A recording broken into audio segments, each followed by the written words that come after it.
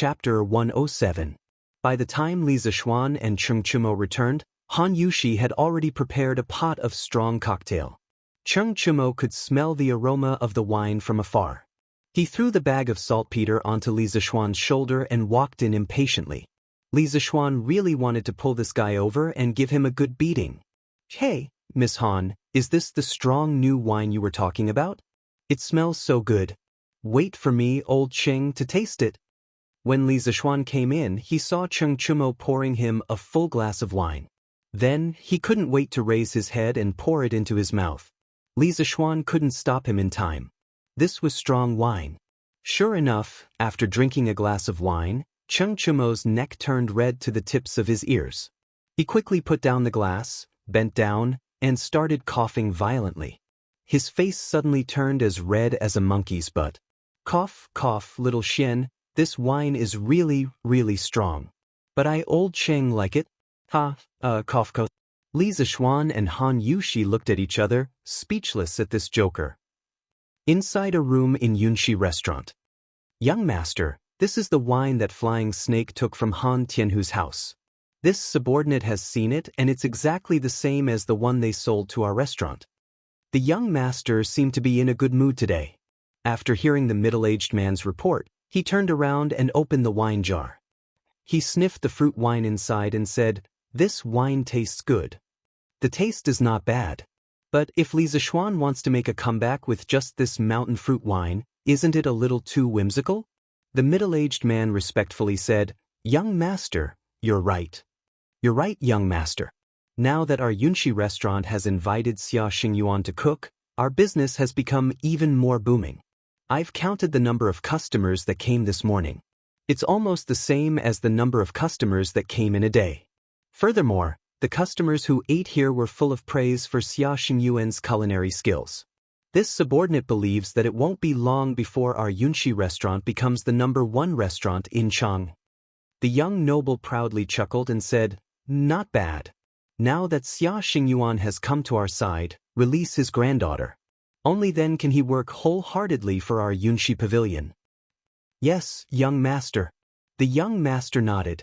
After a moment, he asked, "Did anything happen to the Flying Snake at the Han village yesterday?" The middle-aged man smiled and said, "Don't worry, young master. Flying Snake's illusory cloud movement technique is unparalleled in Jianghu. Looking at the current Jianghu, there are not many people who can catch up with him. However, when he left last night, he was discovered by Han Tianhu. This subordinate told him not to cause any trouble, so he immediately escaped without exposing his identity." The young master nodded when he heard that and said, "You did well. This is indeed not the time to complicate matters. However, this Han Tianhu was quite capable to be able to detect this. You can't underestimate him in the future. You can't make the same mistake twice." "Yes, young master. You've been doing well recently. This young master has seen it all. When I win the clan competition and take control, I will definitely treat you well." After giving a slap, he would give a carrot. The young master understood this principle. The middle-aged man happily said, "Thank you, young master." Yongla Lane, Li Residence. In the front hall, it was lunchtime. A few maids brought in all kinds of delicacies and placed them on the dining table. Li Jingmo invited everyone to take a seat. Of course, Cheng Chimo, who was slightly tipsy from drinking in the backyard, was among them. This fellow had originally come to freeload. Now that he saw such good wine here, how could he still walk? Thus, the Li residents had an extra pair of chopsticks for lunch. "Father, Uncle Han, how can there not be good wine when there's good food? Wait a moment, I'll bring the new wine that we just made this morning for you to try." Li Zixuan nodded. Li Jingma then went to the west courtyard to get the wine. Han Lijing looked at his daughter in surprise. He said in surprise, "Yushi, you've made the wine so quickly?" Han Yushi nodded and said, "We've already made the initial mix. I'll try again in the afternoon to see if there's a better mix ratio." A moment later, Li Zixuan came back with 2 jugs of wine. "Xian, it's not like we don't have wine at home. Why do you have to make the wine yourself?" Madame Li saw that her son had been busy the entire morning just to make wine. She felt a little sorry for him. In her opinion, The family had endless money to spend, and she didn't need her son to think of ways to earn money. Now that her son had been conferred a title and had status, he only needed to enjoy life at home. There was no need to do all this. Li Zishuan knew that his mother felt sorry for him. She wanted him to be a second-generation rich kid who just ate and waited for death. However, in this era, there were no cell phones, no television, and no computers. Idling every day would probably make him sick. He had no choice but to find something for himself to do. "Mother, the wine that I made is not available on the market. You'll like it once you try it." Madame Li hurriedly waved her hand and said with a smile, "Xian, I don't drink wine." "Mother, don't worry. This wine won't make you drunk. The wine that I poured for you is specially made for people who don't know how to drink," Li Zishuan said as he brought over a glass cup. After filling it to the brim, he brought it to his mother. In this era, although the glass-making process was not mature, it was still possible to buy some glass-making products from merchants at a high price. The Li family was a wealthy family, so it was natural for them to have such luxury goods. Madame Li was originally wondering why there would be wine specially made for people who didn't know how to drink wine. However, when she saw the bright red mixed wine in the glass cup in front of her, her gaze was instantly attracted by the beautiful color. "Xian, what wine is this? The color is really beautiful." "Mother, try it first. I'll tell you later." "This child," Madame Li smiled helplessly. She picked up the wine cup, opened her red lips, and tried to take a sip. She slowly swallowed, then closed her eyes and savored it carefully. After a while, she opened her eyes and praised, "Xian, this wine is really good. It's soft and mellow, and it leaves a fragrance in the mouth. It has the sweetness of the mountain fruit and a hint of the fragrance of white wine, but it's not as spicy as white wine. It's very suitable for women to drink. Xian, quickly tell me the name of this wine." Li Zishuan smiled and said, "Mother, I named this wine Gentle Village. What do you think, mother?"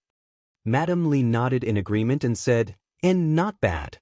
This name is very appropriate. Mother wants to drink it too."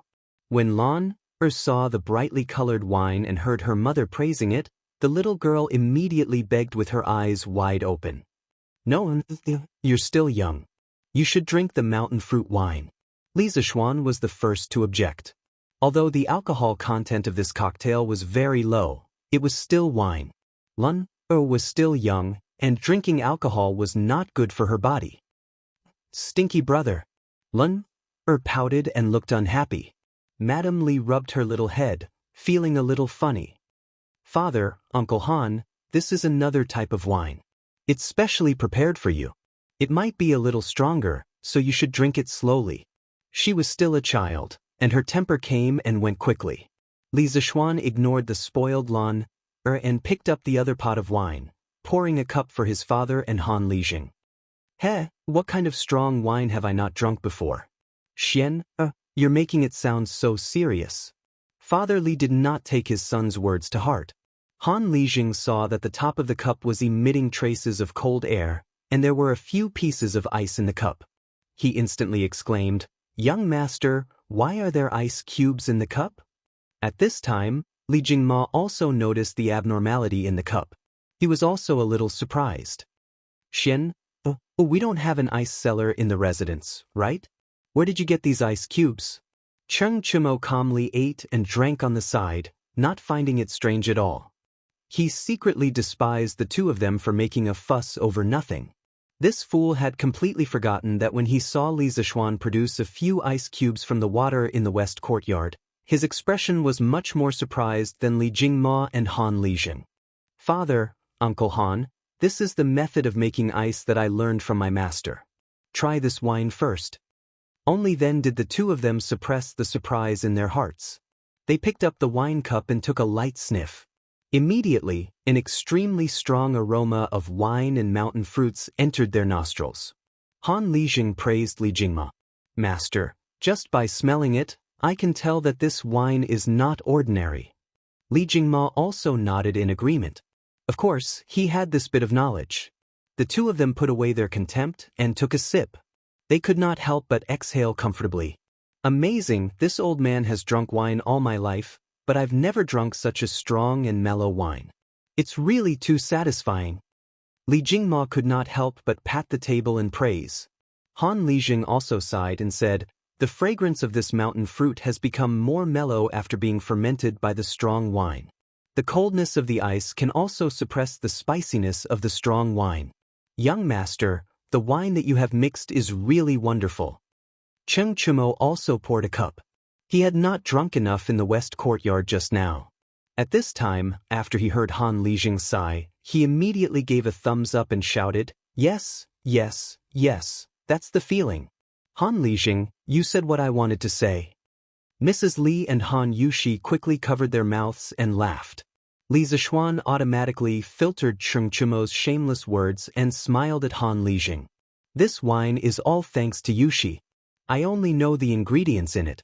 The ratio of each ingredient was researched by Yushi."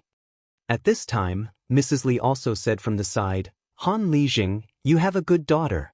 Yushi is not only dignified and beautiful, but she is also clever and skilled. She knows everything. Whoever can marry such a beautiful woman in the future will have to cultivate 8 lifetimes of good fortune." She had always been very satisfied with Han Yushi. She was charming and had a good figure. She was good at giving birth. Unfortunately, her son was a blockhead. After so long, he still had not taken the girl down. She could only be anxious at the side. When Han Yushi heard Mrs. Li praising her, she was shy and happy. She lowered her head and did not dare to speak. Han Lijing quickly said, "Old madam, you are too kind." At this time, Li Jingma asked, "Xin, what is the name of this wine?" Li Zishuan replied, "Father, I named it Drunken Immortal. What do you think?" Li Jingma pondered for a moment and nodded. "Drunken Immortal, it is very appropriate. This wine has a strong aftertaste and can easily intoxicate people. Xian, a few days ago, you told me that you wanted to make a new thing and sell it in the Drunken Immortal house to compete with the Yunxi house. Was this wine you were talking about?" Li Zishuan replied, "Yes, this is the land of tenderness and the Drunken Immortal. Father, what do you think are our chances of winning if we use these 2 wines to compete with the Yunxi house?" Li Jingma stroked his beard, pondered for a moment, and then said with unusual certainty, "In my opinion, once these 2 new wines, which have never appeared in the Tang Empire before, are released, the whole Chang'an city will be shaken. Our Drunken Immortal house has a 90% chance of winning." Chapter 108. Li Zishuan was even more confident now that the intoxicated Immortal and Gentle village had received everyone's approval. However, Li Zishuan's next words immediately poured a bucket of cold water over his head. "Xian, the imperial court has regulations that forbid private workshops from making wine as they please. Due to the extreme shortage of food during the Tang dynasty, the imperial court had placed extremely strict restrictions on private winemaking. Private winemaking without a permit from the imperial court would result in confiscation and imprisonment." When Li Zishuan heard his father say this, he was instantly dumbfounded. Only then did he remember that there was indeed such a saying in ancient times. But on second thought, what he was doing was concocting wine, so it shouldn't be within the limits of the imperial court, right? "Father, this child's wine is blended with wine sold on the market. It shouldn't be considered private winemaking, right?" Li Jingma thought for a moment before shaking his head. "Xian, although this is barely acceptable, it's inevitable that people will use this as an excuse in the future. You have a noble title now, so it's not good to lose the big picture for a small gain." Li Jingma cautiously maintained his point of view. He felt that wealth was far less important than the stability of a noble title. "What's so difficult about this? Little Xian, our family used to have a winemaking workshop that has everything needed for winemaking. That workshop has a winemaking permit from the imperial court. Little Xian, why don't you move your new winemaking workshop there?" Cheng Chumo saw that Li Zishuan was in a difficult position and suddenly had an idea. He slapped his thigh excitedly. If Li Zishuan agreed, then their Cheng family would never lack wine in the future. Now that he had drunk the intoxicated Immortal, he was afraid that he wouldn't be able to drink any other wine. Li Zishuan's eyes lit up. Cheng Chumo was usually quite amusing, but at crucial moments, he was quite reliable. However, he was still somewhat hesitant. "Chonyo, your idea is good, but I don't know what Uncle Cheng is thinking. If Uncle Cheng is willing, our family can fork out money to buy your winemaking workshop." "Hey, we brothers don't need to talk about money. I'll go back and tell my father. My father will definitely agree." Cheng Chumo was thinking about his family's winery. Since it had been in a slump, he might as well give it to Li Zishuan to make wine. When the time came, not only would Li Zishuan owe him a favor, but the Cheng Chumo also believed that his father would definitely agree. Li Zishuan muttered, "Of course you can't refuse to pay. How about this? Your family uses this workshop to enter the partnership, and I'll give you 10% of the new wine shares. How about that?" No matter which era it was, the winemaking industry was a profitable business. This was especially true for monopolized wines. The profits were even more shocking.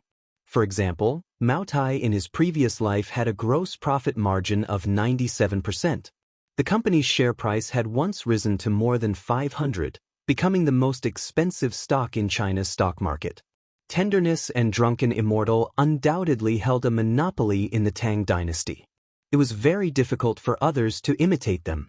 In the future, the profits from these two wines would undoubtedly be astronomical. Therefore, giving the Cheng family 10% of the shares was definitely generous. Cheng Chumo could also see the huge profits from this new wine. He clapped his hands excitedly and said, "Since Xiao Xian is so generous, I won't refuse. I'll go back and tell my father in the afternoon." After the matter was settled, everyone ate and drank freely. After the meal, the guests and the host enjoyed themselves to the fullest. Li Zishuan asked someone to send the drunk Cheng Chumo back. He, Han Yushi, and Iron Egg returned to the west courtyard to continue mixing wine. "Oh, young master, where did you drink so much?" In Duke Lu's residence, housekeeper Liang saw Cheng Chumo staggering back with two servants. He hurriedly went up to support Cheng Chumo. The two servants said goodbye to housekeeper Liang and left. "I'm not drunk, Uncle Liang." "You." Cheng Chumo's mouth and eyes were crooked. He pushed housekeeper Liang and spoke nonsense. At this moment, Cheng Yaojin came back from outside. He saw Cheng Chumo as if he was fished out of a wine jar. He frowned and said, "Where did this little bastard drink so much wine? Did he go out to fool around again?" Housekeeper Liang hurriedly replied, "Master, I don't think so. Just now, I saw the two servants who sent the young master back. They seemed to be from Li Zishuan's residence." Cheng Yaojin glared and said angrily, "This little bastard went to Xiao Xian's house to eat and drink and didn't invite me. How dare he?" After scolding, Cheng Yaojin was still angry and kicked Cheng Chumo twice. Recently, the price of chicken seedlings in Chang had skyrocketed. Even the Duke Lu's residence could not support it. However, Cheng Yaojin was a man of his word. He said that he would buy 30,000, and he would buy 30,000, not one less. As a result, the meals in the Duke Lu's residence were tasteless, not to mention drinking wine. Cheng Chumo was still in a daze when he felt someone kicking him. He immediately cursed, which little bastard, kick this young master, he beat you to death, you little tramp." Housekeeper Liang almost burst out laughing when he heard this. However, when he saw Cheng Yaojin raise his hand to beat Cheng Chumo, he hurriedly stopped him. Master, the young master is drunk and talking nonsense. Please don't bother with him. Help this little bastard back to his room. When he sobers up, I'll deal with him." Cheng Yaojin snorted angrily and left hatefully. Today, the curious pavilion was a different scene. Yesterday, Sun Huayuan asked someone to copy a few hundred copies of the second-generation scooter's promotional tabloids. Then, he sent a servant to deliver these tabloids to the members of the curious pavilion. At that time, when those people applied for membership cards, they all left their addresses. It had to be said that Sun Huayuan's move was somewhat immoral. Those who could afford a scooter were generally from well-off families. Their children were more or less literate. When these children saw the tabloids of the second-generation scooter, they thought that the scooters they bought before were already very fun. Wouldn't the second-generation scooter be even more amazing? Moreover, if their children all played with the second-generation scooter in the future, How embarrassing would it be if they played with the first-generation scooter? Therefore, many parents were disturbed by their children early in the morning. They were all cursing the curious pavilion in their hearts. They were a professional scammer. One scam after another. However, complaining was useless. The children at home didn't want to listen. They could only obediently go to the curious pavilion to buy the second-generation scooter for their children. However, this time, the curious pavilion was more humane. They actually arranged 8 channels for members. Those who had membership cards quickly bought them. When they saw the long line for non-members, those who bought the scooter inexplicably felt a sense of superiority. In their hearts, they felt that the membership card was worth it. This was like the difference between RMB players and civilian players in a game. RMB players used money to buy time, while civilian players could only spend a lot of time grinding for equipment. Of course, the Curious Pavilion's unreasonable system where the rich were the bosses also caused some people to protest. However, most people also chose to get a membership card. It wasn't expensive anyway. In a short period of time, the number of members of the Curious Pavilion increased dramatically. Chapter 109. Evening, Duke Lu's mansion.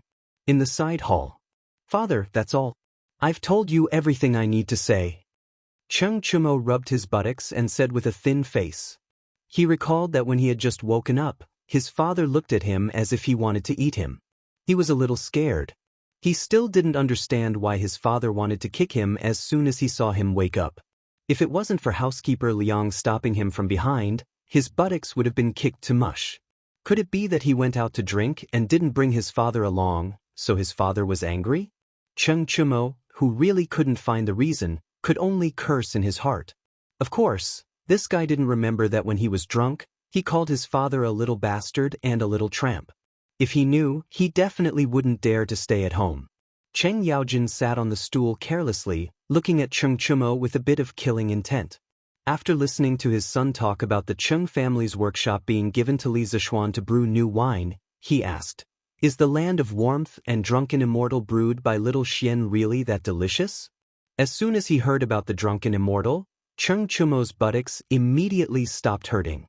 He excitedly slapped his thigh and shouted, "Father, you don't know, but the drunken immortal is strong and mellow. It's really too strong. I've never drunk such strong wine before. Moreover, there are ice cubes in it. The cold air of the ice cubes is just enough to suppress the spiciness of the wine. It's really too damn refreshing to drink." Father, what's wrong with you?" As Cheng Chumo spoke, he felt that the surrounding air was a little cold.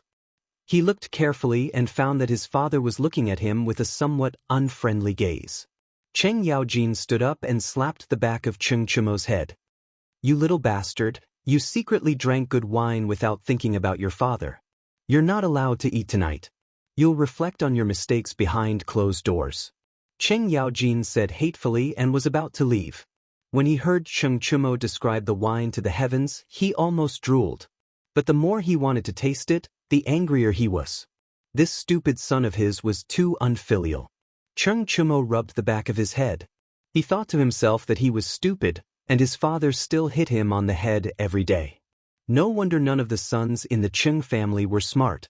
When he saw that Cheng Yaojin was about to leave, he hurriedly asked, "Hey, father, should we take out our family's winery and cooperate with Shaoxian?" "Nonsense, of course we have to cooperate." Cheng Yaojin, who had just walked out of the door, grumbled.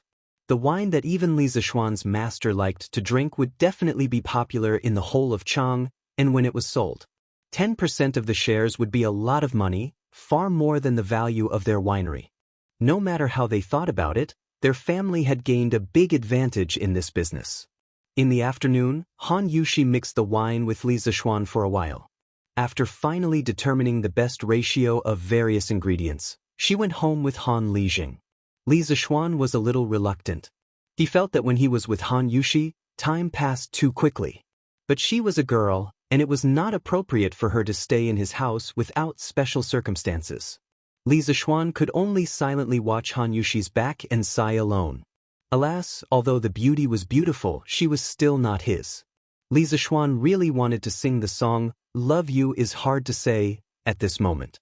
It was difficult for him to confess to a beauty in person, who asked him to be an otaku. If they had mobile phones to chat with each other, Li Zixuan would definitely have the courage to take the initiative to pick up girls. Mrs. Li saw her son's dejected look and quickly pushed Li Jingma's arm to make him look over. Li Jingma asked softly, "Madam, what's wrong with Xian?" Mrs. Li rolled her eyes at him and said softly, "Are you stupid? Can't you see that Xian has grown up and wants to get married?" Li Jingma's jaw dropped when he heard that. After a while, he said in shock, "Madam, you're saying that our son and Han..." "You just realized it now? Shu, lower your voice. Our son's skin is very tender." Mrs. Li was speechless at her husband's EQ. She secretly wondered if her son was so slow in the field of relationships. Could it be that he inherited it from his father? "Dad, Mom, what are you guys talking about?" Li Zixuan turned around and saw his parents mumbling something to each other. He couldn't help but ask curiously, "Ahem, it's nothing. Today's weather is really good. Xian, go to your thing." Li Jingma coughed dryly and pulled Mrs. Li to the east courtyard, leaving behind a confused Li Zixuan. In the east courtyard's living room. "Madam, you're saying that Xian has taken a liking to Han Yushi?" Li Jingma sat on a stool and asked with a concerned expression. "How could it be fake? Only a blockhead like you wouldn't be able to see it. I'm guessing that all the servants in the manor have seen it." "Hee." Old man Li laughed awkwardly. Mrs. Li rolled her eyes and said with a sigh, "Old master, our Xian isn't young anymore. It's time to talk about marriage." A few days ago, Xian was conferred a noble title. Many matchmakers heard the news and came to talk about marriage. I didn't dare to casually agree. Xian is a very opinionated child. As his parents, we can't just randomly matchmake him. Li Jingmo nodded in agreement. "Madam, you're right. According to what you said, you're planning to help Xian go to Han Lijing's house to talk about marriage?" Mrs. Li said angrily, "Xian takes after you in this aspect. If he continues to dawdle like this, when will we be able to hold a fat grandson? Seeing that other children are already married at this age, how can I not be anxious as a mother?" Li Jingma said awkwardly, "What does this have to do with me?" Mrs. Li said angrily, "How is it none of your business? Back then, how long did you make me wait before you married me? If it wasn't for my mother asking someone to remind your father, were you planning to wait until I'm old before marrying me?" Li Jingmo immediately felt ashamed and hurriedly interrupted, "Ahem, madam, we're talking about Xian. Don't stray from the topic. Let's continue talking about Xian." Mrs. Li snorted in dissatisfaction and continued, "So, I'm planning to ask a matchmaker to ask Han Lijing's opinion in a few days. I see that Miss Han doesn't hate our Xian, so this marriage is more or less possible." Li Jingma said hesitantly, "Madam, is this Miss Han really suitable for Xian? After all, she's just..." Mrs. Li didn't wait for old man Li to finish and slammed the table. Her phoenix eyes were filled with anger. "Just what? Just a peasant girl? You've just become a baron's father and you're already having prejudice against family backgrounds? Then one day, will you chase me out of the house and marry a rich family's daughter?" Li Jingma's face was covered in sweat. He was flustered and hurriedly said, "Madam, your husband definitely didn't mean that. Definitely not. Your husband also thinks that Han Lijing's daughter is quite good. Madam is really wise to let you make all the decisions." "Humph, that's more like it." Mrs. Li sat down in satisfaction, but the corner of her mouth raised into an almost undetectable smile. This book was very difficult to write because swordsmen aren't full-time workers and are very busy every day. But even under these busy circumstances, swordsmen still manage to never stop updating. While others are sleeping, I'm writing.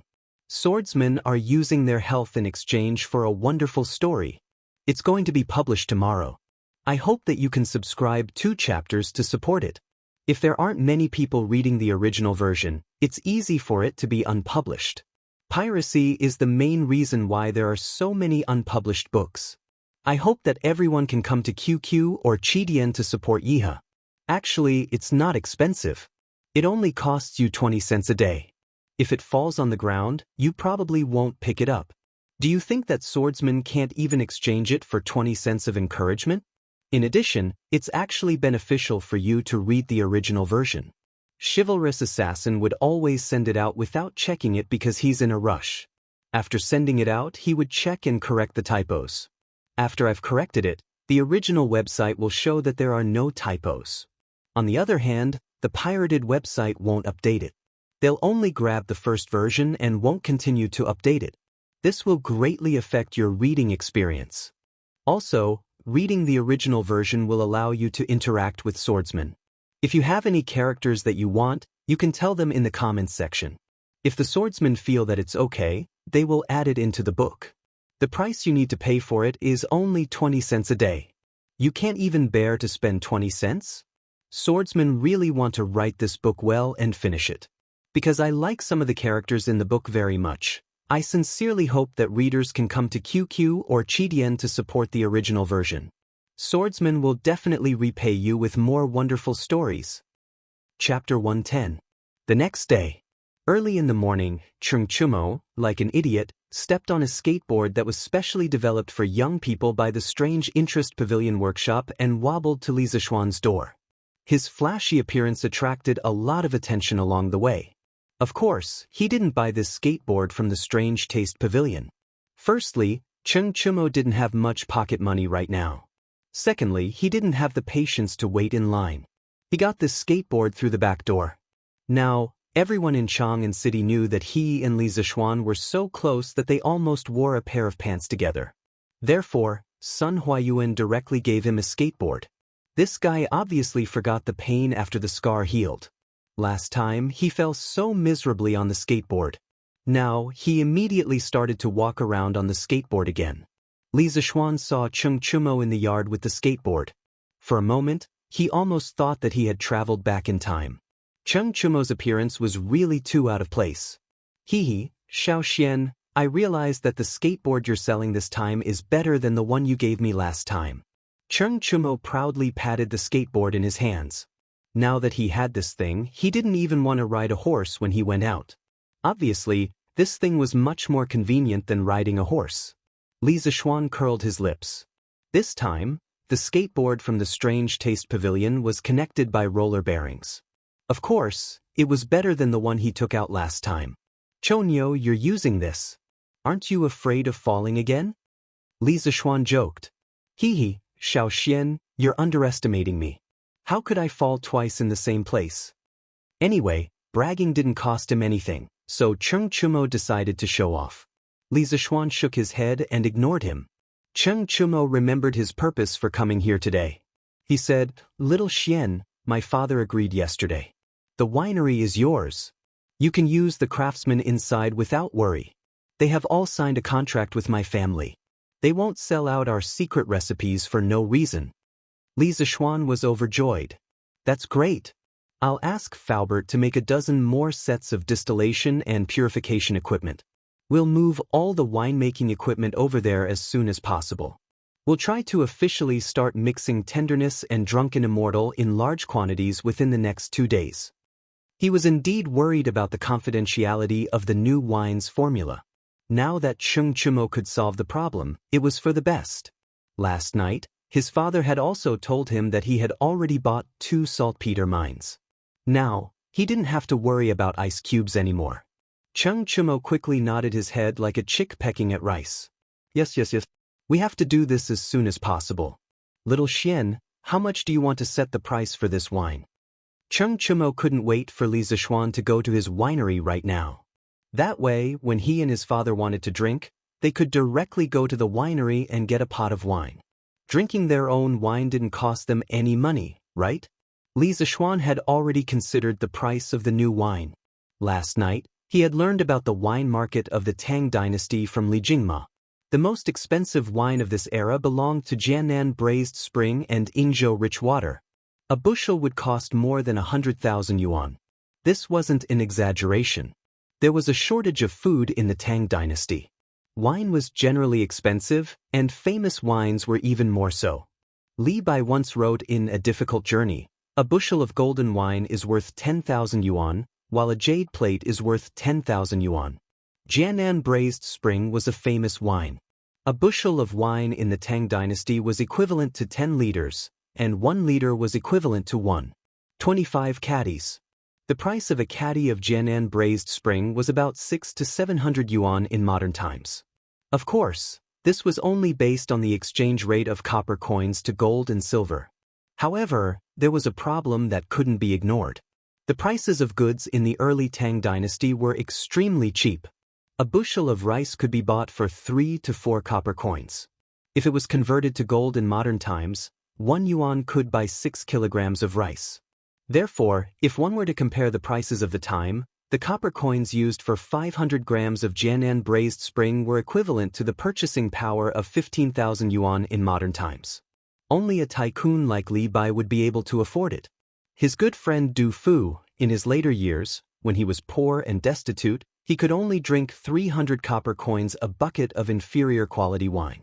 Otherwise, how could Du Fu write a poem like, "Come early, drink a bucket of wine, have 300 copper coins"? Li Zishuan pondered for a moment and said, "Chou Niu, I plan to set the price at 2 strings per liter for our tender village. I plan to set the price at 5 strings per liter for the Immortal drunken wine. What do you think?" The alcohol concentration in the tender village was lower, so it could be sold at a cheaper price. However, the Immortal drunken wine used distilled and concentrated alcohol. Just the cost alone was much higher, so the price couldn't be cheap. These words were earth-shattering. Cheng Chumo opened his eyes wide and said in disbelief, "I say, Shaoxian, have you gone crazy thinking about money? 5 strings per liter? Why don't you go rob a bank? Who would be willing to drink such expensive wine?" Li Zishuan shook his head and said, "Don't tell me you think that the Immortal drunken wine isn't worth that much?" Upon hearing this, Cheng Chumo couldn't help but recall the taste of the Immortal drunken wine. The moment he recalled it, his gluttonous bug was hooked. He smacked his lips and said with difficulty, "The taste of the Immortal drunken wine is indescribable. I'm afraid that we won't be able to find such a good wine in Tang. However, the price of 5 strings per liter is too high. Ordinary people really can't afford to drink it." Li Zishuan smiled and said, "This wine is not for ordinary people to drink in the first place. Moreover, the wine used in the Immortal drunken wine is a famous wine that has been concentrated several times. 3 caddies of Jiangnan roasted spring is only enough to condense 1 caddy of the raw spirit we need. After mixing in other ingredients, the cost of 1 liter of Immortal drunken wine is more than 3 strings of cash. Therefore, the price of 5 strings per liter isn't expensive." After Li Zishuan said this, Cheng Chumo understood. He quickly said, "It seems that it's not expensive. Let's set it at this price." The Cheng family also had 10% shares in the winery. The more the Immortal drunken wine made, the more money they would get. After agreeing on the price of the new wine with Cheng Chumo, Li Zishuan sent someone to inform Faubert of the workshop to get another 20 sets of distillation equipment. Then he brought Cheng Chumo to the Drunken Immortal Inn. The conditions to launch the new wine were ripe. He needed to inform Manager Lu. Cheng Chumo followed Li Zishuan because he wanted to have a free meal at the Drunken Immortal Inn. "Uncle Lu, why is it so quiet here today?" Li Zishuan walked into the Drunken Immortal Inn and was shocked to find that there were only 3 or 4 tables of people eating in the main hall on the first floor. "Sigh, young master, you don't know. Although the Yunshi restaurant launched the nibbling chicken to compete with us in the past, there were still some diners who were willing to stay and eat at our Drunken Immortal Inn. But yesterday, they found an imperial chef and launched many famous imperial dishes. Our already few diners became even fewer. Now, those who are willing to eat here are those who live close to us."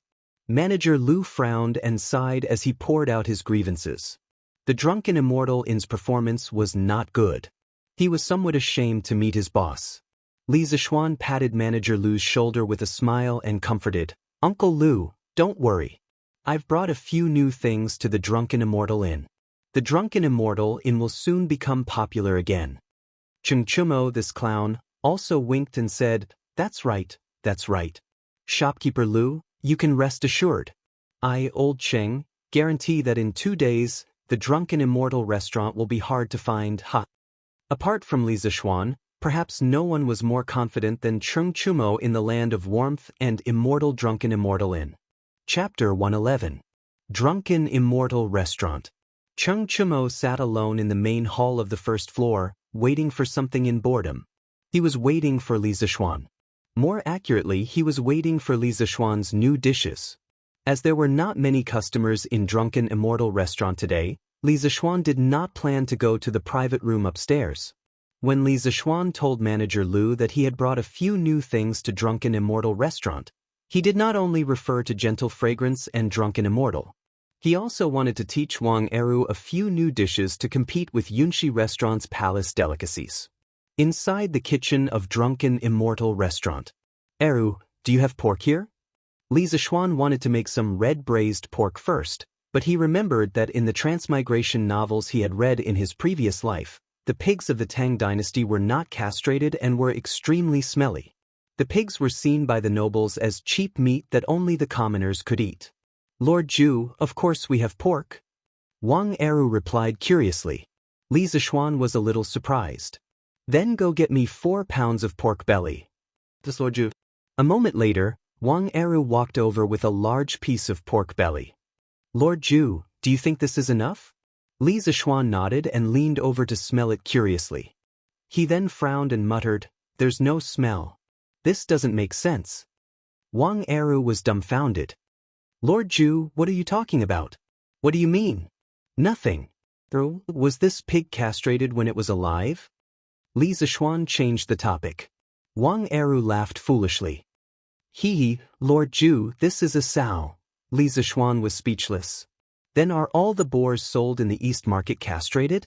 Li Zixuan held back the words that were about to come out of his mouth and continued to ask.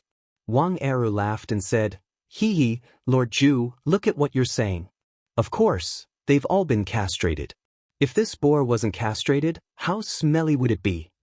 Li Zixuan slapped his head. Sure enough, the stories in those transmigration novels were all lies. Some authors were simply irresponsible. According to historical records, castrated pigs appeared as early as the Western Zhou dynasty. The Book of Changes, Big Beast Hexagram, had a saying, the teeth of a castrated pig are auspicious. It meant that castrated pigs were no longer aggressive, and their teeth were not to be feared, so it was auspicious. The reason why pork had declined to become a cheap meat was due to specific historical reasons. After the fall of the Western Jin dynasty, a large number of nomads from the north went south. After more than 300 years of war, they first unified the Sui dynasty and then the Tang dynasty. Although the Li clan that founded the Tang dynasty was Han, they had already been heavily Hu. The royal family was like this, and so were the nobles and bureaucrats who could afford meat. The Hu naturally preferred to eat mutton, and pork gradually declined. It wasn't until the Northern Song dynasty when Su Shi invented dongpa pork that pork became popular again. Since pork didn't have that kind of fishy smell, Li Zixuan planned to make a few more famous pork dishes. He had been in the Tang dynasty for so long, but he had never eaten pork before. The Li clan was a wealthy clan, so of course, Mrs. Li wouldn't let her son eat pork. 2 hours later, Li Zixuan looked at the 4 famous pork dishes in front of him: red braised pork, red braised lion's head, dongpa pork, and twice cooked pork. He nodded with satisfaction. The only thing lacking was that the Tang dynasty didn't have vermicelli, so he couldn't make pork stewed with vermicelli. I heard that Yunxi restaurant offered twice the price to poach you. Why didn't you leave? Li Zixuan saw that Wang Eru was tired and sweating, so he asked casually. When Wang Eru heard this, his expression immediately became serious. He was no longer laughing and joking like before. He used his sleeve to wipe the sweat off his face and bowed his fat body seriously.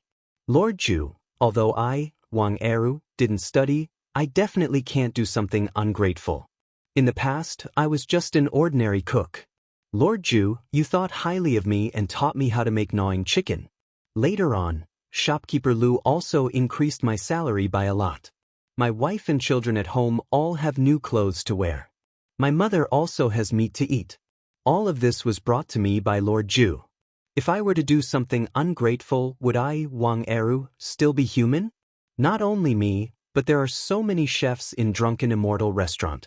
If one of them dares to betray Lord Zhu, I, Wang Eru, will be the first to fight him to the death. Wang Eru became a little emotional as he spoke. Every word he said was powerful and resonant. Li Zishuan was also a little touched by this simple man. He quickly patted Wang Eru on the shoulder to calm his emotions and said, "Don't worry about it. You're a good man. Don't worry, you won't suffer if you follow this Lord Zhu. Your family's days will only get better and better." Wang Eru nodded heavily and said, "Lord Zhu, understands."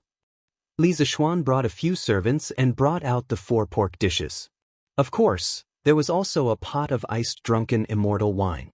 This was something that Cheng Chumo took from his house. According to him, how could there be no good wine in drunken immortal restaurant? "Little Xian, what meat is this? Why is it so fragrant?" Cheng Chumo was like a shameless dog. He used his nose to sniff around the plate. Li Zishuan quickly pushed him away. He was afraid that this idiot's saliva would fall into the plate. If that happened, how could he eat? "This is all pork." "Cho Ox, you don't eat pork, right?" "Ah, this is pork? How can pork be so fragrant?" Cheng Chumo said in disbelief. "That's right, this is all pork. Our Lord Zhu's eldest son definitely wouldn't eat this cheap meat, right?" Li Zishuan ridiculed.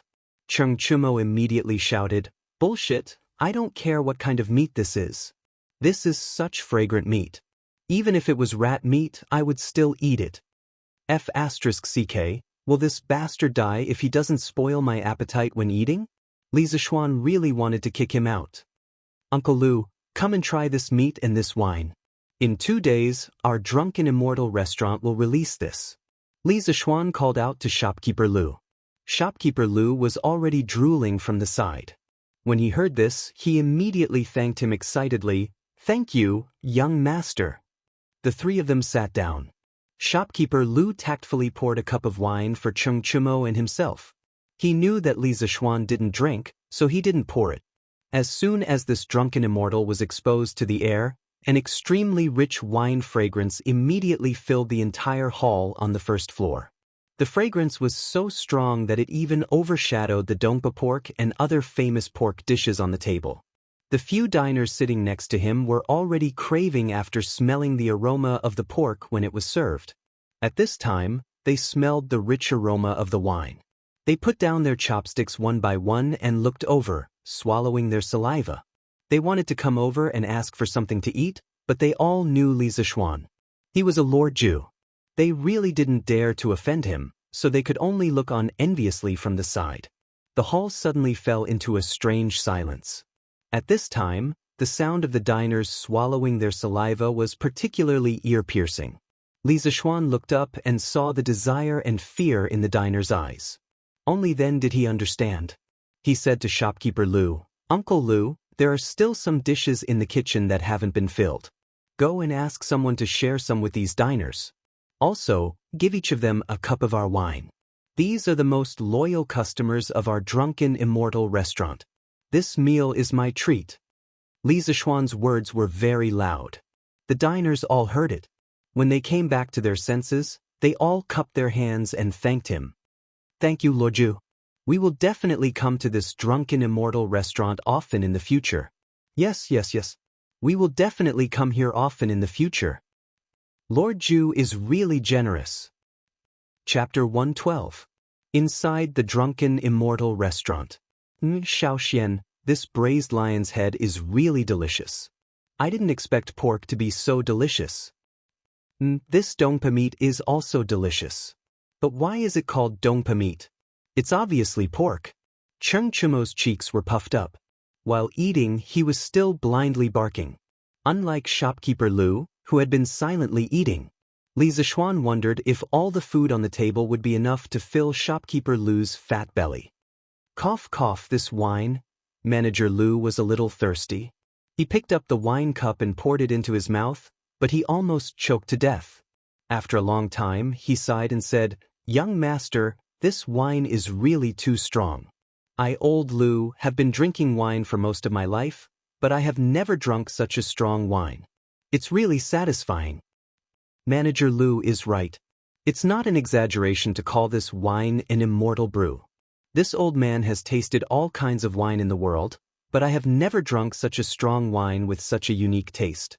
It's even better than Jiangnan Braised Spring. A customer in his 40s or 50s echoed with an intoxicated look. Brother Zhihua is right. I thought Jiangnan Braised Spring was the best wine in Tang Dynasty, but I didn't expect that I was just a frog at the bottom of the well. Once this wine is released, I'm afraid all the wines in Tang Dynasty will be overshadowed. I just don't know the name of this wine. Another diner also voiced out. Li Zishuan stood up and said with a smile, "This wine is called Drunken Immortal. It's a very strong wine.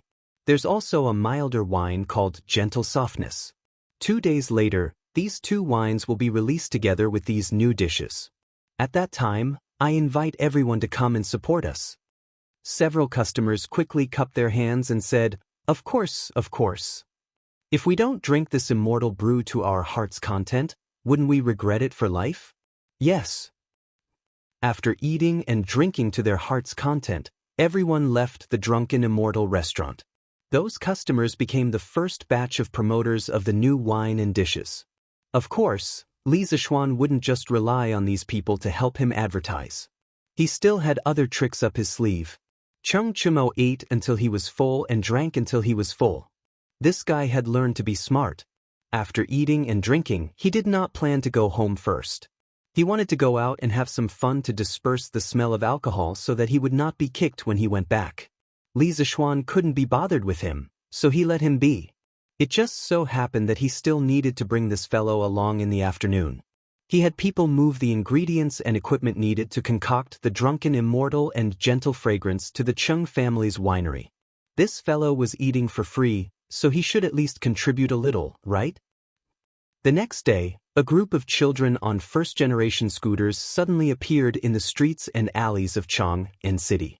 The children sang as they ran, Drunken Immortal, 2 liters are free if you're not drunk. Gentle Village, enjoy gentleness, drink at Drunken Immortal restaurant. At this time, Li Zishuan racked his brains to come up with a rhyming advertising slogan. He instructed Sanbao to find some children and let them ride on scooters to run around Chang'an City while singing the 2 lines of the advertising slogan. As for the reward, it was the scooters they were riding. As long as they shouted for a day, the scooters would belong to them.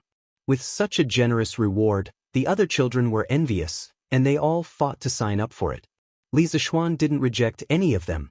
He took as many as he could. Of course, he could afford this advertising fee. In fact, it was very worthwhile. In the end, the advertising team reached more than 50 people. It directly caused the citizens of Chang'an City to be bombarded with these 2 phrases for an entire day. Isn't this Drunken Immortal restaurant too arrogant? 2 liters of wine is free if you're not drunk? I, Xiao Luo, can drink 100 cups without getting drunk. Tomorrow, I'll go to Drunken Immortal restaurant to drink for free. I'll go too. It'll be a waste if I don't drink this free wine. Let's see how Drunken Immortal restaurant will clean up this mess. I just don't know how the wine tastes. I hope it's not too bad. Hee hee, you little brats are just fooling around. This wine is delicious, but it's very strong.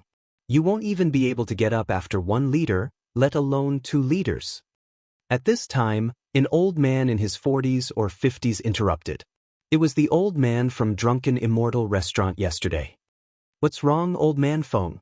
Have you tried Drunken Immortal before? The man with the surname Xiao asked. Old man Feng twirled his beard and said with a smile, I had the honor of drinking a cup at Drunken Immortal restaurant yesterday. TSK, this wine is much better than Jiannan's spring braised wine. However, the alcohol is abnormally strong. You young people, don't crawl to the ground after drinking 2 cups. Old man Feng, don't underestimate me. I'll let you drink 2 liters of wine tomorrow. Wei Jing had just finished the morning assembly. On his way back, he sat in the sedan chair and heard the children's voices outside. Drunken Immortal, 2 liters of wine are free if you don't get drunk. In the land of warmth, enjoy gentleness, drink at Drunken Immortal restaurant. Wei Jing loved brewing wine all his life, and he loved drinking even more. His alcohol tolerance was also extremely high. He wouldn't get drunk even after drinking 3 liters of Jiannan's spring braised wine. This drunken immortal restaurant is actually so arrogant? The last time I impeached Li Zishuan, I was actually rendered speechless by that sly brat. Since you dare to spout nonsense this time, this old man will go to drunken immortal restaurant tomorrow to drink for free, huh? The same situation was happening in almost every corner of Chang and city. Those who thought that they could hold their liquor would naturally feel indignant after hearing these 2 lines of advertising. They had the intention to give it a try. If they didn't get drunk, wouldn't they have earned 2 liters of wine for free? Li Zishuan was making use of the wishful thinking of most people to lure them to drunken immortal restaurant to try this drunken immortal. There was a gambler living in everyone's heart. As long as they were lured out by external conditions, they would be like a scourge that couldn't be stopped. Xian, you were the one who got someone to release those 2 lines of doggerel in Chang and city today, right? After dinner, Li Jingma called his son into the study and asked with a smile. Hee, I can't hide anything from father. That's exactly what this child wants. Li Zishuan chuckled. Li Jingma asked doubtfully, then aren't you afraid that someone will really drink 2 liters of wine and not get drunk? Father, we can't rule out such a person, but such people are extremely rare. If he really can't get drunk, what's wrong with giving him 2 liters of wine? After all, our drunken immortal restaurant's reputation would have already spread by then. That drunken immortal restaurant was equivalent to a 40-degree white wine. If there really was someone who could drink 2 liters of wine and not get drunk, then he, Li Zishuan, would admit defeat. Li Jingma shook his head helplessly. I just realized that you're better at doing business than me. You brat, instead of being a noble, you just have to blindly do these things. Li Zishuan smiled. Father, this is almost the last time I'll help drunken immortal restaurant. Once the new wine's status is established, so will drunken immortal restaurants. At that time, we'll just have to stay at home and count the money. To tell the truth, Li Zishuan himself didn't want to be so tired. It was all forced by the circumstances. Li Jingma was speechless. Chapter 113. On this day, before the door of drunken immortal opened, there was already a circle of people outside. Hey, Jianghu, are you here to drink the free wine? That's right, Brother Xiao. Wouldn't it be great to drink the free wine of drunken immortal and order 2 portions of their nibbled chicken? That makes sense. Brother, you're so thoughtful. After the crowd was lively for a while, the waiter of drunken immortal came out to open the door. Shopkeeper Lu also came out. He looked at the crowd in front of him and smiled like a Maitreya Buddha. Dear customers, today the drunken immortal is releasing new wine and dishes. Anyone who can drink 2 liters of drunken immortal without getting drunk will be served free of charge. But in order to prevent people from forgetting to pay the bill after getting drunk, all customers will have to pay first before eating. If anyone can drink 2 liters of wine without getting drunk, we'll refund the money to you in full. Great! Everyone cheered loudly. The burly man surnamed Xiao couldn't help but shout. Shopkeeper Lu, open the door quickly. I, old Xiao, am waiting to drink your wine for free, That's right, we want to drink the free wine. These people treated the Drunken Immortals event as free wine for them. Shopkeeper Lu laughed in his heart. You'll be crying later. Shopkeeper Lu opened the door, and the diners outside immediately rushed into the restaurant in a single file. Shopkeeper Lu, you're serving a new dish? What's this dongpa meat? What's this braised lion's head? Don't tell me you're selling lion's meat? Shopkeeper Lu was about to explain when he heard someone interrupt. Young man, if you're not buying, let this old man buy first. Waiter, give this old man a portion of braised lion's head, a portion of braised meat, and half a liter of drunken immortal. The speaker was the old man who talked to Li Zishuan that day. His name was Feng Jihua, and he was also a rich businessman. That's right, if you're not ordering, let us order first. Another diner who had eaten the new dish and drank the new wine with Feng Jihua last time chimed in. These people were not lacking in money. They had said that they would come to support, and now they were all here. All right, sir. That's a total of $4,400. Please pay the bill first. The waiter said respectfully. Feng Jihua pointed at the waiter and said with a smile, You're looking down on this old man. How could this old man get drunk with just half a liter of wine? Despite saying that, Feng Jihua still took out a golden biscuit and handed it to the waiter. The surrounding people who didn't know what was going on gasped. Someone couldn't help but ask, "Waiter, this person only ordered so little and he wants 5 strings of cash?" The waiter didn't show the slightest bit of impatience. While receiving the golden biscuit from Feng Jihua, he politely explained to the rest. Replying to the esteemed guest, "Our store's God's nectar is 1 liter for 5 strings of bones. Twice cooked pork, braised lion's head in soy sauce, dongpa pork, and braised pork in soy sauce are all priced at the same price." 5 strings of cash per liter?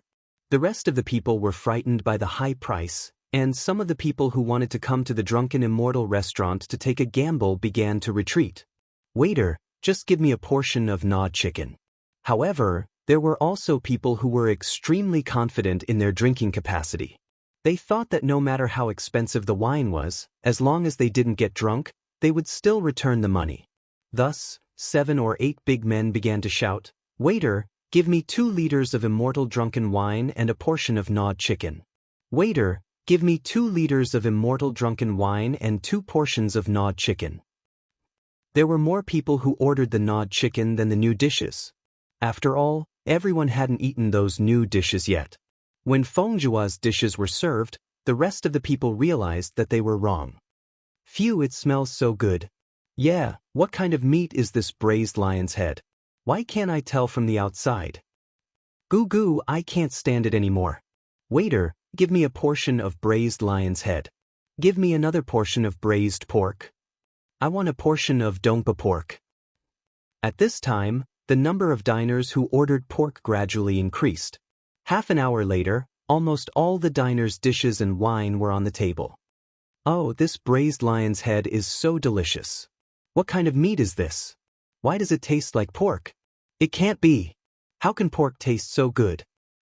Hiss, hurry up and try this Immortal drunken wine. It's so cold and strong." Shopkeeper Lu wasn't bragging. "This wine is so strong. I've never tasted such strong wine in all my travels. Not only that, it even has the taste of mountain fruits. This is too strange. It's even better than Jiannan's spring braised wine." A burly man with a full beard took a sip of the wine and suddenly exclaimed, "Hiss, cough, cough. This Immortal drunken wine is really strong. This name is really apartment. If a deity were to drink this, he would probably be drunk as well. However, this shopkeeper is quite generous. He added ice cubes in such a hot day. Otherwise, drinking such strong wine would really burn people to death. Yeah, this shopkeeper sure is extravagant. This wine is 5 strings of coins per liter. It's not that expensive. Holy shit, what a strong wine. It's even stronger than Jiannan's spring braised wine. Looks like I, old Shao, will have to hand over my 200 gene of meat to this drunken Immortal inn." The burly man with the surname Shao said with a tragic expression. He just took a sip and knew that it was impossible for him to drink 2 liters without getting drunk. "Ha, Shao Qixiong, didn't you just say that you can do it?" "Ha." A middle-aged man in his 30s laughed. "Miao Laoa, don't just laugh at me. Didn't you also order 2 liters of wine? If you have the guts, don't get drunk after drinking it." "Ha, I don't plan to finish it. I'll take the rest home and slowly drink it. It's a pity that I don't take this wine home and slowly taste it." Shao Qixiong slapped his head and said, "Yeah, I'll take it home and slowly drink it."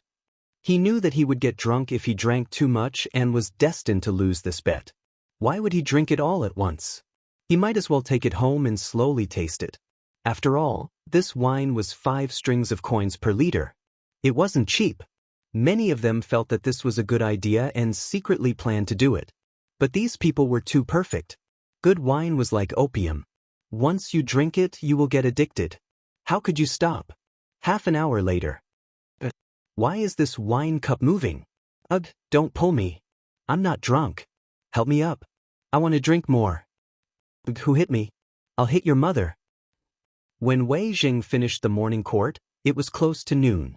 He remembered that he was going to the drunken Immortal restaurant to drink free wine today, so he quickly asked the old servant to drive the carriage to the drunken Immortal restaurant. Outside the drunken Immortal restaurant, There were still 2 lines of doggerel hanging on the door. Drunken Immortal, 2 liters are free if you don't get drunk. In the land of tenderness, enjoy tenderness, drink at the Drunken Immortal restaurant. Wei Jing smiled disdainfully and walked into the Drunken Immortal restaurant with his hands behind his back. As soon as he came in, he saw a floor full of drunkards. Wei Jing immediately understood that this group of people probably came with the same idea as him to drink free wine. It was just that their skills were a little worse. Wei Jing looked at the floor full of useless people and his heart was filled with pride. He thought, young people nowadays really have no fighting power. Today, this old man will let you all see what is called an immortal in wine. Waiter, give me 2 liters of Drunken Immortal and a portion of nibbled chicken. Wei Jing shouted heroically. Pay this guest, please pay first. It's a total of 10 strings of coins. Why does your restaurant have to pay first today? What? You said a total of 10 strings of coins. Wei Jing stamped his feet and said, Yes. Today, our Drunken Immortal restaurant is having a promotion. Those who can drink 2 liters of Drunken Immortal without getting drunk can get a refund. In order to prevent some people from forgetting to pay the bill when they get drunk, we have to pay first. Our Drunken Immortal costs 5 strings of coins per liter. Do you still need it? Wei Jing instantly lost his pride. This was 11 strings of coins, which was almost equivalent to his monthly salary. However, Wei Jing had brewed wine his whole life. He really wanted to see what this wine that cost 5 strings of coins per liter looked like. If it didn't live up to its name and was still so expensive, then he would find trouble with Li Zishuan. Wei Jing gritted his teeth and took out a gold biscuit and said, Here, quickly bring me the wine and dishes. He secretly said to himself, I can't get drunk. If I get drunk, this month's salary will be gone and I will be scolded when I go home. Chapter 114. Inside the Drunken Immortal Inn. The waiter served Wei Jing 2 pots of wine and a portion of chicken before retreating. Wei Jing looked at the dishes that cost him a month's worth of his salary and swallowed his saliva guiltily. He wasn't like the other officials who had other sources of income other than the salary from the royal court. This was his first time spending so much money on a meal.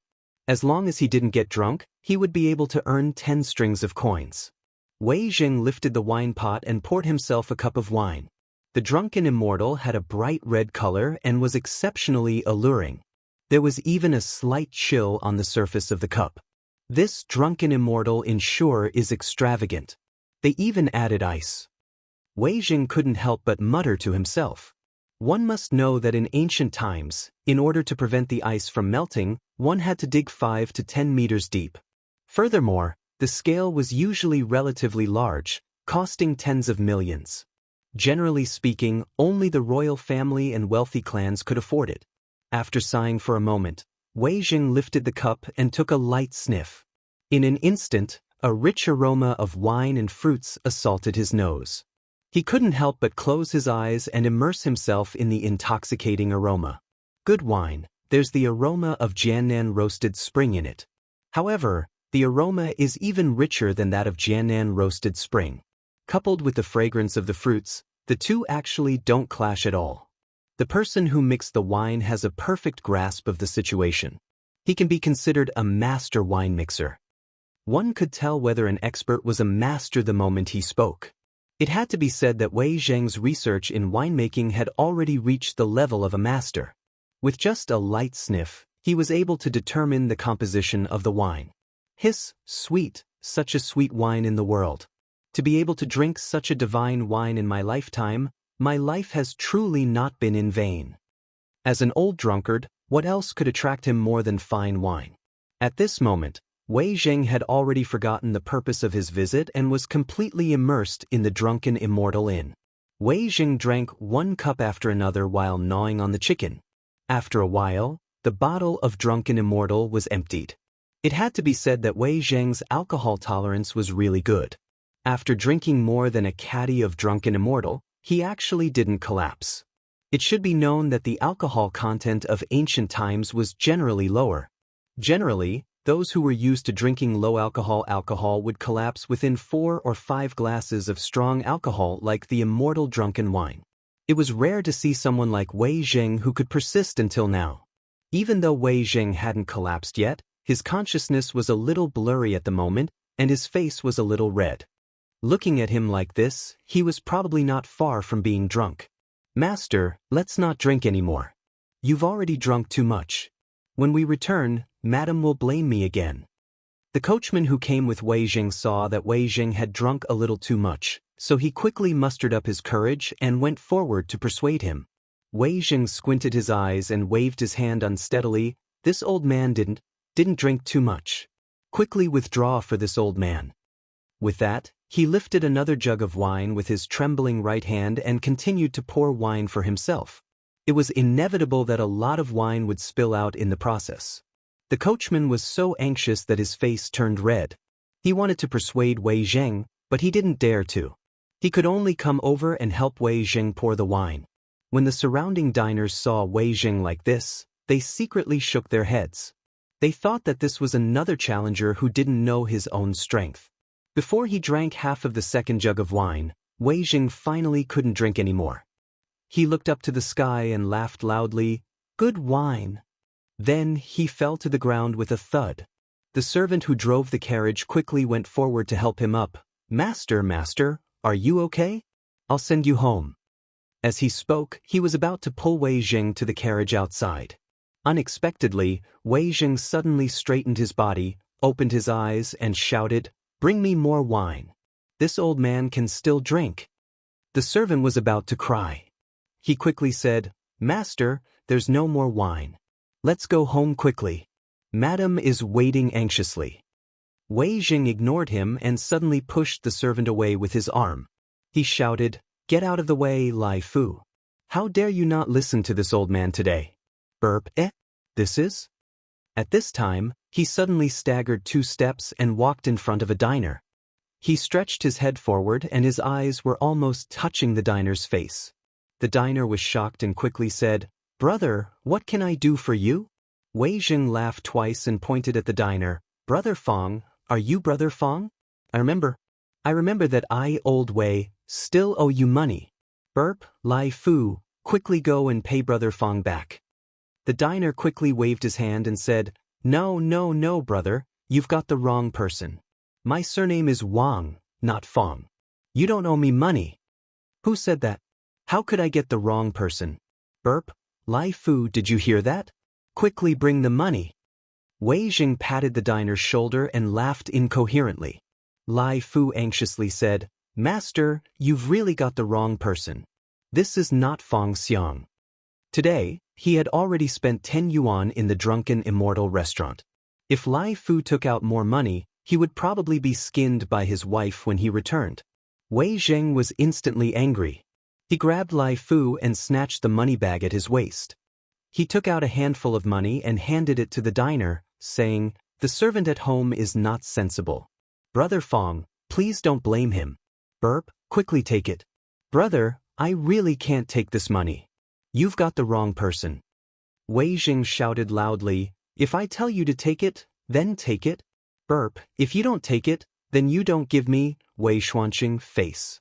Burp, "Am I, Wei Xuanqing, a villain who owes money and doesn't pay it back?" As soon as these words came out, everyone was shocked. Wei Xuanqing?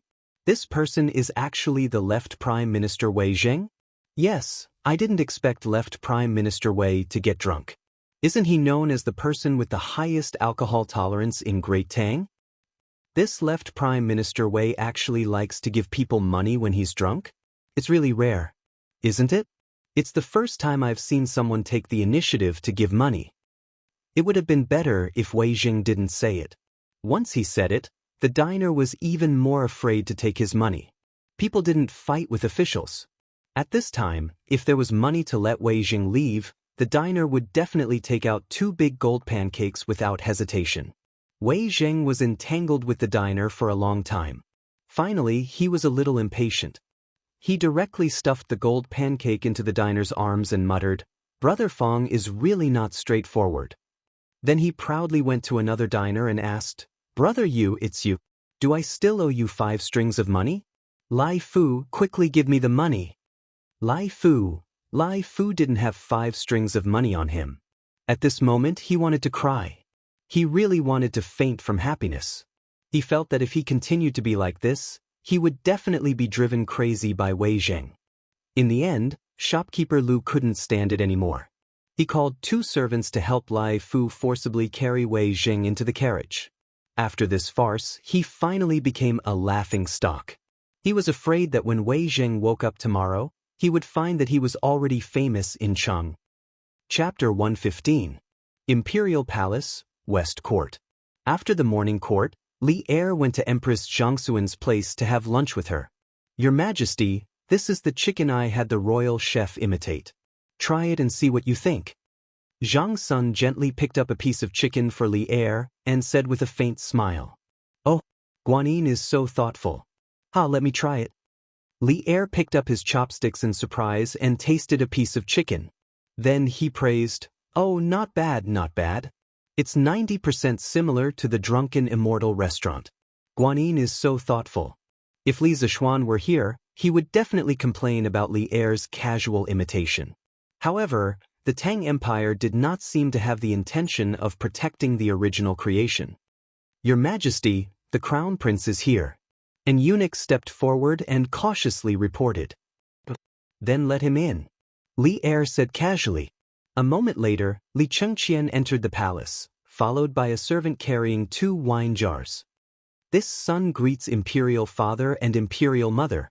Li Er nodded with a smile and asked, "Chengqian, why are you here instead of having lunch in the Eastern Palace?" Li Chengqian bowed and said, "Father, I just received 2 types of wine that are popular in Chang.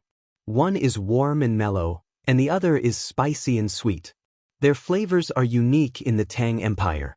I brought them here to show my filial piety to father and mother." Yesterday, when the winery made the first batch of wine, Li Zishuan used ice to seal 4 jars of wine. Today, he had someone send them to Li Chengqian. He had borrowed the name of the Qing family's winery to brew wine, but in the end, it was still a skirmish. If he really wanted to investigate further, it could be considered a violation of the law. Therefore, he gave a few jars of wine to Li Er as a sign of goodwill in advance, lest Li Er continue to hold onto his little tail and refuse to let go. Li Er's interest was piqued by Li Chengqian's extravagant description. He asked curiously, "This is new. There's wine in Chang, and that I haven't tried before? Chengqian, bring it up for your mother and me to see." Li Chengqian took the wine jars from the servant and personally poured a cup of drunken Immortal for Li Er. The bright red liquid flowed down the sides of the cup, and the fragrance of the wine filled the entire palace. Zhang Sun said in shock, "Chengqian, what wine is this? The aroma of the wine is actually so strong?" Although she didn't know how to drink, this was the first time she had seen wine with such a strong fragrance, so she couldn't help but ask. A trace of astonishment flashed through Li Er's eyes, and he also cast an inquiring gaze towards Li Chengqian. Li Chengqian hurriedly replying to Imperial Mother, "This wine is called Drunken Immortal. Using a special method, Jianan braised spring was condensed and mixed with mountain fruit wine according to a certain ratio. The alcohol is extremely strong. When Imperial Father drinks it, please enjoy it slowly." Zhang Sun couldn't help but chuckle and say, "Immortal drunken. The person who named it sure talks big. I wonder if this wine can really make immortals drunk? Your Majesty, please have a taste. This is Chengqian's filial piety." Li Er nodded, picked up the wineglass, and took a sip. He could not help but grin and praise, "Maid Guanyin, I'm afraid that this wine can really intoxicate an immortal. I have never drunk such a strong wine before. It's really delightful." Zhang Sun covered her mouth and laughed, "As long as your Majesty likes it." At this time, Li Chengqian picked up another jar of wine and poured a glass for Zhang Sun. He smiled and said, "Imperial Mother, there's another type of wine here. The alcohol is mild and mellow. It's specially prepared for people who don't know how to drink. Imperial Mother, please have a taste. It won't make you drunk." The wine glasses used in the palace were colored glass cups offered as tribute by foreign countries. After the pink and soft wine was poured into the colored glass cup, it reflected the sunlight like a pink spring. Zhang Sun was somewhat moved just by looking at the beautiful color. She couldn't help but ask, "Just looking at the color of this wine, It's exceptionally enchanting and charming. Qingqian, what wine is this? Li Qingqian replied, replying to Imperial Mother, this wine is called gentle and soft wine. It's taken from the meaning of warmth and softness. It's not easy to get drunk. Li Er couldn't help but clap his hands and laugh. Gentle and soft wine, this name is good. This wine is most suitable for a gentle and refined woman like Maid Guanyin to drink. Jiang Xuan's pink face immediately reddened, and she glanced charmingly at Li Er. How could Li Er show off his love in front of his son like this? Li Qingqian was caught off guard and fed a mouthful of dog food by his parents. He hurriedly lowered his head and stood to the side, pretending that he hadn't heard anything. In order to hide her embarrassment, Empress Zhang hurriedly raised the wine cup and said, since Qingqian says this wine is not intoxicating, then Imperial Mother will try it. Li Qingqian hurriedly bowed and took his leave, saying, Imperial Father, Imperial Mother, please take your time. I will leave first. He was afraid that if he stayed, Li Er would drink too much and hear something he shouldn't hear. This drunken immortal wine made people drunk very quickly. Li Er was also a bit embarrassed. Hearing this, he waved his hand and said, Go. Li Qingqian felt like he had been pardoned. He hurriedly bowed and left. 15 minutes later, in the main hall. Oh, good wine. This reminds me of the wedding night with Maid Guanyin. So many years have passed. Maid Guanyin, you are still as beautiful as before, but I have grown old. Li Er was clearly drunk. At this moment, he grabbed Jiang Xuan's hand and said emotionally, Your Majesty, you are in the prime of your life. How can you say you are old? You have drunk too much. I will help you to rest. Jiang Sun was a bit embarrassed by the first half of Li Er's words. She hurriedly dismissed the palace maids and eunuchs in the hall and supported Li Er, comforting him gently. Li Er waved his hand stubbornly and leaned on Jiang Sun. He closed his eyes and recalled, No, I wasn't drunk. Sigh, it was still the best back then. I was still very close with big brother and third brother, talking about everything. I even married a peerless beauty like you, Guanyin servant. I felt that there was no one happier than me in the world. At that time, there were no endless memorials to read, and there were no brothers fighting against each other. Although I am the emperor now, I am not happy. Maid Guanyin, do you know? Every night in my dreams, I would wake up from my dreams in fright at the sight of big brother and third brother's bloody skulls and angry eyes. Is this heaven's punishment for killing my brothers and imprisoning my father? Do you want me to never have peace for the rest of my life? Maid Guanyin, did I really do something wrong? The iron-blooded emperor of a generation had a line of tears at the corner of his eyes. Empress Zhang held Li Er in her arms with heartache. She knew that although Li Er had won in the Xuanwu Gate incident in the end, the fact that he had killed his brothers and imprisoned his father was a pain that he could never get over. Li Er was just using the effects of alcohol to vent the pain that had been suppressed in his heart for a long time. Lang, this is not your fault. It is not your fault.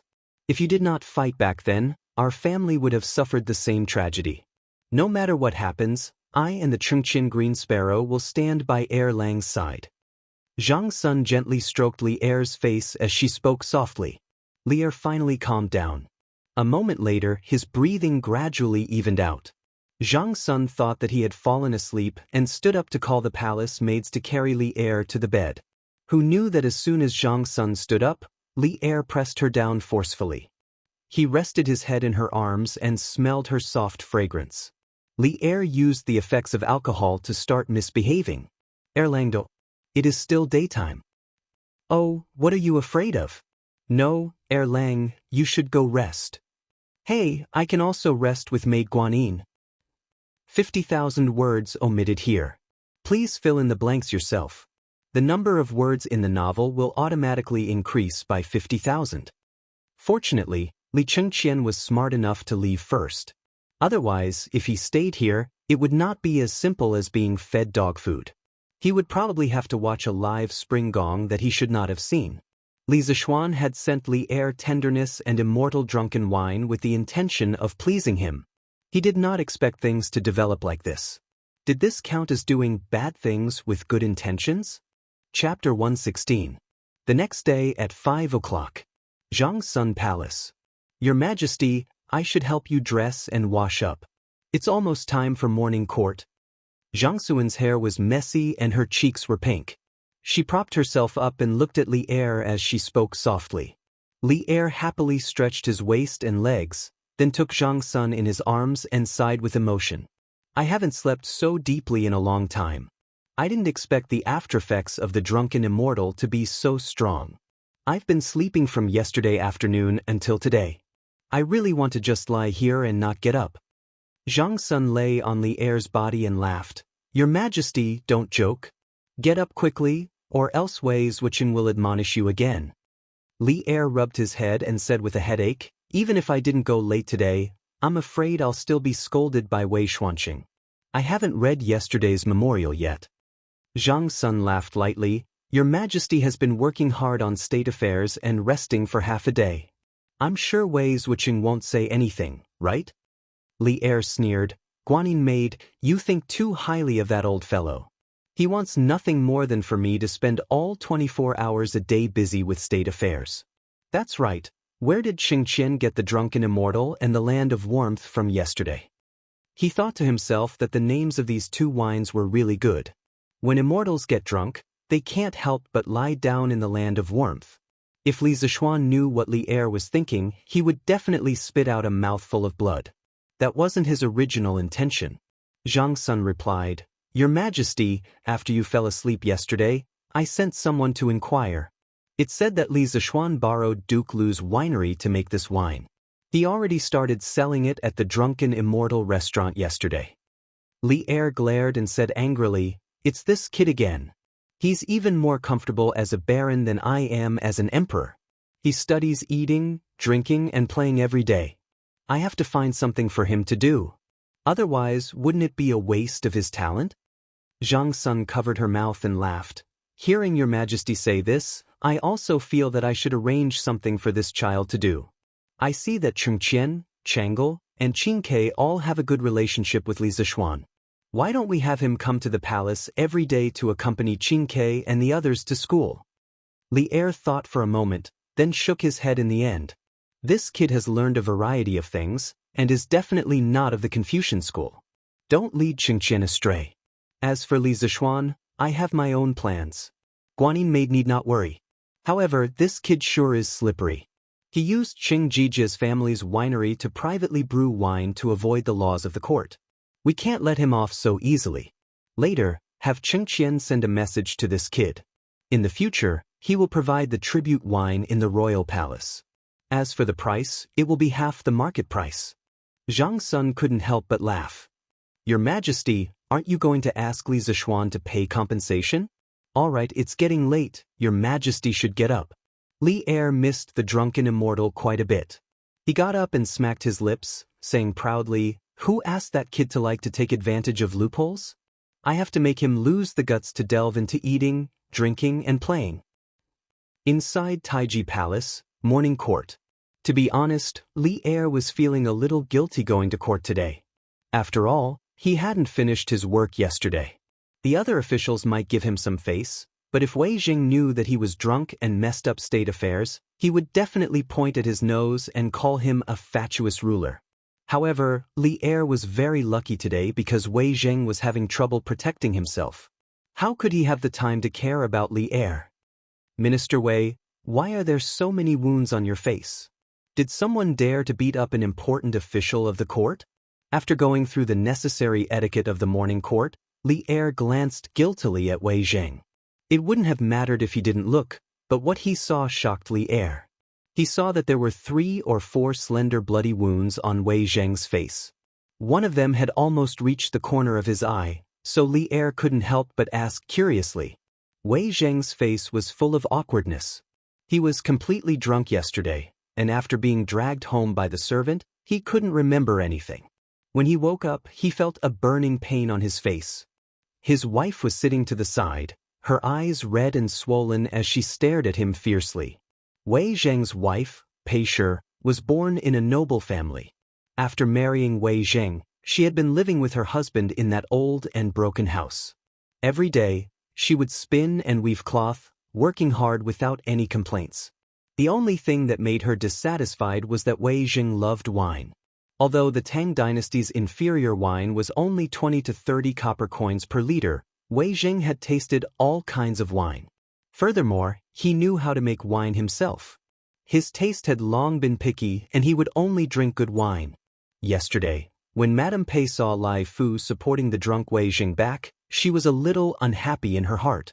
When she heard from Lai Fu that Wei Jing's drink actually cost 10 yuan and that he even gave money to people after he got drunk, Madame Pei's anger could no longer be suppressed.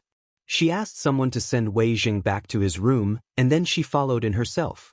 Looking at her husband sleeping soundly on the bed, and thinking about how their family was poor to begin with, Wei Jing had actually used up all of his money. The more Pei Shi thought about it, the angrier she became. She couldn't help but scratch her husband's body. As she scratched, Pei Shi stopped and sat to the side, sobbing softly. When Wei Jing woke up in the morning for a meeting, he saw that Pei Shi's eyes were red and swollen. After Wei Jing woke up, he remembered that he had gone to the drunken Immortal restaurant to drink yesterday. He was confident that he wouldn't get drunk after 2 liters and then win back the 10 copper coins, but he didn't expect to get drunk in the end. He knew that 10 copper coins was a large sum of money for his family. When he saw his wife's red eyes, he knew that he was in the wrong. Thus, he ignored the burning pain on his face and got up to comfort his wife for a long time before rushing to the morning court. Before the morning court, Wei Jing had already been laughed at by his colleagues outside Taiji Palace. The news of Wei Jing giving money when he was drunk had spread throughout Jianghu. Now that they saw Wei Jing's face full of scars, how could the ministers not know what had happened? At the moment in the court, Wei Jing, who had always dared to say anything, was embarrassed by Li Er's question. He mumbled for a long time and didn't know what to say. He didn't say it, but someone else said it for him. In the early days of Zhenguan, the court was relatively free and there were fewer rules. As long as it was not too presumptuous, no one would hold it accountable. Cheng Yaojin came out of the crowd and laughed. "Your Majesty, I heard that Wei Wuxia was drunk at the drunken Immortal restaurant yesterday and took the initiative to give money. I guess that the injury on his face was caused by a fall on the way home, ha." The ministers in the court were amused by Cheng Yaojin's obvious teasing words. Wei Jing blushed and glared at Cheng Yaojin. Li Er thought about it carefully and instantly imagined the whole thing. He couldn't help but find it funny, but he still had to hold back his laughter. Otherwise, it would be too hurtful. Fang Xianling was kind and didn't want to embarrass Wei Jing too much. In fact, he also somewhat sympathized with him. His wife was the founder of Jealous Women. In fact, she was 10 times or 100 times more ferocious than Lady Pei. Fang Xianling didn't know how much domestic violence he had suffered over the years. "Your Majesty, these are just the family affairs of the ministers. It's really inappropriate to discuss it in the court. I suggest that we put this matter aside and discuss the state affairs." Fang Xianling came out of the crowd and bowed to Li Er. Wei Jing secretly cast a grateful look at Fang Xianling. Li Er held back his laughter and pretended to be serious. "Ahem, Minister Fang is right. Let's discuss the state affairs. If you have something to say, please report. If not, the court is dismissed." But he was laughing in his heart. He didn't expect Wei Xuanqing to have such a day. It was really satisfying. Chapter 117. Outside the imperial court, it was another scene. Chang, and City, West City. Have you heard? Yesterday, the drunken Immortal restaurant sold Immortal drunken wine. They said they would refund you if you didn't get drunk after 2 liters. I have. What happened after that? Did the drunken Immortal restaurant lose a lot of money yesterday? Nonsense. It is said that the people who went to challenge the drunken Immortal restaurant yesterday were all defeated. Most of them got drunk before they finished 1 liter. One of them drank the most, but he only drank 1.5 liters before he couldn't hold on anymore. This wine is so strong? Then who drank the most? It was Wei Xuanqing, the minister of the imperial court. Isn't Wei Xuanqing the master brewer of our imperial court? How could he get drunk? Hey, that's nothing. What's more interesting is that Wei Xuanqing held someone's hand after he got drunk and insisted on giving him money. Hey, that's right, that's the man. Hey man, you're here today too? Yes, The Drunken Immortal restaurant's immortal drunken wine is really an immortal brew. The braised pork and braised meatballs are also rare delicacies in the world. I couldn't forget them after tasting them yesterday. Later, I heard that the Drunken Immortal restaurant also has a kind of wine called Gentle Village, which is specially brewed for people who can't drink. So I brought my wife here today to try it. This man was the middle-aged man whom Wei Jing mistook for Fang Xianling yesterday and insisted on giving him money. Ha, you couple are really affectionate. But man, is the Drunken Immortal restaurant's immortal drunken wine really that good? The middle-aged man nodded without hesitation and said, "Of course, but this wine is very easy to get drunk and shouldn't be overdosed. Not only that, their new dishes are also unique delicacies in our Tang Empire. They are very delicious. Now that you mention it, I'm a little greedy. I have to go in and try it today." "Hey, man, why didn't you take the money that Wei Xuanqing gave you yesterday?" Another young man next to him teased. The middle-aged man, "Ha!" The surrounding crowd suddenly burst into laughter. "Young master, the new wine and dishes are too popular. After deducting the cost, just the new wine and dishes alone made a profit of more than 400 strings of coins yesterday. It's really amazing."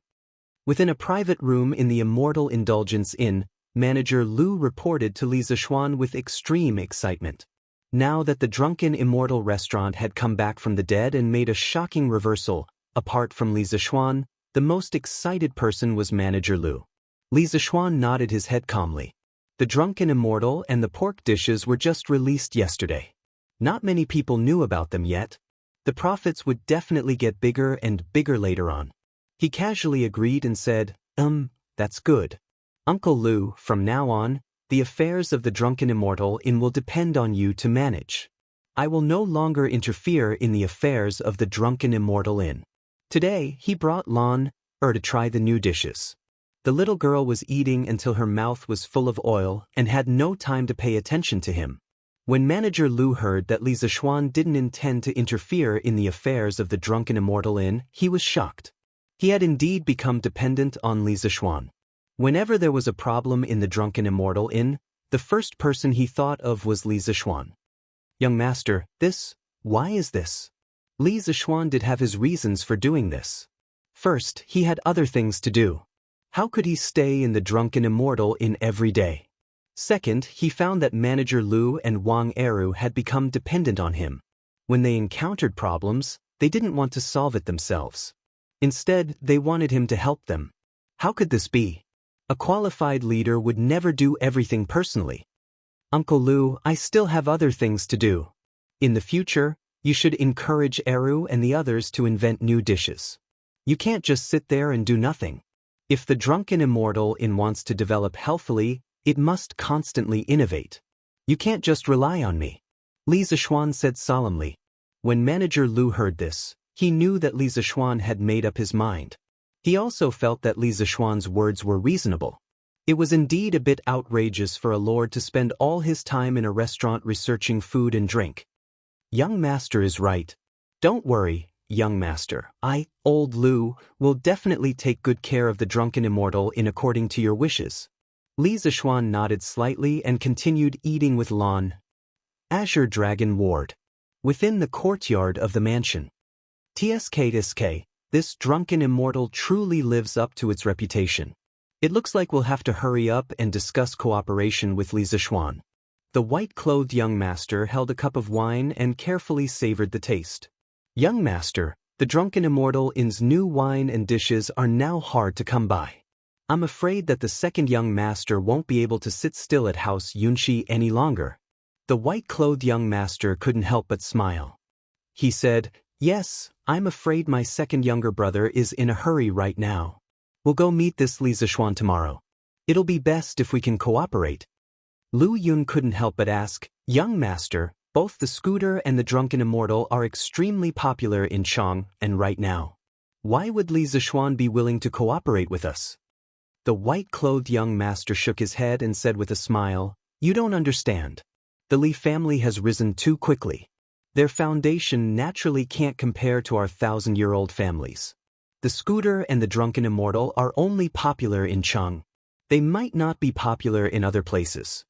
If Li Zishuan cooperates with me, there will only be benefits for him. It's a win-win situation for both of us.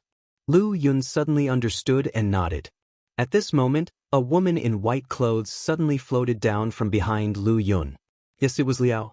This woman's skin was whiter than snow and her figure was slender. She suddenly appeared behind Lu Yun without making a sound. She directly placed her sword and its scabbard on Lu Yun's neck and coldly said, "Lu Yun, you're getting bolder now. Why does the young master need to explain to you what he wants to do?" Lu Yun's legs trembled from the cold scabbard and the bone-chilling voice.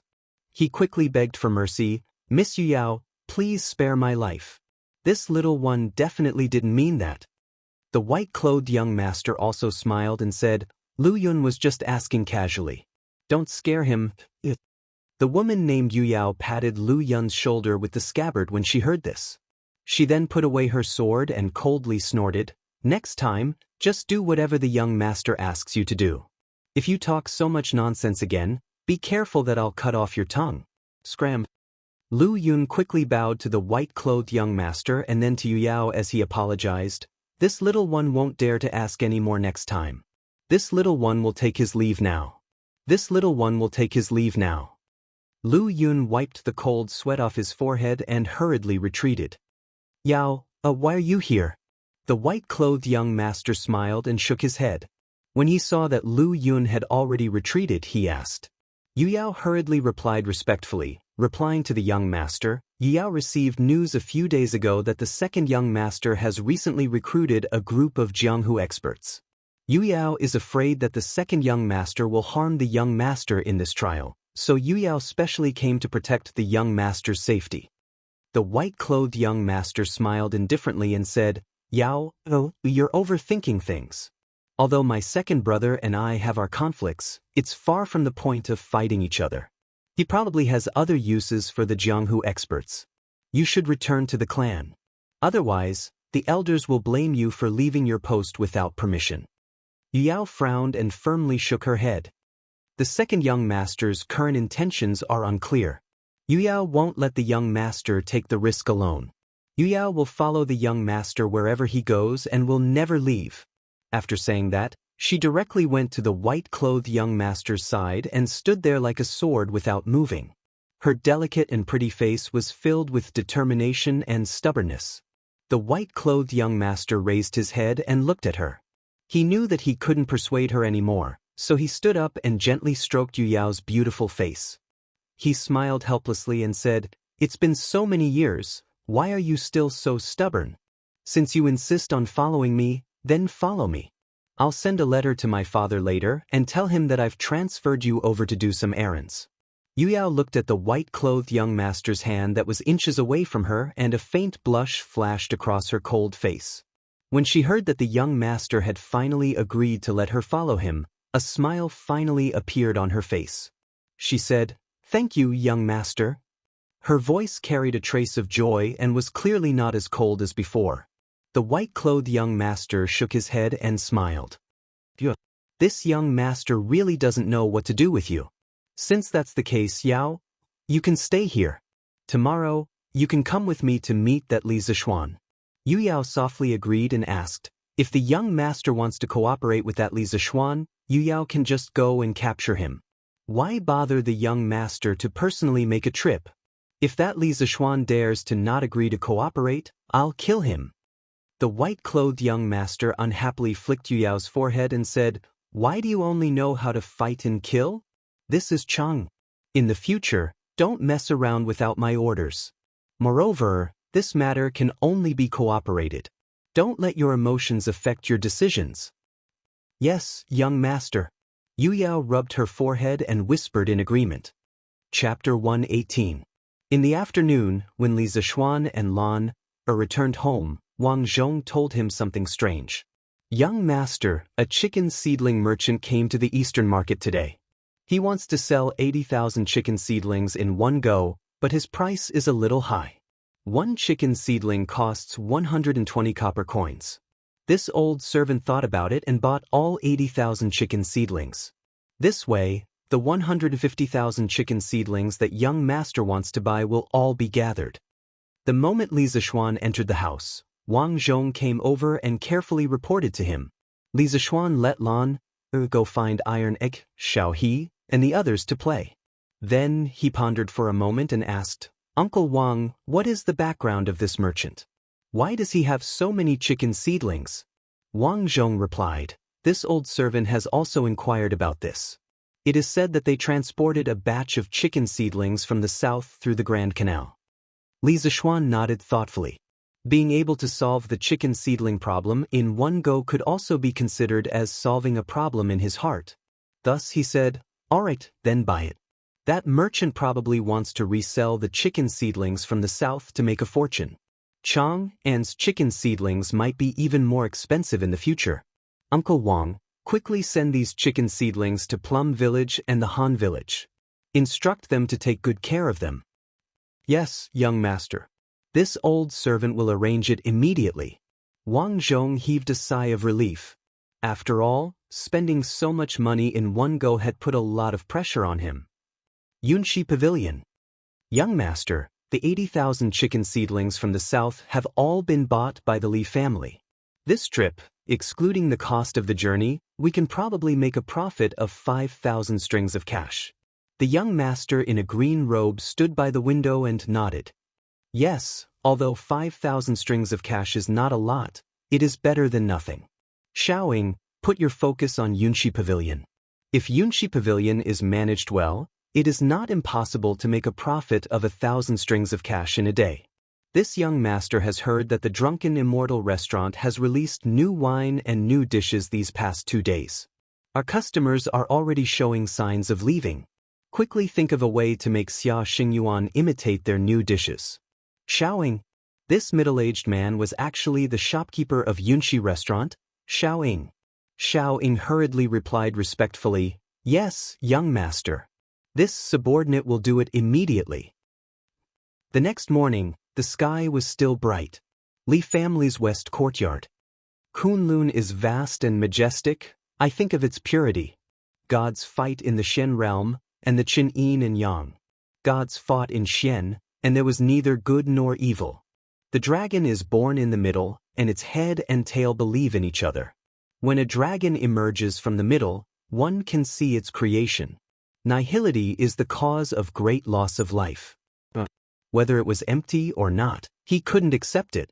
When the sun is in the sky, it makes use of its time to make decisions. When the sun is high in the sky, it should be at its highest position. It is better to be enlightened in the west than to have the moon in its quaint state. When the moon is thin, the base begins to retreat. Qiu Qiu, Huaqi, Shui Baozhen.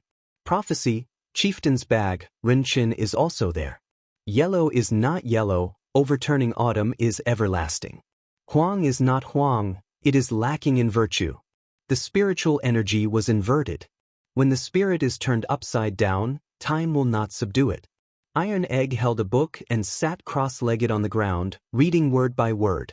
After a while, he raised his head and asked Li Zishuan, who was sitting on a bench next to him and yawning.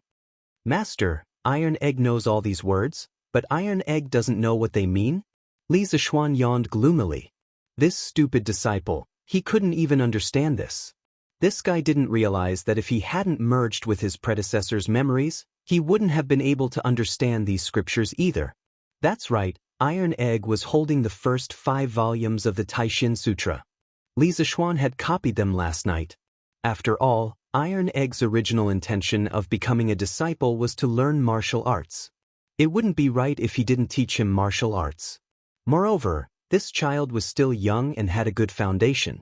It was the best time to lay his foundation. The reason why he chose to practice martial arts in the early morning, according to his predecessor's memories, was mainly because the early morning was when nature intersected with heaven and earth. When the sun rose, people would feel more nourished by the energy of the universe. For people who practiced martial arts at this time, the effect would be very obvious and they would get twice the result with half the effort. Well, spiritual master Ling Su had explained it this way before. Anyway, Li Zishuan was an atheist who had received higher education and didn't really believe in this kind of nonsense.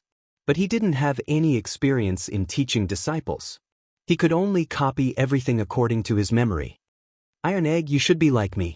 Sit cross-legged and guard your origin. Imagine that Kunlun is the sky, majestic is the earth, and seclusion is the hidden meaning. The sky is engulfed in the earth, and the earth is in the center. At this time, the gods are fighting in the heavens, and the yin and yang are fighting. The upper nine is the extreme, and the upper nine is the heaven. The lower nine is the metal and the soul. How can the soul ascend to the heaven? The upper and lower are in conflict, so it is called the opposite of qi. Li Zishuan explained the true meaning of the first volume of the Supreme Mystery Sutra to Iron Egg. Then he waited for Iron Egg to slowly comprehend it. The first volume of the Supreme Mystery Sutra focused on drawing qi, but it was different from other inner force mantras. It drew the primordial qi of chaos. Compared to ordinary true qi, it was a level higher in quality. As long as Iron Egg could completely comprehend the first volume, he would successfully draw qi into his body. From an ordinary person, he would step into the ranks of martial artists. His body would also be twice as strong as his peers. Li Zishuan waited for a long time, but Iron Egg didn't open his eyes. So he asked anxiously, "How is it? Iron Egg, do you have a feeling that there are a few tadpole-like qi running around in your body?" The feeling of drawing qi into the body through the Supreme Mystery Sutra was that there were a few tadpole-like true qi running around in the meridians. As one's power deepened, there would be more and more of these tadpole-like true qi. In his memory, spiritual master Ling Su once said that when the Supreme Mystery Sutra was practiced to the 10th level, the tadpole-like true qi would become a giant frog. The 100 acupoints would become one, and one's inner force would grow and multiply endlessly. Unfortunately, it seemed that no one had been able to practice it. Iron Egg heard this and opened his eyes. With a sad face, he said, "Master, Iron Egg didn't feel anything." Well, he was still too impatient. If drawing qi was so easy, then wouldn't the world be filled with martial arts masters? Iron Egg, from now on, you will wake up every morning at Maoshi, around 5 in the morning. Meditate for an hour, stand still for an hour, then run 10 laps around our house. Only then can you eat. After eating, you will go with Lan or listen to the teacher's lecture. Do you understand? Ah! Iron Egg was immediately dumbfounded. Meditating and standing still was fine, but running 10 laps around the Li Mansion was a bit difficult. The Li Mansion occupied a large area. Running 10 laps around the mansion would be more than 20 miles. Wouldn't that be exhausting? Li Zishuan said seriously, "What? You can't do it? Did you forget what you said to me when you first became my disciple? If you can't even endure this little bit of hardship, what martial arts are you learning?" A martial artist not only needs to cultivate the mind, but also needs to strengthen the body. With your current weak appearance, even if I gave you a body of inner force, you wouldn't be able to withstand it. Iron Egg saw his master's stern expression and hurriedly agreed, "Master is right. Iron Egg will definitely do as you say in the future. I definitely won't be lazy." Li Zishuan nodded and said, "That's more like it. You practice martial arts on your own. I won't keep an eye on you all the time. But if I find out that you're lazy, then our relationship as master and disciple will come to an end. Do you understand?" Iron Egg heard this and his body trembled. He had enough of the days of being weak. He didn't want to be weak again. He clenched his teeth, clenched his fists, and said in a clear voice, "Master, don't worry. Iron Egg definitely won't be lazy." Li Zishuan nodded with satisfaction. As a master, of course, he couldn't always be amiable. There was a reason why a strict master would produce a fine disciple since ancient times. "Well, Iron Egg, after you practice martial arts in the morning and listen to my lessons in the afternoon, if I have time, I'll teach you another skill. You have to learn it well. In times of peace, no matter how good your martial arts are, you're just a boorish man. You might not even be able to eat and wear. I have high hopes for you. I hope you won't only be obsessed with martial arts. If you learn my skill well, you'll be even better than a Wulin master." Li Zishuan could also see that Iron Egg was obsessed with martial arts and was not interested in cultural studies. That was why he advised him. The Tang Empire still had more than 100 years of prosperity. You're just a boorish man who doesn't know anything about martial arts. You probably won't even be able to eat and wear when the time comes, unless you become a bandit. Of course, if Iron Egg really became a bandit, Li Zishuan would be so angry that he would punish him. Master, is there really such a powerful skill? Iron Egg was indeed a little averse to learning before. He just wanted to learn martial arts well so that he and his sister would not be bullied. At this time, when he heard his master say that there was a skill that was even better than a Wulin master, Iron Egg suddenly felt a little incredulous. Li Zishuan smiled and said, "Of course. I call this skill engineering. The previous scooters, roller bearings, and curved plows were all made with this skill. If this skill is studied deeply, an ordinary person can lift a 10,000-kilogram boulder by himself. Anyone can even fly above the ninth heaven. Don't you think this skill is amazing?" Iron Egg's eyes widened. He was deeply shocked by the scene described by Li Zishuan. At this time, he quickly nodded and praised, "Amazing, of course it's amazing." Li Zishuan laughed and said, "Then you have to learn it well. Don't embarrass me in the future. You practice first. I'm going back to sleep." After that, Li Zishuan actually walked to the room. Iron Egg hurriedly said respectfully behind him, "Goodbye, master." Li Zishuan waved his hand and laughed. He thought to himself, it's fun to be someone's master and teach his disciple when he has nothing to do. Iron Egg sat down cross-legged again, but wondered in his heart, why is master so lazy every day, but his skill is so good? Chapter 119.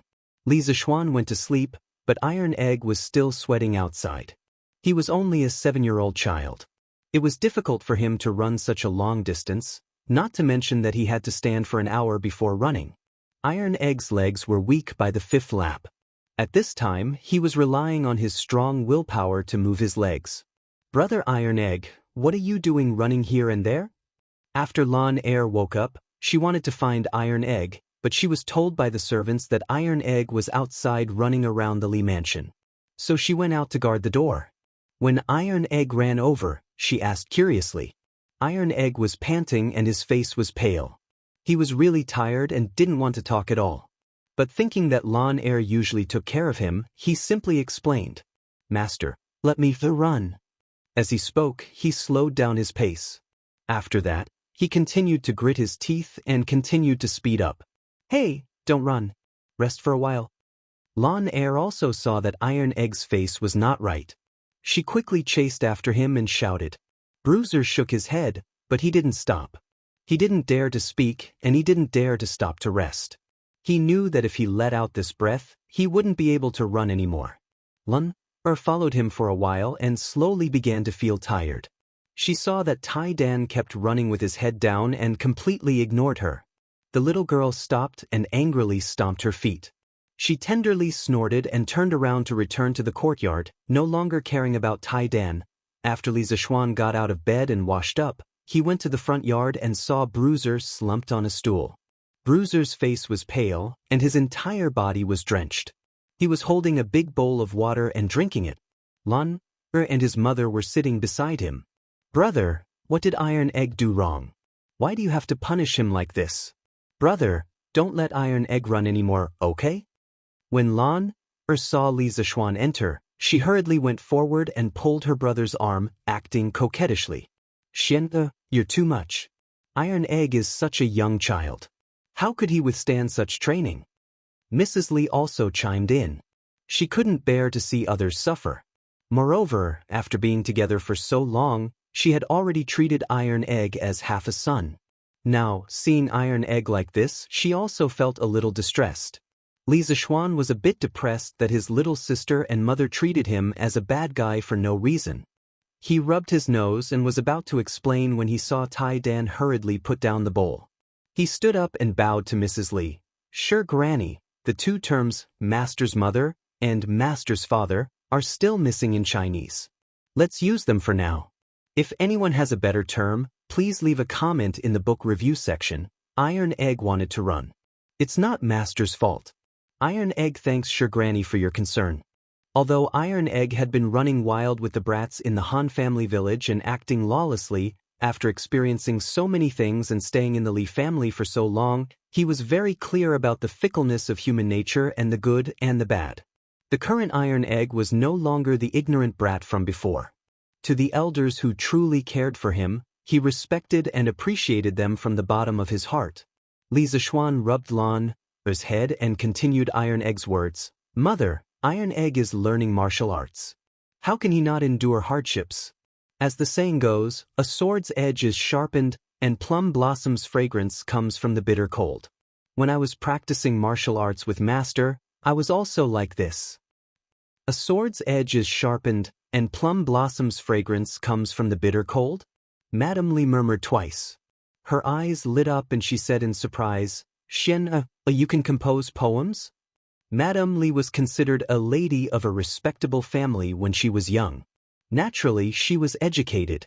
She could also tell that these 2 lines were of high quality, which was why she was so shocked. Ahem, I heard this from my master. I didn't do it. Li Zishuan quickly waved his hands awkwardly. He was only an engineering student and only remembered a few poems. If he was regarded as a talented poet, what if he couldn't compose a poem when others asked him to?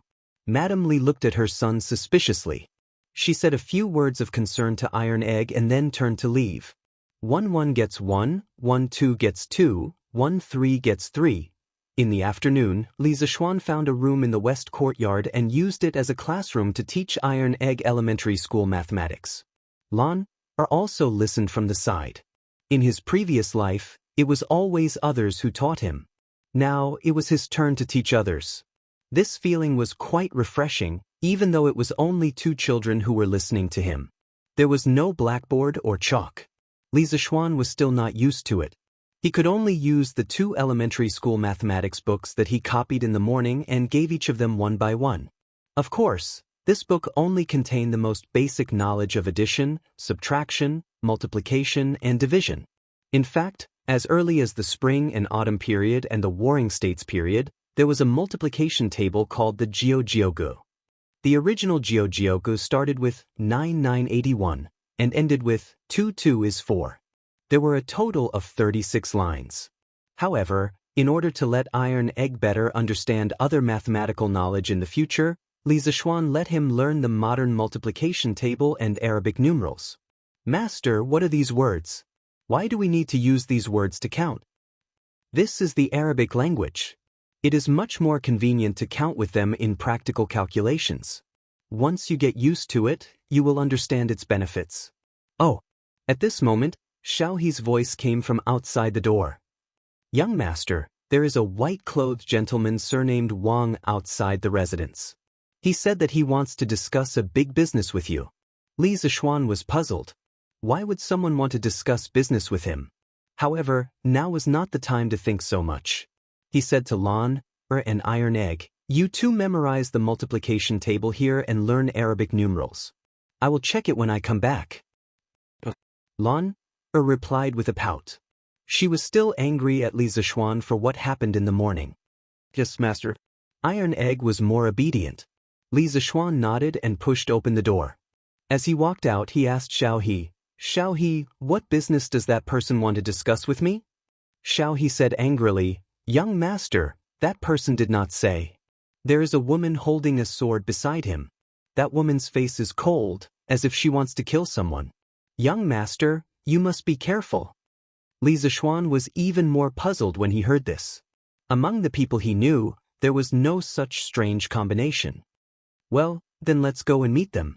This is the foot of the emperor, and your young master is a baron personally conferred by his majesty.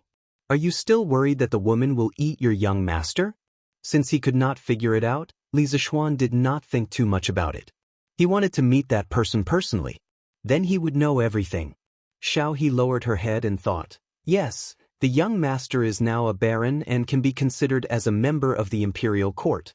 Not everyone dares to harm the young master. When the little girl thought of this, she stopped worrying about Li Zishuan and went to the front yard with Li Zishuan. Chapter 120. Li Zishuan walked out of the west courtyard and met little Shi. When the little maid saw him coming out, she quickly went up to greet him. Young Master Wang and the others are waiting for you in the front hall. Little Shi bowed. It turned out that Wang Zhong saw that the white-clothed young master outside the residence was elegant and had a noble aura. He didn't seem like an ordinary person, so he brought the two of them to the front hall to serve tea and wait. Li Zishuan nodded and walked towards the front hall. Front hall. Young master, that Li Zishuan is so rude. That little baron actually dares to make young master wait for so long. Wait for Yao, or to take that guy's head and vent your anger for young master. Seeing that 15 minutes had passed and Li Zishuan still hadn't arrived, Yu Yao couldn't help but feel angry. She felt that Li Zishuan was purposely putting on airs to humiliate her young master. After saying that, she was about to leave with her sword. Actually, this couldn't be blamed on Li Zishuan, who asked him to be teaching his disciple. Of course he had to take some time to explain before leaving. Wait! The white-clothed young master put down the teacup heavily. There was a trace of anger in his voice. Yu Yao's body trembled and stopped in place. This baron wants to see who has the guts to assassinate a baron personally conferred by His Majesty in broad daylight. Li Zishuan's hearing was very good. When he was about 7 to 8 feet away from the front hall, he heard a woman speaking arrogantly.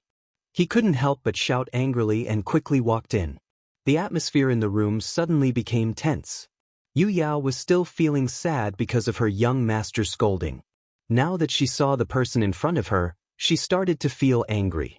She felt that it was all because of this person that she was in this situation. If it wasn't for the fact that she was afraid of angering her young master, she would have drawn her sword. As soon as Li Zishuan entered the door, he saw a beautiful woman with snow-white skin, a slender figure, and an exuberant heroic spirit. She was glaring at him angrily. If Li Zishuan hadn't reacted quickly, he would have bumped into her. When he first saw this woman, he was indeed stunned by her beauty, but he wasn't the kind of person who couldn't move when he saw a beautiful woman. This woman had spoken rudely behind his back, and now that she was caught red-handed, she didn't feel the slightest bit ashamed. Instead, she glared at him angrily. His first impression of this woman was a trace of disgust towards her character. So what if you're pretty? This young master will not spoil you. Moreover, in terms of beauty, Han Yushi was definitely not inferior to this woman in front of him. More importantly, Han Yushi's gentle and graceful personality was very likable. If he had to choose, Li Zishuan would choose Han Yushi without hesitation. Were you the one who said you wanted to kill me? Li Zishuan looked at the woman and spoke coldly. Since the other party didn't give him a good face, why should he stick his warm face to the other party's cold butt? No matter how beautiful you are, you can't be so rude and casually kill people, right? The white-clothed young master quickly stood up and pulled Yu Yao away. He smiled at Li Zishuan and cupped his hands. The maid in my house is rude. This one will strictly discipline her when I return. Lord Li is a weak noble, so you must be magnanimous and won't bicker with an insignificant woman. Only then did Li Zishuan notice the man in the room. He was dressed in white and had black hair. He was elegant and unrestrained, and he had a scholarly air about him. He gave off a gentle and refined feeling. Li Zishuan said indifferently with his hands behind his back, "A good man doesn't fight with a woman. This baron naturally won't lower himself to the level of a little woman. May I ask who you are?" He deliberately emphasized the words little girl.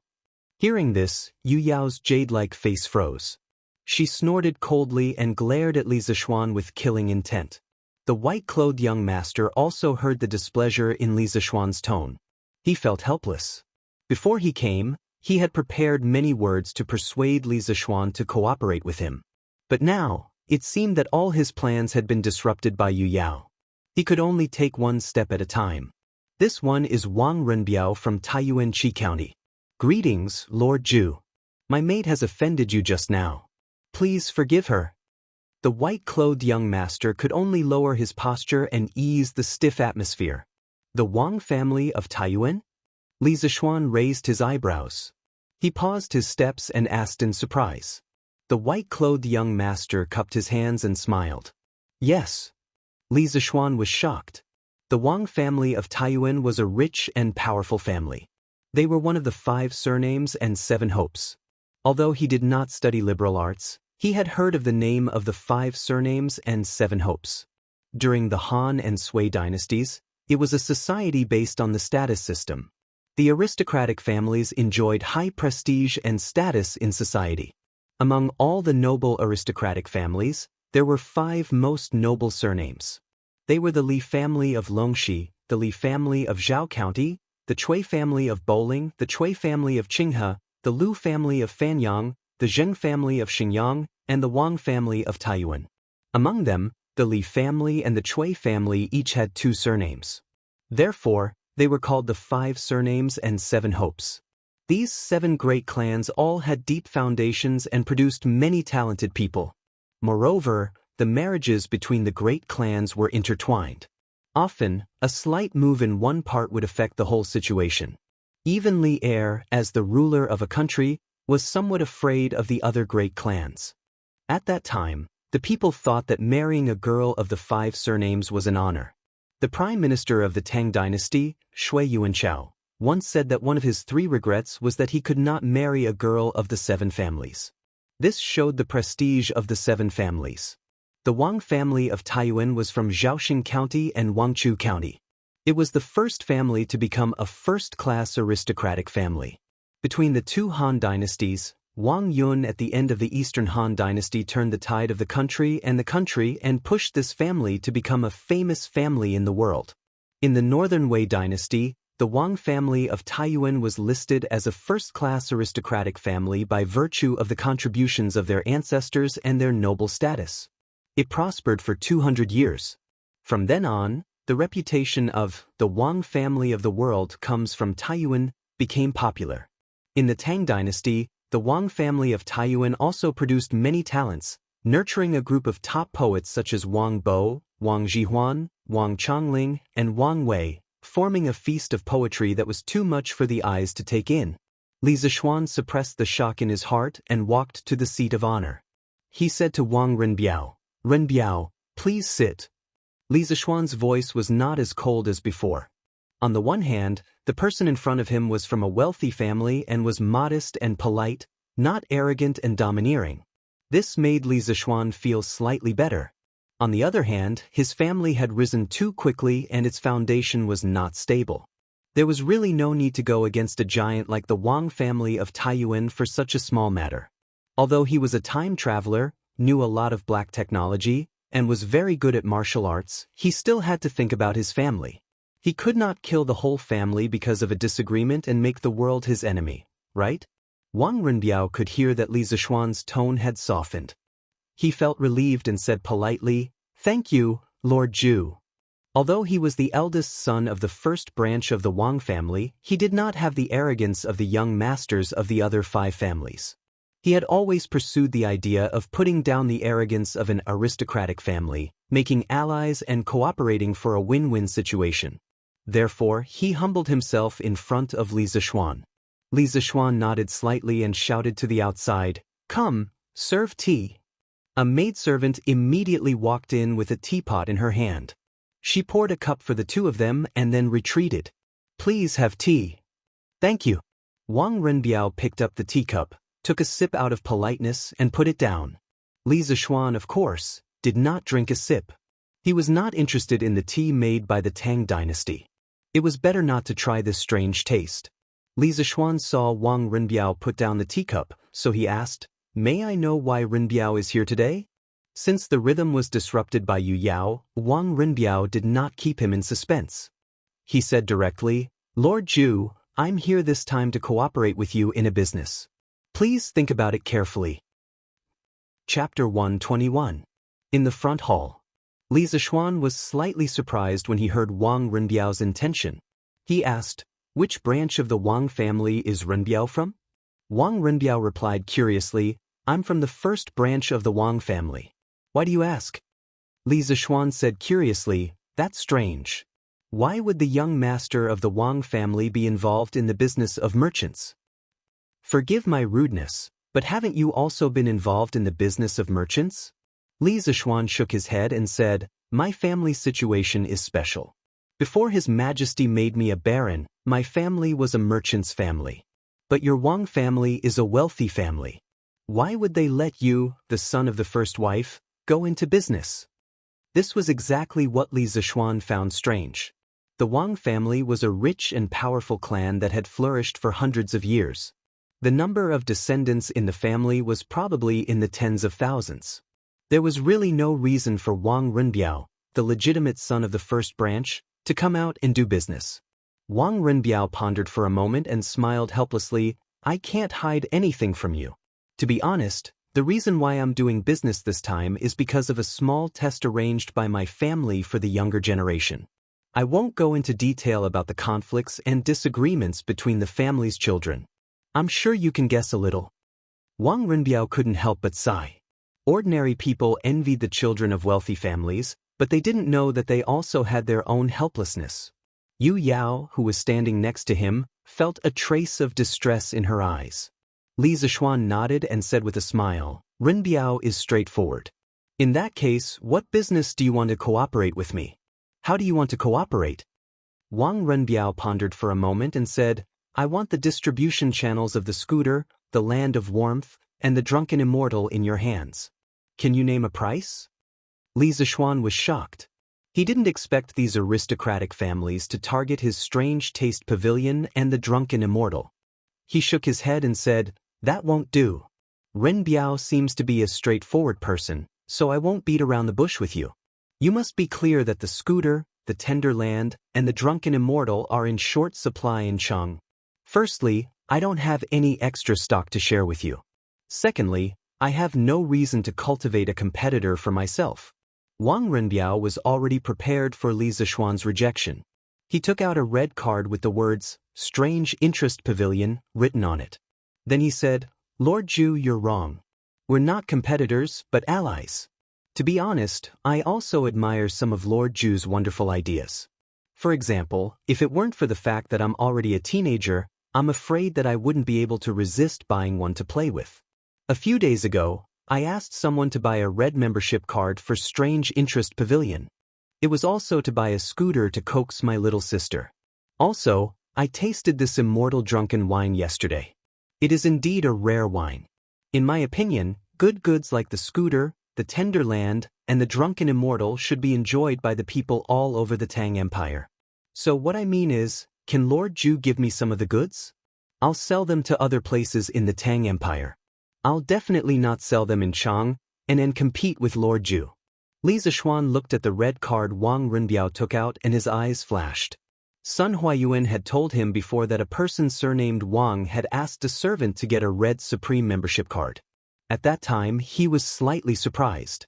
After all, 500 strings of coins was not a small amount. He didn't expect that the person who applied for the card was Wang Renbiao. At the same time, he felt that this Wang Renbiao was somewhat interesting. Before talking about business, he would praise someone and put on a look of worship. No matter if the other party was sincere or not, this kind of attitude would make one unable to feel any ill will towards him.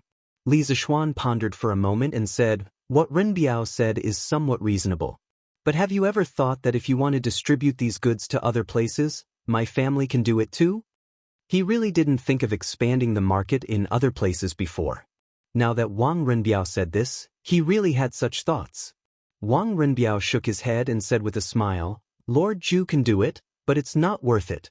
There's a saying that a strong dragon can't suppress a local snake. Every place has its own balance. If Lord Zhu brings these goods to other places, you'll have to pay a high price to open up many joints. It's not worth the loss. To be honest, your goods are all very profitable. As the saying goes, wealth moves people's hearts. It's inevitable that other aristocratic families will covet it.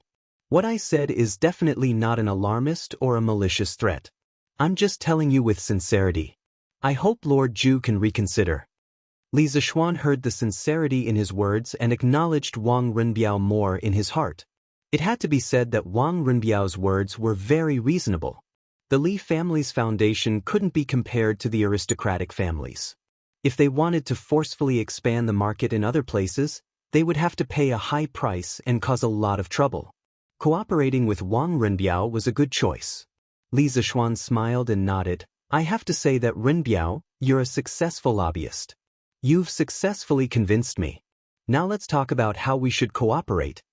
Wang Renbiao was overjoyed when he heard this and breathed a sigh of relief. After losing at the beginning, he finally turned the situation around. It was really not easy. He smiled and said, "I've prepared a plan. Lord Zhu, please take a look and see if it's feasible. I plan to use a 20% discount to buy 70% of your goods every month. What do you think, Lord Zhu?" Li Zishuan's fingers tapped the table rhythmically. He closed his eyes and thought for a while, then said, "No, I'll allow you to use 95% of the market price and give you 50% of the goods." The 20% discount price was really a bit low. Li Zishuan was of course unwilling. Wang Renbiao smiled bitterly and said, "Lord Zhu, your price is really too high. Excluding the cost of the journey and the rent of the shop, we can't make any money at all." Li Zishuan didn't even think and said, "Of course, these goods can't be sold at the same price as Chang and in other places. Renbiao, you can raise the price." Wang Renbiao still shook his head and said, "This can't do. The price is still a bit high. Lord Zhu, you see, when shopkeeper's son sold this membership card, he said that with this red membership card, you can enjoy a 40% discount. Lord Zhu, can you lower the price a bit?" Li Zishuan's old face turned black. At that time, he was the one who wrote the discount rules of the membership card. Of course, he remembered. He didn't expect that he would shoot himself in the foot. This Wang Renbiao really put in a lot of effort and counterattacked. Li Zishuan thought for a while and said awkwardly, "This red membership card does allow you to enjoy a 40% discount. But Renbiao, you are now buying goods. The situation is slightly different.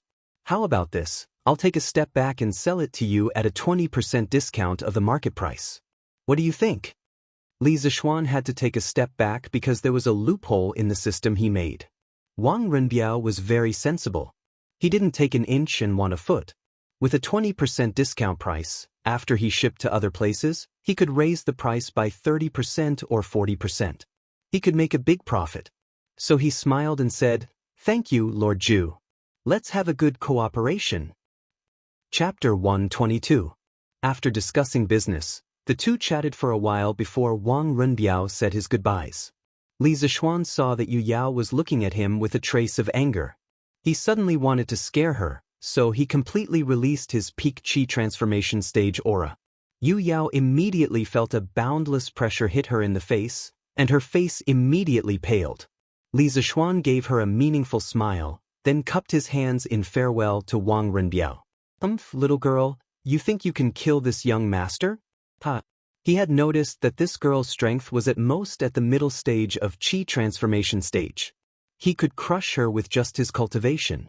However, she was able to reach this stage at such a young age, and she was only Wang Renbiao's maid.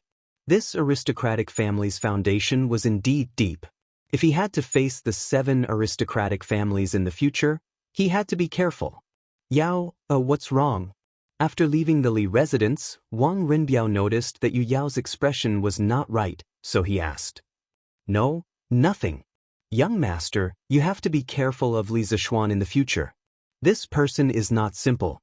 Yu Yao's eyes flashed with a trace of panic. After thinking for a while, she still suggested, "But this young master feels that this person has a straightforward temperament. He is worth befriending." Wang Renbiao asked curiously.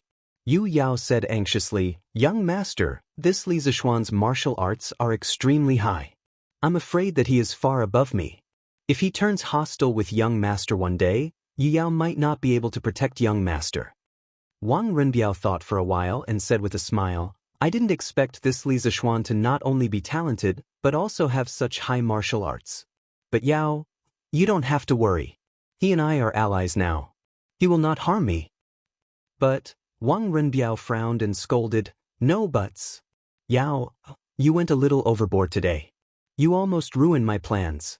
Don't be impulsive in the future. Don't fight because of a disagreement." Yu Yao trembled when she heard this. Her eyes were a little red as she whispered, "I'm sorry, young master." Wang Renbiao looked at her tearful appearance and couldn't bear it. He wanted to comfort her, but in the end he shook his head, sighed, and continued walking. "Young master," someone from Duke Yi's mansion came up. He said that Divine Doctor's son went to treat Duke Yi's illness and asked if you want to go and take a look. Li Zishuan was just about to return to the west courtyard when Wang Zhong hurried over to report to him. Li Zixuan's expression changed slightly as he ordered, "Uncle Wang, quickly get someone to prepare a horse. I have to go over and take a look." The first person he met upon arriving in Great Tang was Sun Simiao. If not for him saving him, even though his soul had transmigrated over, he would still be severely injured and probably wouldn't have been able to wake up. In any case, this was a life-saving grace, so he had to express his gratitude in person. If it weren't for the fact that Sun Simiao had always been like a wild crane, his whereabouts unknown, he would have gone to look for him long ago. On the other hand, he still needed Sun Simiao's help to treat the Hu siblings' illness. "Yes, young master. This old servant will arrange it right away." When Wang Zhong saw Li Zixuan's anxious expression, he quickly turned around and arranged for someone to prepare the horses. Li Zixuan rode his horse to Qin's mansion and saw 12 halberds erected in front of the vermilion gates. The majestic appearance made Li Zixuan very envious. However, not everyone had the qualifications to erect such a thing.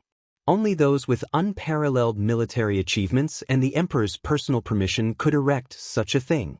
Looking at all the civil and military officials in the imperial court, there was only one such family. The manservant at the gate had already been instructed to ask about Li Zixuan's identity and quickly came over to help Li Zixuan lead the horse and lead the way. After making many turns along the way, Li Zixuan came to a small courtyard. A 15 to 16-year-old young man walked towards him. He was slightly taller than Li Zixuan and had sharp facial features. He looked valiant and extraordinary. The young man cupped his hands and smiled. "Are you the man from Lantian County? I am Qin Huayu. Dr. Sun is currently treating my father in the room. Please follow me in." So it was Qin Qiong's son. Li Zixuan returned the greeting and said, "Thank you, Brother Qin. Brother Qin can just call me Little Xian. Uncle Qin treats me like a nephew, so let's call each other brothers." Qin Huayu hesitated for a moment and nodded. He brought Li Zixuan into a side room behind him. When he opened the door and entered, he saw that there were already 4 people in the room. Cheng Yaojin, Sun Simiao, Qin Shubao who was half lying on the bed, and a woman in white. Li Zixuan guessed that this woman should be Qin Qiong's wife. Sun Simiao was currently holding Qin Qiong's pulse and was in deep thought with his eyes closed. Cheng Yaojin's expression was serious. He nodded at Li Zixuan and didn't say anything. Li Zixuan came in front of the woman and bowed slightly. He greeted her softly, "Greetings, Auntie Qin." The woman in white reluctantly squeezed out a smile and nodded. "Good boy." Li Zixuan also saw that all her thoughts were now on Qin Shubao, so after greeting her, he quietly stood aside and waited with Cheng Yaojin and the others for Sun Simiao's diagnosis and treatment results. Waiting was always very long. After a long time, Li Zixuan's legs were a little numb. At this time, Sun Simiao finally opened his eyes. He put down Qin Shubao's arm and stood up to stroke his beard. Cheng Yaojin's eyes widened and his ears pricked up. He was waiting for Sun Simiao to say that Qin Shubao's illness could be cured. Mrs. Qin also looked at Sun Simiao eagerly. Qin Shubao was relatively calm. At this time, he saw Li Zixuan and smiled at Li Zixuan and nodded slightly as a greeting. Sun Simiao walked a few steps with his hands behind his back. He was about to speak about Qin Qiong's illness when he suddenly caught a glimpse of Li Zixuan in the corner. He felt that this person was very familiar.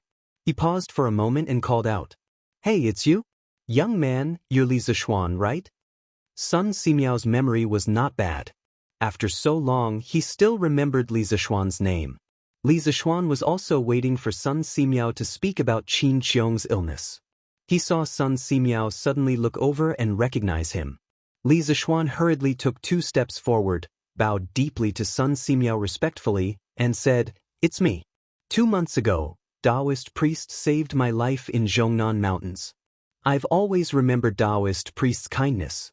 Today, I heard that Taoist priest was here, so I came to pay my respects." Sun Simiao stroked his beard and smiled. "Ha, you don't have to be so polite.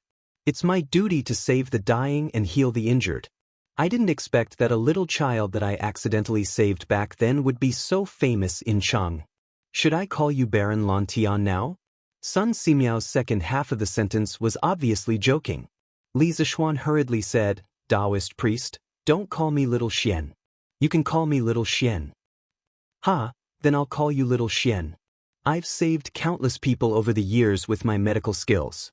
Little Xian, you've recently offered the Zhuyuan plow to the imperial court so that countless people won't miss the spring plowing. It seems that I saved the right person when I painstakingly saved you. Ha. Doctors were benevolent. Sun Simiao was very happy to see that the person he saved later saved countless people of the Tang Empire. They were chatting happily, but Cheng Yaojin and Mrs. Qin were waiting anxiously. They were eager to know if Qin Shubao's illness could be cured. Li Zishuan also noticed Cheng Yaojin, who was anxiously staring at him. He hurriedly said, Taoist priest, I'm flattered. Please tell me how Uncle Qin's illness is and whether it can be cured. Mrs. Qin looked at Li Zishuan gratefully and thought that this child was very sensible. Sun Simiao then remembered the important matter and apologized to Mrs. Qin. Then he said with a serious expression, General Qin's illness is not easy to treat. Chapter 123. Qin Manor. In the room, Sun Simiao suddenly stopped halfway and glanced at Qin Qiong. He wanted to say something but hesitated. Qin Shubao laughed and said, I've been in the military for my entire life, so I'm not afraid of death. Dr. Sun, if you have something to say, please say it. Madame Qin's face was full of anxiety. She opened her mouth to say something, but in the end, she didn't say anything. Li Zishuan and Cheng Yaojin were also very nervous. Seeing this, Sun Simiao said, Then I'll be frank. General Qin has been in countless battles in his life, and he has been seriously injured many times. Although these injuries were treated at the time, they still damaged his vitality. As time passed, these old injuries became old hidden injuries, and they often made General Qin feel so much pain that he wished he was dead. Also, I'm guessing that every time General Qin is injured, he will lose a lot of blood. After a lot of times, his body will naturally collapse. Therefore, General Qin's illness is caused by the pain caused by the old hidden injuries. On the other hand, it is because he lost too much blood in his early years, causing a severe lack of blood in his body. Sun Simiao didn't say anything mysterious to everyone. He tried to explain Qin Shubao's illness as straightforwardly as possible. In modern terms, Qin Shubao had lost too much blood, and the blood he lost couldn't be replenished by his body's ability to produce blood. On the other hand, there were many hidden injuries on his body, which often caused him to suffer from the pain. Actually, in history, Qin Qiong was sick in his later years because he had been injured in many battles. Every time he was sick, he would say to others, When I was young, I was in the military for more than 200 battles, and I suffered from severe sores. I also lost a lot of blood, so how could I not be sick? What he meant was, when I was in the military for more than 200 battles, I was seriously injured, and I lost a lot of blood, so how could I not be sick? In the end, this general who had been in the military all his life died in 12 years of the Jingguan Temple under the torment of his illness.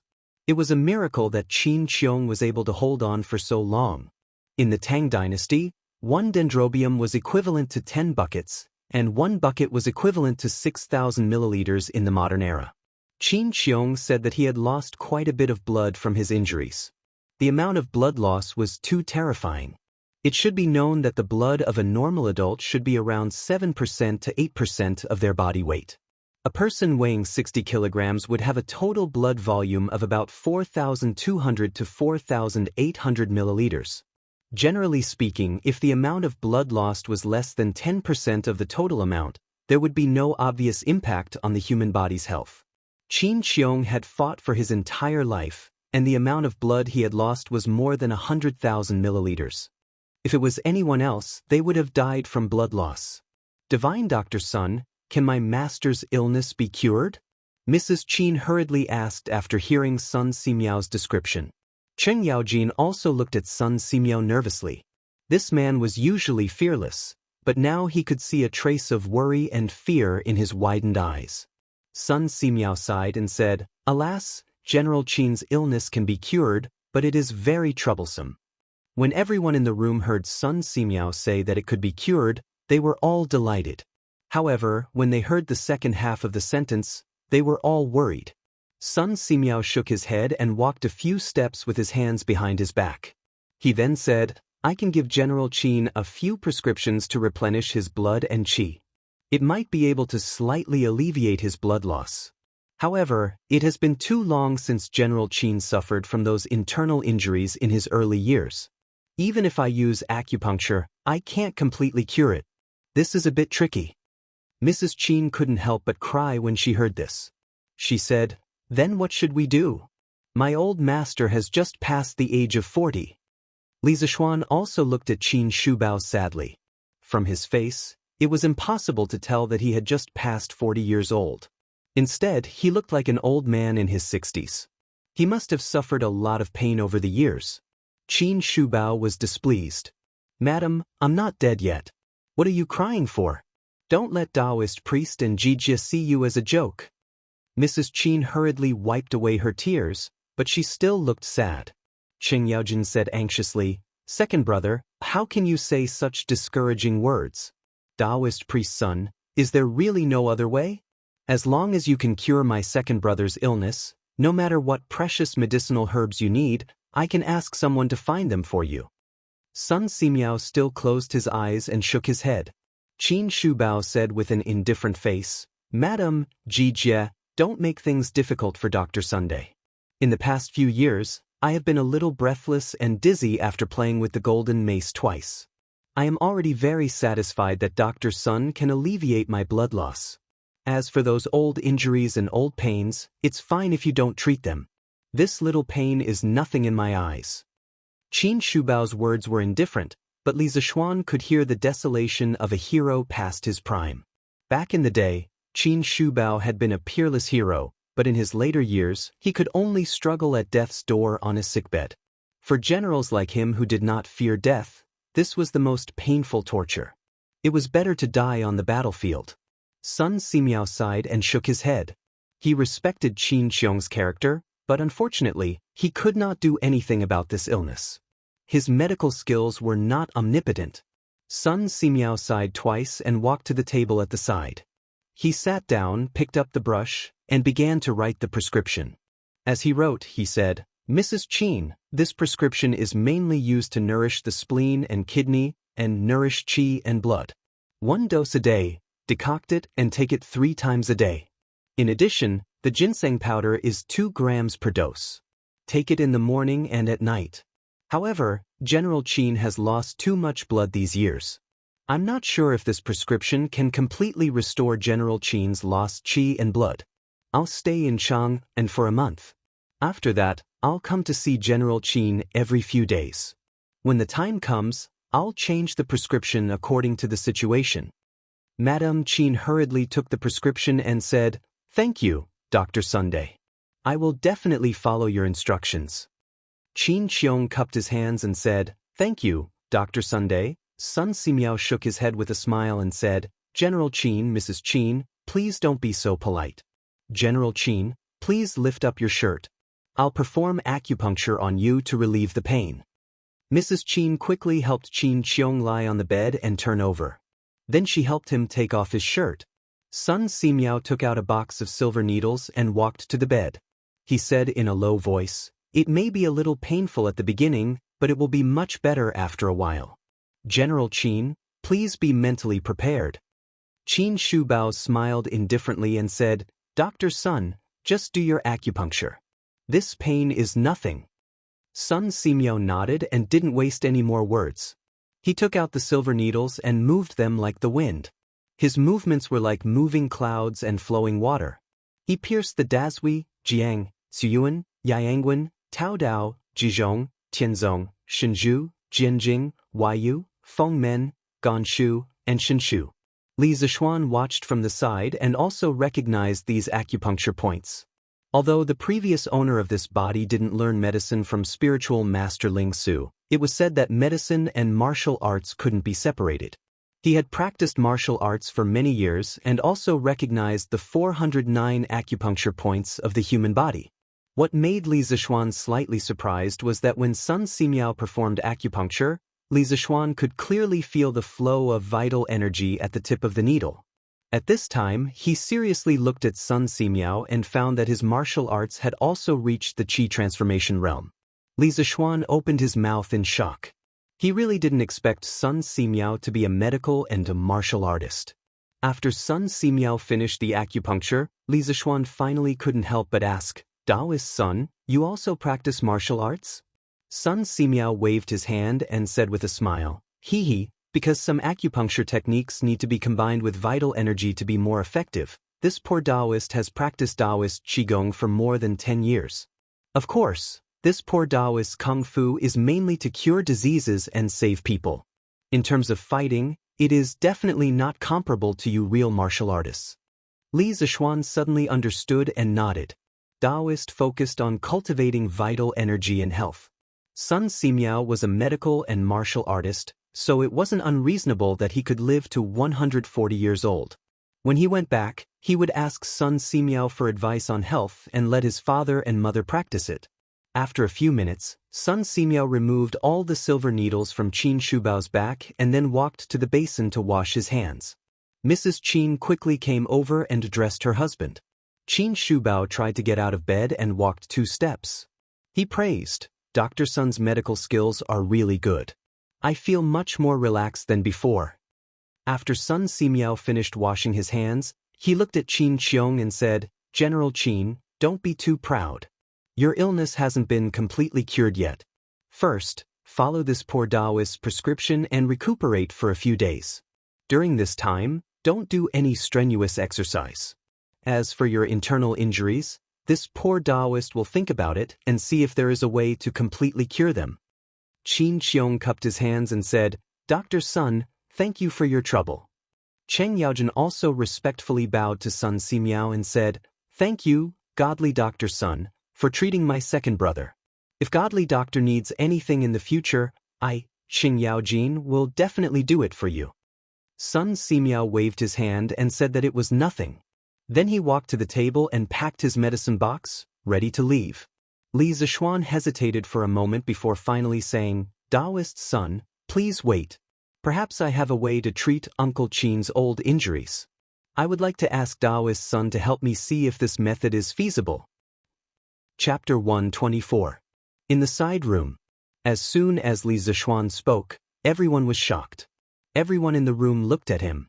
Cheng Yaojin hurriedly ran over and grabbed Li Zishuan's shoulder. He said hurriedly, "Why didn't you say you had a way earlier? Your Uncle Qin and I are like brothers. I usually treat you like a nephew. How can you bear to see your Uncle Qin suffer from injuries?" Li Zishuan explained, "Uncle Cheng, my method may not be easy to use. That's why I asked Priest Sun to study it together." Sun Simiao stopped what he was doing and turned to look at Li Zishuan. "Oh, little Xian, you know medicine?" Li Zishuan cupped his hands and said, "I don't know medicine, but my master is very good at it."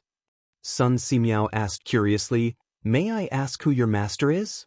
When they were in Mount Zhong, Li Zishuan only told Sun Simiao that he was weak and sickly when he was young. Later, he went to Mount Longhu to find a master. He didn't say who his master was. Cheng Yaojin said, "His master is spiritual master Lingxiu. Dr. Sun must have heard of him." Sun Simiao said in surprise, "It's actually Senior Lingxiu. I'm very impressed by his medical skills. Little Xian, did you learn his medical skills?" Li Zishuan shook his head and said, "Master only taught me martial arts when he was alive. He didn't teach me medicine. Master said that I was still young and shouldn't bite off more than I can chew." Sun Simiao shook his head with regret. "That's a pity. Oh, little Xian, you said that you have a way to treat General Qin's illness. Tell me what it is." Li Zishuan saw everyone looking at him and said, "Everyone must have heard of the Immortal drunken wine that's been popular in Chang and recently?" Cheng Yaojin laughed and said, "Of course we've heard of it. But now we're talking about treatment. Why are you talking about this?" The rest of the people were also puzzled. Li Zishuan smiled and said, "The method I'm talking about is to mix some herbs used to treat internal injuries with strong alcohol according to a certain ratio. Then, it will be used both internally and externally. I think it will have a very good effect on Uncle Qin's old injuries." Sun Simiao twirled his beard and smiled, "Little Xian, aren't you talking about medicinal wine? I already have this thing, but I don't think this medicinal wine can cure General Qin's illness." The appearance of medicinal wine can be traced back to ancient times. In addition to wine, there was also wine. Black millet was used as the raw material for brewing wine, and tulip grass, also a type of Chinese medicine, was added to brew it. This was the earliest medicinal wine recorded in written records.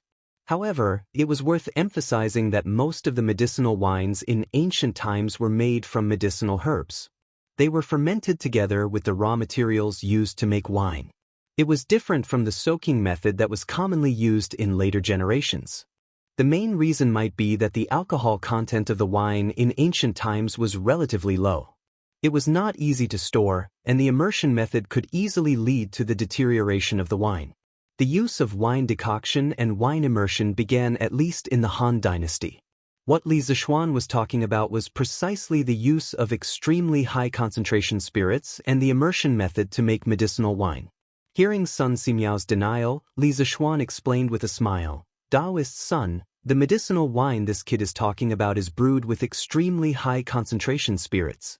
My master said before his death that the stronger the spirit used to brew medicinal wine, the better the final effect of the medicinal wine.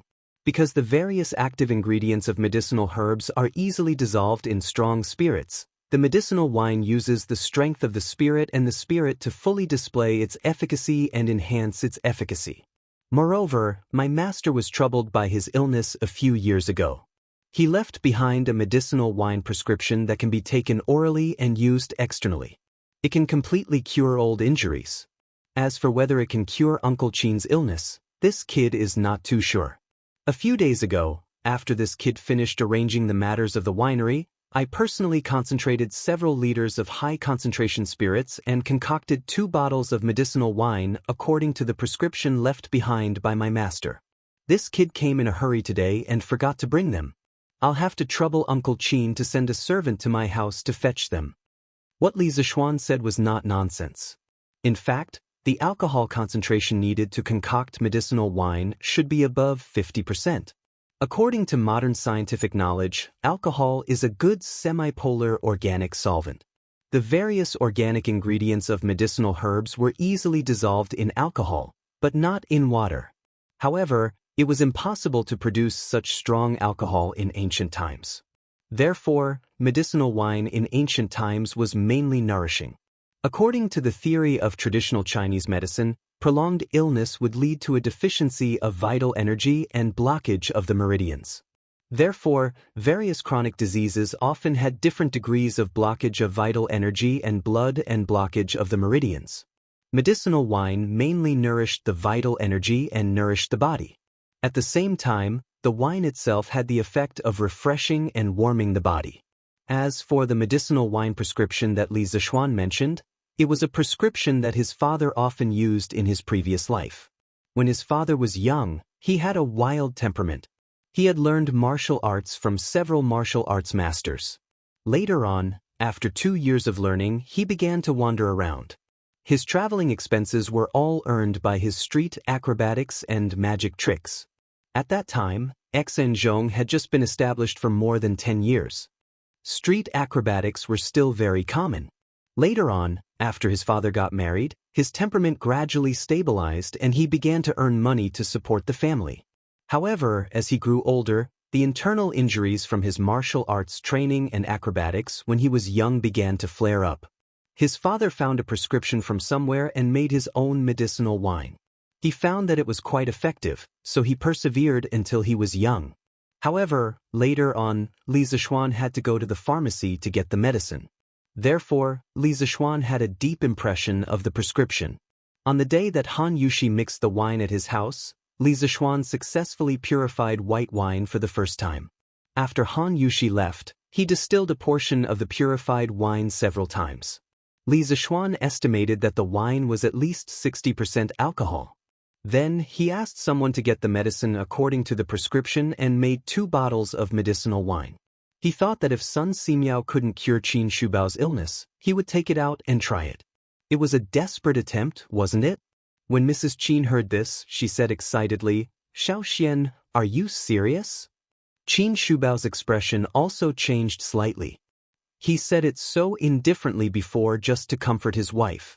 However, if there was a chance to be healthy, who would be willing to be a sickly person every day? Li Zishuan nodded affirmatively. Mrs. Qin immediately went out and ordered the servants to get the medicinal wine from the Li family. Cheng Yaojin's face was full of excitement. He stepped forward and patted Li Zishuan's shoulder with all his strength, shouting, "Good boy, it turns out that you're already prepared. If your Uncle Qin's illness is cured this time, both the Qin and Cheng families will remember your kindness and will definitely not treat you unfairly in the future." Li Zishuan hurriedly said, "Uncle Cheng, what are you talking about? Uncle Qin is a great general of the Tang Empire and has made great contributions to the Tang Empire. Every citizen of the Tang Empire hopes that a hero like Uncle Qin will live a long life. Besides, I don't know if my medicinal wine will work." Cheng Yaojin laughed and said, "Since it's the prescription left by spiritual master Ling Su, I believe it will work." Li Zishuan secretly cursed. Cheng Yaojin was too excited. How could he praise another doctor in front of a doctor? Fortunately, Sun Simiao was not a narrow-minded person. He himself also admired spiritual master Ling Su's medical skills. At this time, Sun Simiao said, "Xiaoxian, since you haven't brought back the medicinal wine, can you write down the prescription for me?" He was also eager to find out. When he heard that the prescription was left by spiritual master Ling Su, he wanted to find out. Li Zishuan nodded and said, "I was just about to ask Taoist Sun to help me look at it in detail so that I don't remember wrongly and make mistakes." Chapter 125. It was a May afternoon and there was already a trace of heat. Everyone in the room had some sweat on their faces, but no one said a word. They all watched Li Zishuan write on the table. After a while, Li Zishuan picked up the written prescription and handed it to Sun Simiao. "Taoist Sun, help me look at it in detail." Sun Simiao took the prescription and saw a few lines of crooked words. He immediately frowned. Didn't Taoist Ling Su teach Li Zishuan how to write? Li Zishuan also saw Sun Simiao's slightly furrowed brows, and he couldn't help but feel embarrassed. He secretly decided that he would have to practice his calligraphy in the future. Calligraphy was a person's face, and he couldn't not practice it well. He was also somewhat helpless. In the memory of the body he merged with, there was really no experience in writing. Perhaps his predecessor also didn't practice writing. After Sun Simiao sighed at Li Zishuan's dog-like handwriting, he looked at the contents of the prescription and saw that it was written, orally, 2 liters of white wine, strong, raw Rehmannia, cooked Rehmannia, made fleece flour, angelica, asparagus, and ophiophagon, 3 taels each of ginseng and wolfberry, 4 taels of yellow angelica, 2 taels of poria cocos, 5 taels of jujube, 4 taels of schisandra, 4 taels of peach bark, 8 taels of cinnamon, and 6 taels of raw Rehmannia. External use, 2 liters of white wine, very strong, 2 taels of daishianki, blood, and liopa, 5 taels each of rhubarb, peach kernel, eupatorium, safflower, angelica, frankincense, myrrh, gentian, and chuan dieback, 3 taels each of euchomia, bone suebu, upper turtle worm, su mu, and wamingii, 3 taels each of ma genzi, fried yellow hair removed, 3 taels each of chiyi, and 8 taels each. After Sun Simiao finished reading the prescription, he closed his eyes and muttered to himself intermittently. After a moment, he opened his eyes and said to Li Zishuan, "Little Xian, although this prescription seems to be a bit of a surprise move, in the end, it can only treat pain, promote blood circulation, and strengthen muscles and bones. If it's really used to treat internal injuries, I'm afraid that the medicinal effect is somewhat insufficient." Li Zishuan smiled and said, "What Taoist Sun said is reasonable, but this shows the key role of the strong wine. As the saying goes, medicine borrows the strength of the wine, and the wine helps the medicine. The two complement each other to maximize their effectiveness. Only in this way can Uncle Qin's internal injury be cured." Sun Simiao looked at Li Zishuan with some uncertainty and said, "Then let's wait until you bring out your medicinal wine to try." Qin's mansion and Li Zishuan's mansion were not far apart. In less than half an hour, a young servant knocked on the door and walked in, carrying 2 large porcelain vases. Li Zishuan took the porcelain bottle and handed it to Sun Simiao. "Priest Sun, please take a look." Sun Simiao took the bottle of medicinal wine with the words, external use, written on it, and opened the wooden cork. This was a strong wine with more than 60% alcohol. Immediately, the room was filled with the fragrance of wine and medicine. Cheng Yang took a deep breath and praised, "Good wine. This is even more satisfying than the immortal drunken wine. Little Xian, do you have any more of this wine? Can you give me a jar as well?" Damn, this old drunkard wanted to drink so much that he went crazy. If he drank such strong wine, wouldn't it burn him to death? Even if it didn't burn him to death, it would probably cause alcohol poisoning. Li Zishuan quickly shook his head and said, "Uncle Cheng, this wine can only be used externally. It can't be drunk. Besides, it's extremely difficult to brew this kind of strong wine. There's only a little left." Cheng Yaojin heard this and shook his head in disappointment. Sun Simiao put the medicinal wine under his nose and sniffed it for a while. Then, he said in surprise, "The wine is strong, and the medicine is also strong. It's true that the medicine borrows the strength of the wine, and the wine helps the medicine. Maybe it can really cure General Qin's injury." He opened another bottle of medicinal wine for oral consumption. After smelling it, he nodded and said to Qin Shubao, "General Qin, you can try this medicinal wine for a few days. After a few days, I'll come back to see how your internal injury has recovered." Qin Shubao cupped his hands and smiled. "Thank you, Dr. Sunday Little Xian. I'll remember your kindness this time." Li Zishuan quickly bowed and said, "Uncle Qin, you're too serious." He turned to look at Sun Simiao and said, "Priest's son, my master once told me that the blood of a human body is generally less than 10% of the weight of a human body. The blood loss of Uncle Qin over the years is probably more than 3 times the total blood in his body.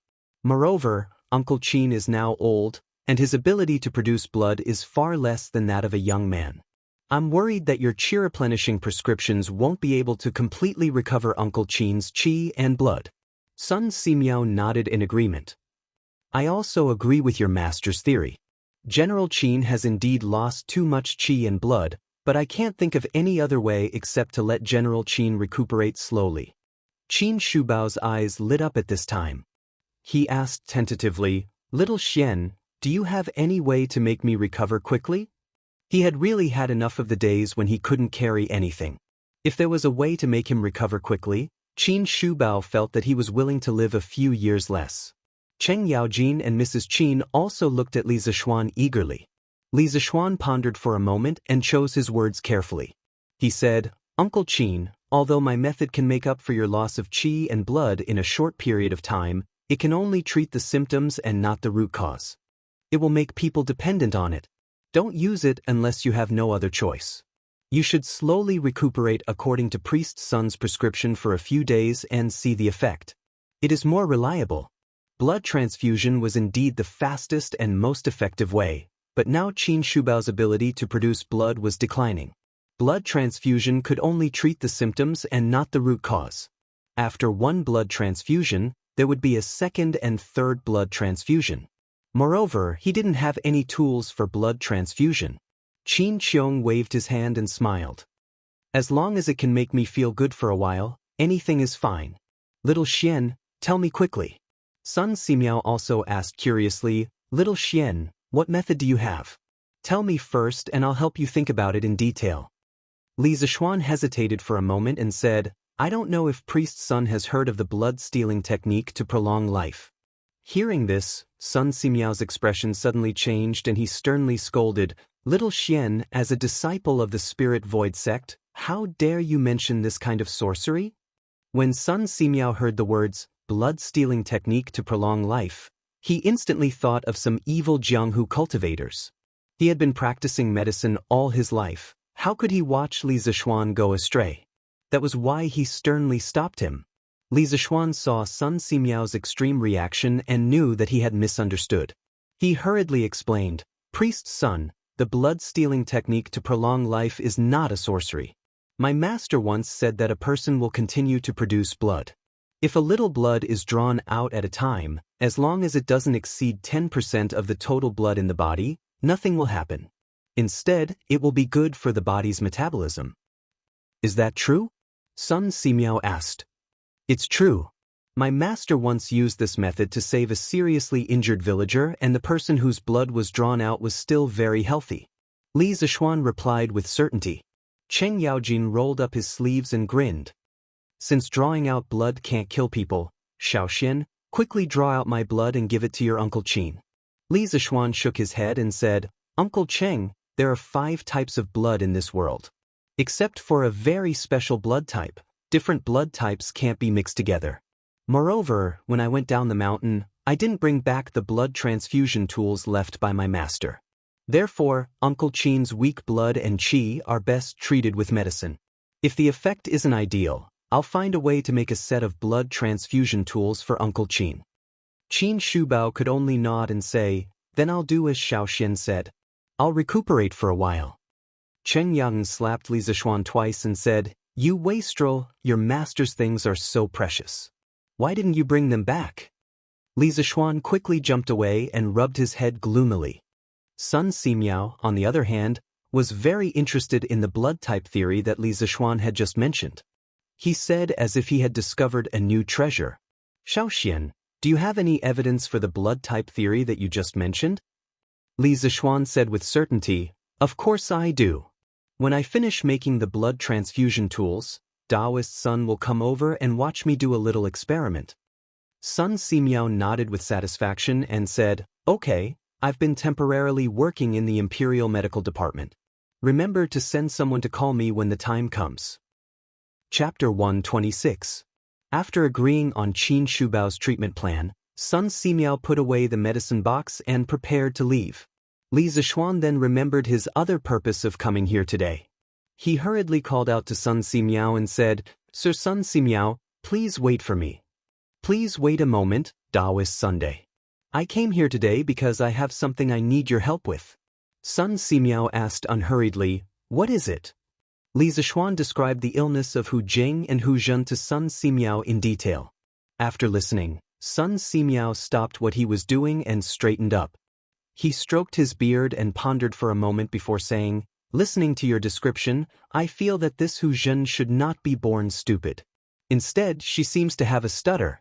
In addition, this child has been lonely since childhood and is unwilling to get along with others, causing her personality to be closed off. As for Hu Jing's blindness, I am not sure what caused her blindness. I need to see her personally to judge. How about this, Xiaoxian? If you have time in the next 2 days, bring these 2 children to the Imperial Medical Department. I will treat these 2 children. If I can cure them, I will definitely do my best. Li Zishuan hurriedly said, Thank you, Sir Sunday. Sun Simiao waved his hand and said with a smile, This is my duty. Besides, these 2 children are also pitiful. After saying that, he picked up the medicine box and said goodbye to Qin Shubao and his wife before leaving. Li Zishuan looked at Qin Shubao and suddenly asked, Uncle Qin, I wonder if you still remember Han Tianhu? He suddenly remembered the past of Han Lijing that Han Yushi told him last time, so he asked tentatively. Qin Shubao had just been treated by Sun Simiao's acupuncture and tried Li Zishuan's medicinal wine. He immediately felt that the illness in his body was much better. At this time, he was walking comfortably in the room. When he heard Li Zishuan mention Han Tianhu, Qin Shubao could not help but pause. He asked excitedly, Xiaoxian, how do you know about Han Tianhu? Do you know his whereabouts? Li Zishuan nodded. Qin Shubao hurriedly walked over and pressed Li Zishuan's shoulder. Really? Xiaoxian, quickly take this old man to see him. Back then, Han Tianhu risked his life to block an arrow for this old man in front of the Turks. Later, he was afraid of dragging this old man down, so he chose to leave alone with the name of deserter. But after he left, this old man has been feeling guilty all these years. I have been sending people to look for him. I didn't expect to receive news from you today. Tell me quickly, tell me, how has his family all these years? Cheng Yaojin also chimed in. Second brother, is this Han Tianhu the soldier who saved you during the battle with the Turks in the 6th year of Wuda? Qin Shubao nodded and said, That's right. If it wasn't for him, I might not be alive now. Mrs. Qin said with a face full of fear, Little Xian, quickly tell us where this Han Tianhu is. He is our Qin family's benefactor, and we must properly thank him. To us to be, Quickly, tell me, quickly, where is this, quickly tell me this. Old Cheng will treat him to a drink. He is a good man. Li Zishuan replied, Uncle Qin, Auntie Qin, Uncle Cheng, this Han Tianhu is the Han village's Han Lijing. A few years ago, the Han village's fields were still owned by a landlord surnamed Lu. Those years, the people in the village did not have a good life. Li Zishuan then told Qin Shubao and the others about Han Tianhu's poor life after he returned to the Han family manor. After hearing this, Cheng's Qin Shubao stood up angrily and scolded, Pei! What kind of dog is this Lu Shiren? How can the heroes of Great Tang be bullied by such lowly people? Xiao Xian, quickly tell this old man, where is this bastard? Old Cheng will chop off his dog head. Qin Shubao, who had always been kind, also had a face full of anger. He slammed the table and said angrily, when a tiger goes down to the plains, he will be bullied by dogs. How dare such a lowly person bully Great Tang's good men? This old man will definitely report to His Majesty and punish this person for treason. Li Zishuan comforted, Uncle Cheng, Uncle Qin, please calm down. This Lu Shiren has already been dealt with. Thus, he told them about how he had beaten up Lu Shiren and his father, and how they were attacked by the people of Plum Village. Madame Qin could not help but laugh. Evil really has its retribution. This pair of father and son really deserved it. Cheng's Qin Shubao laughed and said, Good. Xiaoxian, you did well. This is really satisfying. At least that Lu guy knew what was good for him and left Plum Village. Otherwise old Cheng, would definitely go to his door and teach him a lesson. Li Zishuan secretly wiped the sweat on his forehead. He thought to himself that Lu Shiren and his father had hit the jackpot and escaped. Otherwise, if they were targeted by the devils incarnate, they would suffer more than death.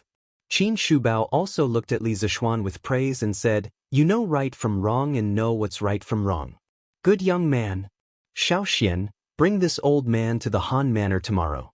This old man wants to see Han Tianhu personally. Cheng Xiaojin patted his chest and said, I'll go too. You brat, bring 2 jugs of good wine tomorrow. This old man wants to have a good drink with Han Tianhu. Li Zishuan was speechless. He suspected that Cheng Xiaojin was going to drink wine and not to see Han Tianhu.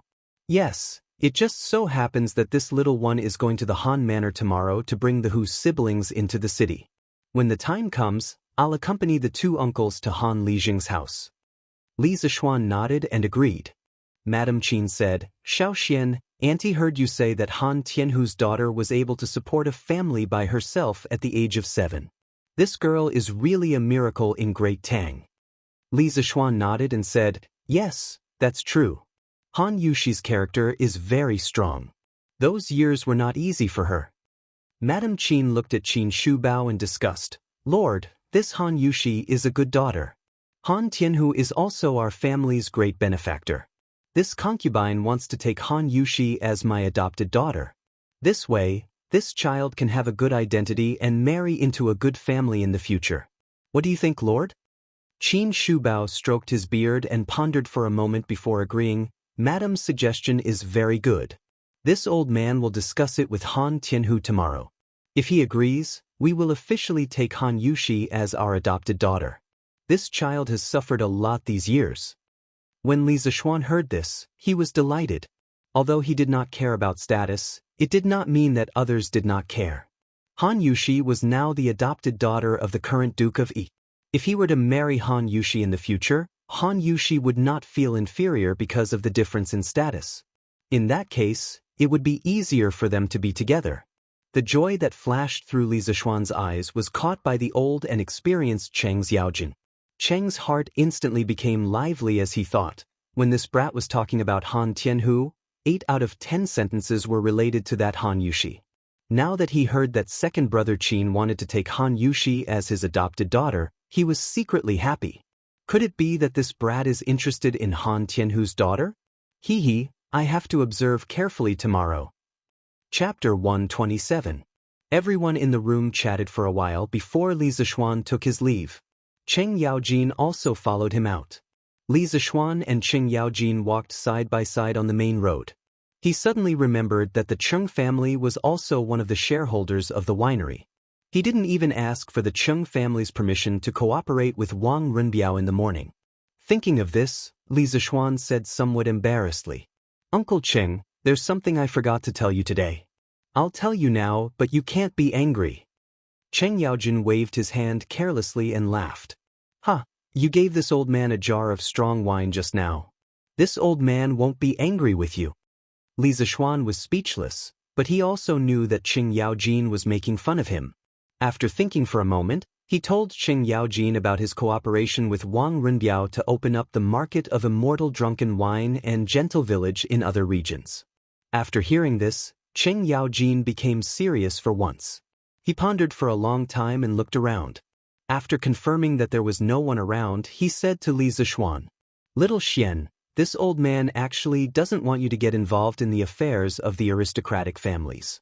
In today's world, apart from the imperial family, the 6 aristocratic families have tens of thousands of direct descendants.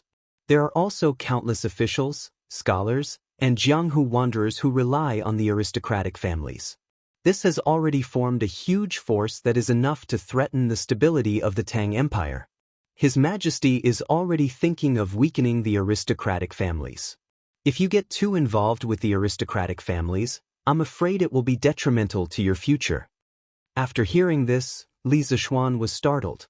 He cupped his hands and said to Cheng Yaojin, "Thank you for your reminder, Uncle Cheng. After this cooperation, this little one will try not to interact with the aristocratic families." Cheng Yaojin nodded and continued, "But little Xian, the person you're cooperating with this time is not bad. Wang Runbiao is from the Wang family of Taiyuan in Qi County. Wang Runbiao's father, Wang Yu, is now the governor of Sui Province. Wang Runbiao's mother is the younger sister of the retired emperor, Princess Tong. His Majesty dotes on their family, and Wang Yu is also a supporter of His Majesty. Even if His Majesty really wants to clean up the aristocratic families in the future, Wang Yu's bloodline will definitely be fine. It won't be a big problem for you to cooperate with his son." Wang Yu's father, Wang Bing, was also a powerful person. He was once the Grand Minister of the Sui dynasty, a rank 1 official. Wang Yu's wife, Princess Tong, was conferred the title of Grand Princess after the founding of the Great Tang. Li Er had always been especially respectful to this aunt of his. After she married Wang Yu, he visited her house many times and rewarded her with many gifts. There was once a time when Princess Tong was ill. Li Er personally visited her and bestowed upon her 500 maidens and maids. According to historical records, Wang Yu also had a beautiful and docile grandniece. Princess Tong mentioned to Li Er that Li Ji took her as his princess consort. She was Empress Wang, who was later killed by Wu Zetian. Wang Yu's grandson, Wang Fengyi, was also a famous general during the Gaozong era. From this, it could be seen that Wang Yu's family was a true aristocratic family in the Tang dynasty. Under the background of the emperor's efforts to weaken the aristocratic families were all excluded from the center of the imperial court. Very few of them were able to reach rank 4 and above. As for the branch of the Wang family of Taiyuan in Qi County, Wang Yu relied on the emperor's favor to first become a secondary 3rd-grade provincial governor. Finally, he was promoted to a secondary 1st-grade provincial governor. This level of favor from the emperor was rare among the aristocratic families of that time. The next day, Li Zishuan, Qin Shubao, and Cheng Yaojin met up and rushed to the Han Manor. "Uncle Qin, is your body okay riding a horse? Why don't we hire a carriage for you?" Li Zishuan looked at Qin Qiong's sallow face and asked worriedly. Qin Qiong laughed and waved his hand. He said in a clear voice, "This old man is not that fragile. After taking Dr. Sun's medicine yesterday and drinking your medicine, this old man feels much better today." Cheng Yaojin said excitedly, "Then in a few months, second brother Qin will be as lively as a dragon and as lively as a tiger. When that time comes, we 2 brothers will be able to fight side by side on the battlefield." "Ha, great, great." When the 3 of them arrived at the Han Manor, it was already close to noon. Li Zishuan planned to bring them directly to the Han Manor's small courtyard. Along the way, Many villagers saw Li Zishuan and greeted him enthusiastically. "Oh, Lord Zhu, you're here? Can you come to my house for lunch? My husband's cooking is very good." "Nonsense, old man Wang, can your husband's cooking be eaten? Lord Zhu, you should come to my house. I hunted 2 wild rabbits on the mountain yesterday and stewed them today. I hunted 2 pheasants and a rabbit this morning. Lord Zhu, come to my house for lunch." "Come to my house, come to my house." Li Zishuan hurriedly dismounted from his horse and comforted these people. Only then did they reluctantly open up a path for him. Qin Qiong and Cheng Yaojin stroked their beards and stood quietly at the side. They nodded at this scene. "Xiao Xian, I didn't expect you to be so popular in the Han Manor," Qin Qiong said with a casual smile as they walked on the path in the manor. Li Zishuan said humbly, "Uncle Qin, you must be joking. This is just the love of the villagers. Actually, I didn't do much for them." Qin Qiong shook his head and smiled without saying anything. Cheng Yaojin chuckled and said, "You brat, you're learning from those rotten scholars. Aren't your words sour?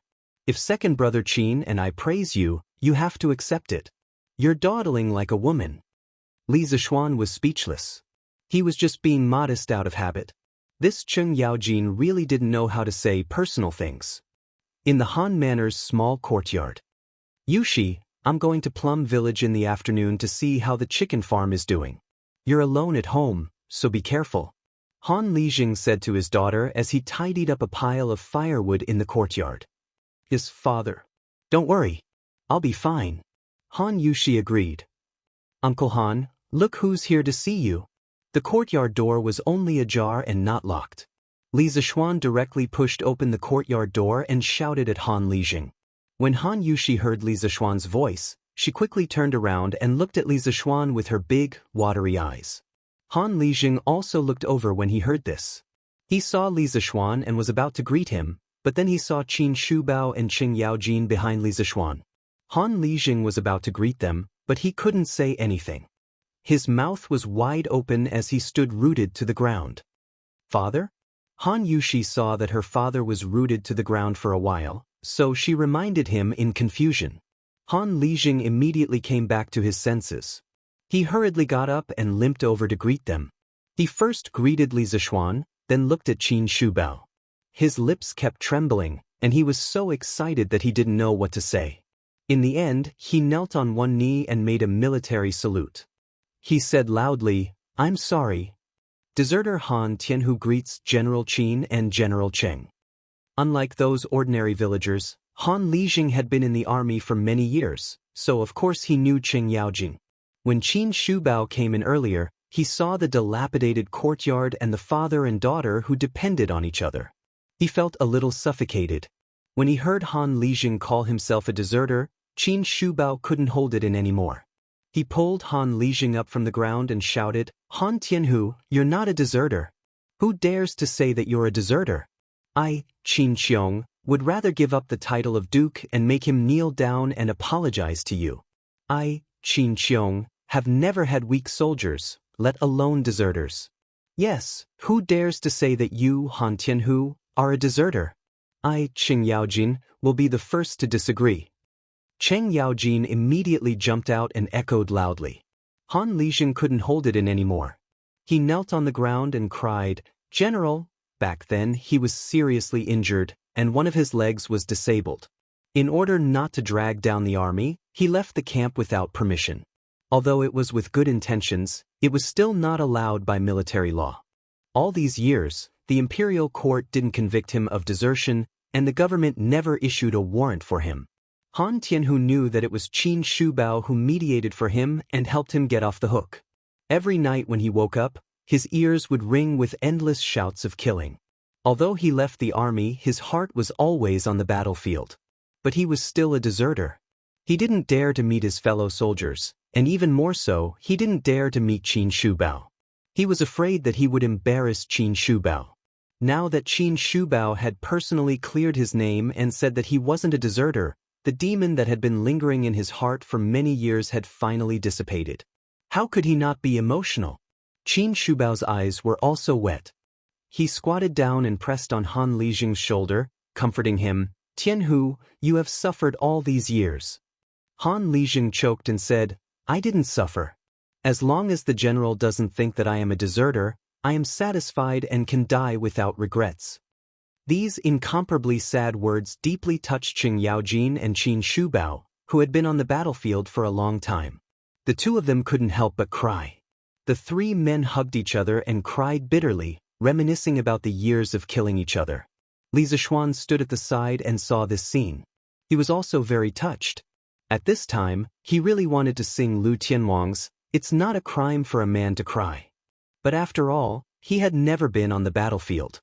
He couldn't empathize with these veterans like Qin Shubao and Qing Yaojin. He sighed for a while and left the three old men hugging and crying. He went to talk to Han Yushi, who was not far away. Chapter 128. In the small courtyard of the Han family. Yushi, how have you been recently?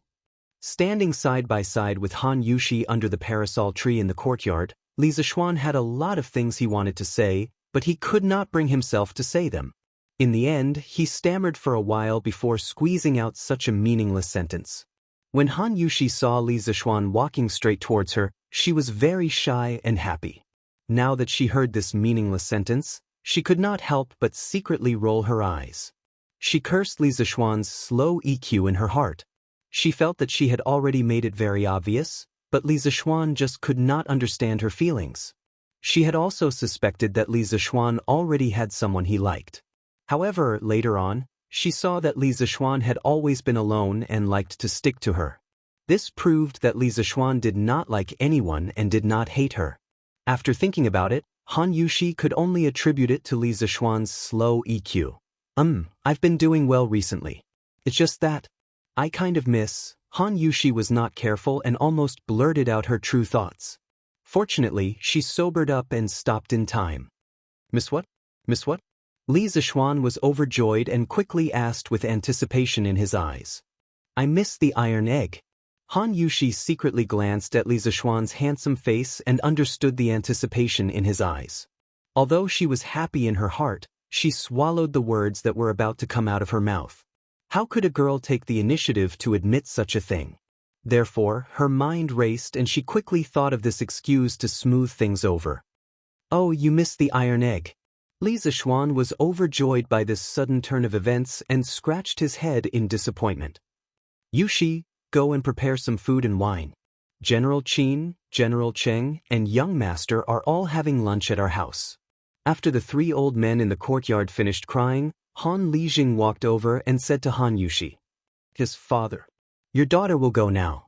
Han Yushi responded and glanced at Li Zishuan before walking to the kitchen.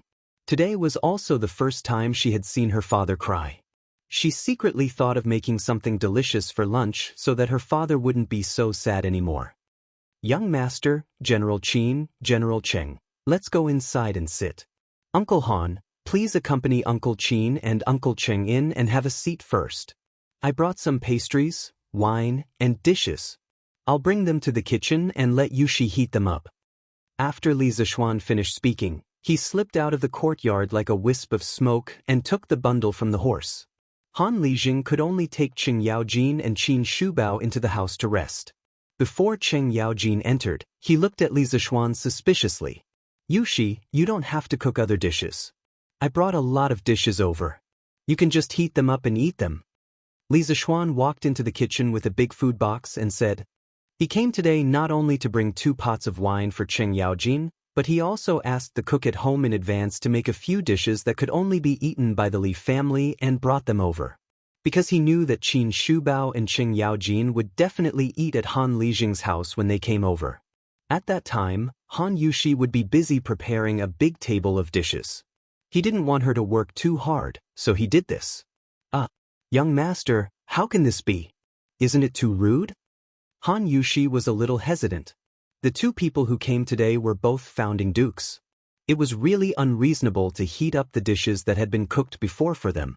Hey, there's nothing rude about it. Yushi, listen to me. It's okay. Uncle Qin and Uncle Cheng definitely won't have any objections. Li Zishuan said affirmatively. Qin Xiong and Qing Yaojin probably hadn't eaten braised pork, braised lion's head, and other pork dishes. It would be strange if they had any objections to this. Han Yushi saw that Li Zishuan said firmly and finally nodded. Yushi, let me help you. Li Zishuan wanted to stay here for a while longer. The air smelled especially good when he was with a beauty. Young master, get out quickly. How can you be in the kitchen? When Han Yushi heard this, she hurriedly pushed Li Zishuan out of the kitchen without any explanation. Although she also liked to stay with Li Zishuan, she still understood the principle of a gentleman should stay away from the kitchen. Hey, Yushi, don't push me. Let me help you. Li Zishuan could only helplessly return to the front hall to accompany the three old men. Inside the house, Qin Shubao was talking to Han Lijing. When he saw Li Zishuan enter, the two of them nodded at him as a greeting. Cheng Yaojin deliberately threw a very strange look at Li Zishuan, causing Li Zishuan to be confused. Tianhu, our Qin family owes you for so many years. Qin Qiong looked at the four bare walls in the front hall and sighed. Han Lijing hurriedly said, this subordinate is afraid. Back then, this subordinate was the general's personal army. Protecting the general is this subordinate's duty. The general does not owe this subordinate anything. Qin Qiong patted Han Tianhu's shoulder and said in a deep voice, you don't have to say that. This old man can still distinguish between right and wrong. How can I, Qin Qiong, be someone who doesn't repay kindness? I have discussed with my wife that I want to take Yushi as my adopted daughter. This way, this child will have a bright identity in the future and can marry into a good family. Today, I came here to ask for your opinion. Han Tianhu stood up in shock and bowed. How can this be? General Qin is a duke. How can my family be worthy of you? Qin Qiong shouted unhappily, nonsense. Didn't this old man's current position rely on you, my former comrades on the battlefield, to fight for it? Back then, if you hadn't risked your life to block an arrow for this old man might have died long ago. Now, there might not be any Duke of E. Besides, if you don't think for yourself, don't you think for this child, Yushi? This old man has also heard that in those years when you left, this child supported the entire family on her own. She has suffered so much. As her father, don't you want her to marry into a good family and enjoy the rest of her life? Qin Qiong's words made Han Lijing hesitate in his heart. As a father, he more or less knew his daughter's thoughts. Now that his young master had been conferred the title of baron, his daughter was just a peasant girl. The difference in status was too great. Even though his young master did not care about status, it was inevitable that others would gossip. Therefore, he had always been pessimistic about his daughter's relationship with Li Zishuan. However, he owed his daughter a lot, so it was impossible for him to stop her. Now, Qin Qiong's suggestion made him see a glimmer of hope. As long as his daughter could live a good life in the future, he, Han Tianhu, would shamelessly accept this favor today. Even if he was accused of climbing up the social ladder in the future, it would be worth it.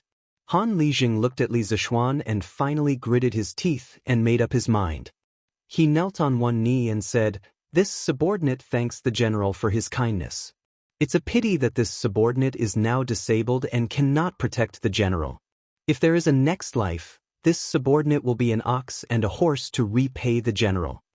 Qin Qiong hurriedly pulled Han Lijing up and said loudly, Tianhu, you don't have to be so polite. You don't owe this old man anything. Today's action is this old man repaying your kindness. You don't have to feel that you owe me. Cheng Yaojin also chimed in, second brother Qin is right. Han Tianhu, you are a man. I old Cheng, like honest men like you. Later, you must accompany me for a few drinks. Han Tianhu smiled and cupped his hands. I dare not disobey. This subordinate's alcohol tolerance in the army was excellent. I'm just afraid that General Cheng won't be able to drink as much. Cheng Yaojin slammed the table and said anxiously, what big words. Later, I will let you, Han Tianhu, broaden your horizons and let you know what it means to be able to drink. Li Zishuan watched this heartwarming scene from the side and felt very gratified. Although Han Lijing had military merits, he was still a deserter. It was very difficult and unrealistic for the imperial court to completely overturn the case and reward him based on his merits. Now that he had received such an outcome, it seemed pretty good. Chapter 129. Father, General Qin, General Cheng, young master, it's time to eat. Han Yushi walked in with 2 plates of dishes and shouted. She placed the dishes on the table and turned back to the kitchen to get the rest of the dishes. General Qin, General Cheng, young master, come to the table and eat. Han Lijing stood up and called out. Qin Shubao and Qing Yaojin nodded. Li Zishuan stood up and said, I'll help Yushi serve the dishes. After saying that, he did not wait to refuse and directly chased after Han Yushi into the kitchen. This. Han Lijing stretched out his hand and wanted to stop him, but it was too late. Hee, brother Tianhu, just let little Xian go. I think it won't be long before I attend your wedding. I wonder if old Han's family has a daughter, Red? Qing Yaojin winked and laughed mischievously. After Qin Qiong heard this, he suddenly understood. He smiled and looked at the direction Li Zishuan disappeared in thoughtfulness. Young master, why are you in the kitchen again? Han Yushi had just entered the kitchen when she heard footsteps coming from behind. She turned around and realized that it was Li Zishuan. She was shocked. Yushi, let me tell you a secret. In order to avoid being chased out again, Li Zishuan pretended to be mysterious and said, What secret? Han Yushi's curiosity was piqued as she asked doubtfully. Come closer, I'll tell you. Li Zishuan hooked his finger and pretended to be careful as he said. Han Yushi hesitated. If she really leaned over, it would be too ambiguous. However, she saw Li Zishuan's mysterious face, as if he really had something important to tell her. She thought for a long time, but in the end, she could not hold back the curiosity in her heart. She leaned her ear over and said shyly, Young master, tell me quickly. My father and the others are still waiting to eat. Li Zishuan was about to speak when he smelled a charming fragrance. He thought to himself that there was no shower gel or shampoo in ancient times. He did not know where the fragrance on Han Yushi's body came from. He caught a glimpse of Han Yushi's tender and fair neck and sparkling earlobes. For a moment, he could not help but feel a little moved. He really wanted to kiss her neck and earlobes. Han Yushi was tickled by Li Zishuan's hot breath beside her ear, but she waited for a long time and did not hear Li Zishuan speak. She thought that Li Zishuan was deliberately teasing her, and she could not help but feel a little embarrassed. When Li Zishuan saw that Han Yushi was about to turn her head, he hurriedly swallowed the saliva in his mouth. He forcefully suppressed the thoughts in his heart and said in a low voice, Yushi, in a moment, Dookie wants to recognize you as his adopted daughter. You have to be mentally prepared. What? When Han Yushi heard this, she did not care about the shyness in her heart and asked in disbelief. Li Zishuan smiled and said, What I said is true. Let's take the dishes out quickly. After saying that, he did not care about Han Yushi, who was still in a daze at the side. He carried 2 plates of dishes and went out. Sigh. Han Yushi reacted and was about to ask Li Zishuan to put down the dishes, but Li Zishuan had already walked far away. She stomped her feet in anger, but she felt a little sweet in her heart. When the dishes were served, Han Lijing said to Han Yushi, Yushi, father wants to tell you something. Tianhu, let me say it. Qin Qiong waved his hand and interrupted. Then he looked at Han Yushi and asked, Yushi, my wife and I want to take you in as our adopted daughter. We just discussed it with your father and he agreed. What do you think? Although Han Yushi had just heard Li Zishuan mention this in the kitchen, she still could not hide her surprise when she heard Qin Shubao say it himself. She looked at her father hesitantly, hoping to get some pointers from him. Seeing Han Lijing gently nod his head, Han Yushi bowed and said, Yushi greets foster father. Good child, quickly get up. Qin Qiong laughed heartily, but it was not appropriate for him to pull her up. He could only tell Han Yushi to get up quickly. Han Yushi stood up and poured a cup of tea for Qin Qiong. She raised it with both hands and bowed as she said, Foster father, please have some tea. Qin Qiong was grinning from ear to ear. He took the teacup, took a sip and put it down. He said, Good child, go to the Qin manor to visit your foster mother another day. She likes a sensible daughter like you very much. Yes, foster father. Qin Qiong said with a smile, All right, you will be my daughter from now on. If anyone dares to bully you, just tell me. I will definitely uphold justice for you. Han Yushi's heart warmed as she thanked him sincerely. Thank you, foster father. Second brother Qin, you have taken in an adopted daughter today. This is a joyous occasion. We must drink to our heart's content. Brother Tianhu, don't you think so? Qing Yaojin laughed heartily. He looked at the delicious food on the table and thought of the wine Li Zishuan brought. He could not help but want to eat. General Qing is right. I must toast to the two generals today. Han Lijing smiled. Qing Yaojin could not wait and said, Xiao Xian, quickly take out the good wine you brought. Li Zishuan smiled as he went to take 2 pots of wine and put them on the table. He said to Qin Shubao, bad wine will hurt your stomach. Uncle Qin, your old injury has not healed yet. You should not drink this kind of strong wine. You should drink the fruit wine. Qin Shubao opened his mouth and looked depressed. However, in his opinion, Li Zishuan was equivalent to half a doctor. He could not refute and could only nod helplessly. Cheng Yaojing glared and said, Xiao Xian, the medicinal wine you took before, second brother Qin was fine after drinking it. Why can't he drink it now? Qin Shubao's eyes lit up when he heard this. He looked at Li Zishuan. Li Zishuan still shook his head and said, Uncle Cheng, these are 2 different things. The wine in the medicinal wine is just a catalyst. The main body is still medicine. Uncle Qin's old injury is very bad for his recovery if he drinks this kind of strong wine. Yushi, go and get some fruit wine. I will drink with Uncle Qin. Han Yushi responded and went to the inner room to get the fruit wine. Cheng Yaojing could only say gloomily, forget it. Brother Tianhu, let's drink a few cups today. I dare not to. After the meal, Qing Yaojin and Han Lijing were both drunk. After all, the immortal drunk was too strong. The other 3 people in the room looked at the 2 drunk people and smiled bitterly at each other. Alas, there was no other way. Li Zishuan could only do this kind of hard work himself. He could not let the sick Qin Shubao and the weak Han Yushi go. Li Zishuan dragged the 2 into the room and threw them on the bed to let them rest. Xiao Xian Yushi, go to your work. I will walk around the Han family manor. When Jijia wakes up, we will go back to Chang. Qin Qiong remembered the strange words Qing Yaojin said and wanted to matchmake them. He also felt that Li Zishuan had a good character. If he could be together with Han Yushi, it would be a good thing. Li Zishuan quickly said, Uncle Qin, please be careful. Han Yushi also said with concern, Godfather, your body is not well yet.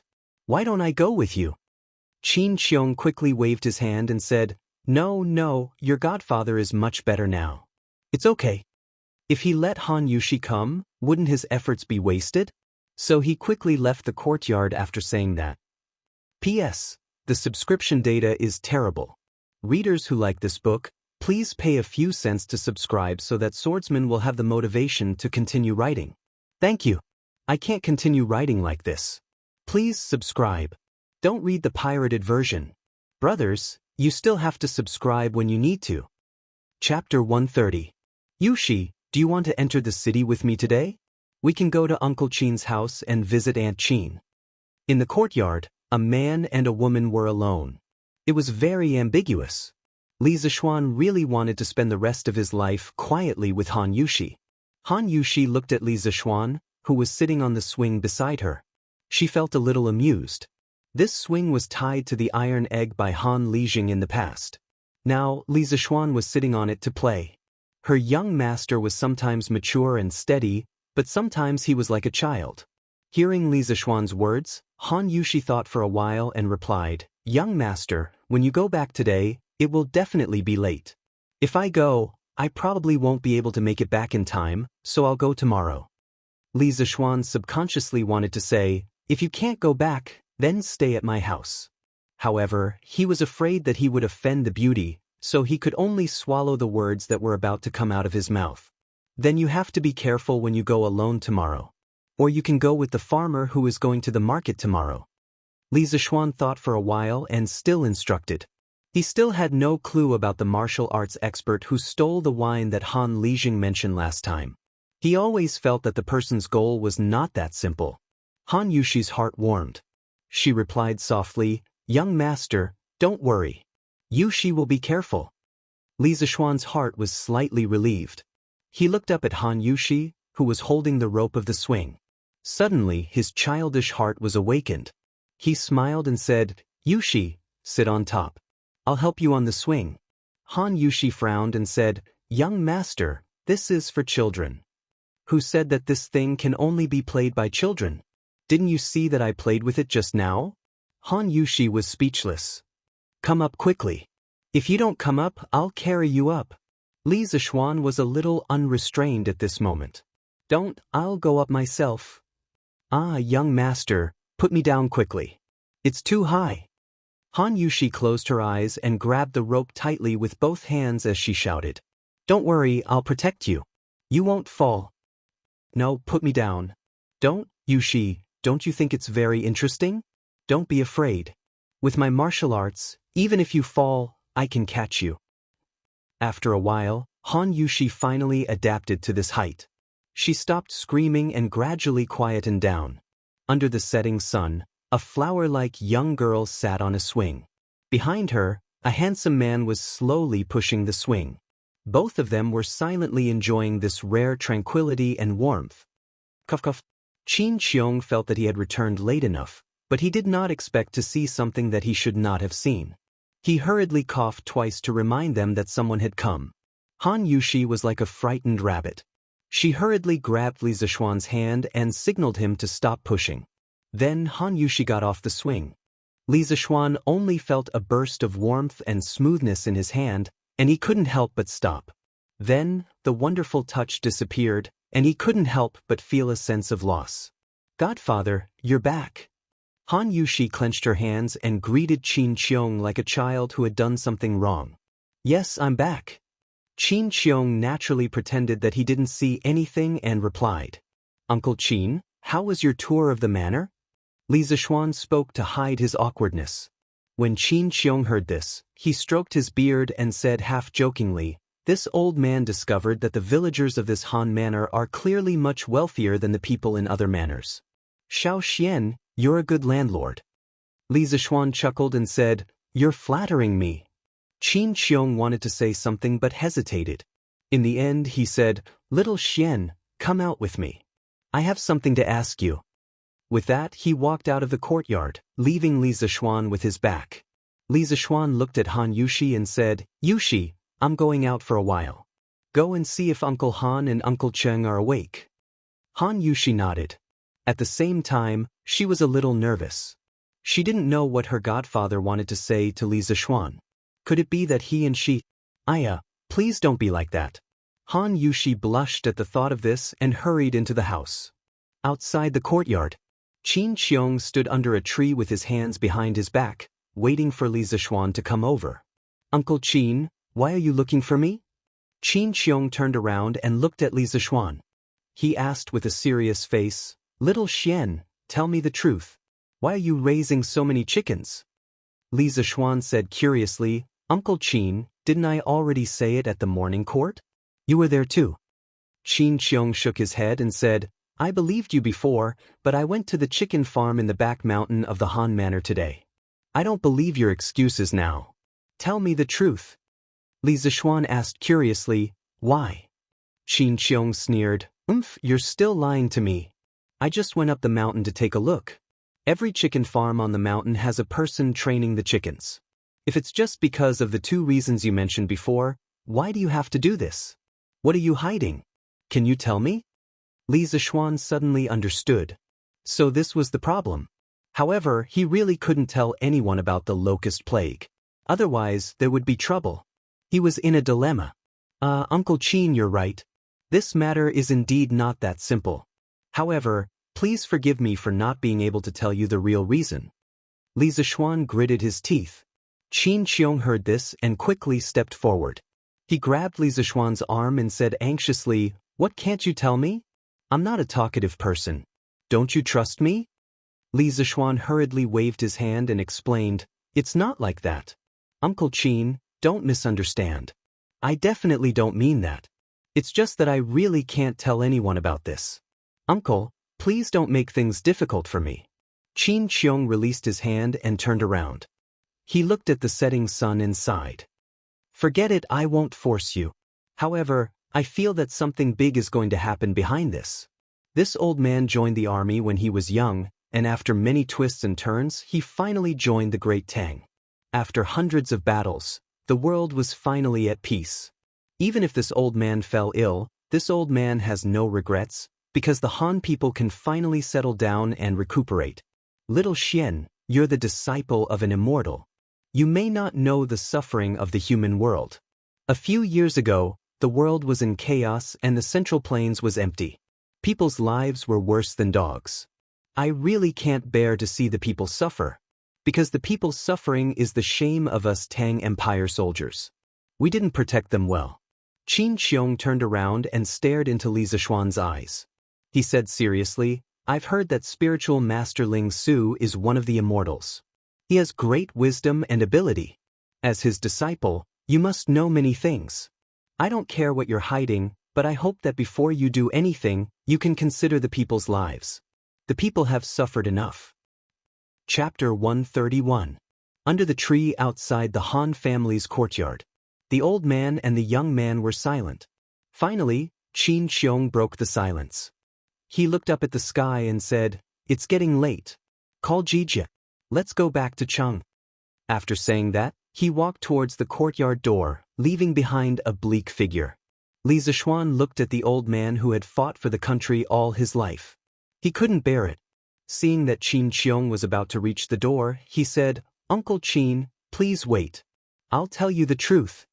Qin Xiong stomped his feet, turned around, and then walked over. He looked at Li Zishuan and nodded with gratification. After saying, Good child, he quietly stood to the side and listened to Li Zishuan continue. Li Zishuan thought for a moment and said, Uncle Qin, the reason I have so many chickens is because of a prophecy my master left behind.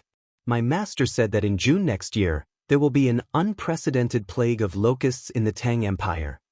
As Li Zishuan spoke, Qin Xiong's face grew more and more serious. After Li Zishuan finished telling his father the story he had told that night, Qin Xiong couldn't help but point at Li Zishuan and scold him. You bastard! Why didn't you tell His Majesty about this earlier? Can you bear to watch the people of the other provinces starve to death when the plague of locusts comes? I only realized today that you, Li Zishuan, have such a heart of stone. What good will it do you to let the people starve to death? Could it be that you, the son of an immortal, really want to become an immortal? Qin Xiong's words pierced Li Zishuan's heart, and Li Zishuan was instantly covered in wounds. He thought of all the hard work he had done in the past few months, only to be criticized by Qin Xiong as selfish. The grievance and anger in his heart immediately gushed out. He could no longer hold it in and roared angrily. Do you think I want to hide it? If I told His Majesty the truth, would His Majesty believe me? They might even punish my family and implicate my nephew's parents.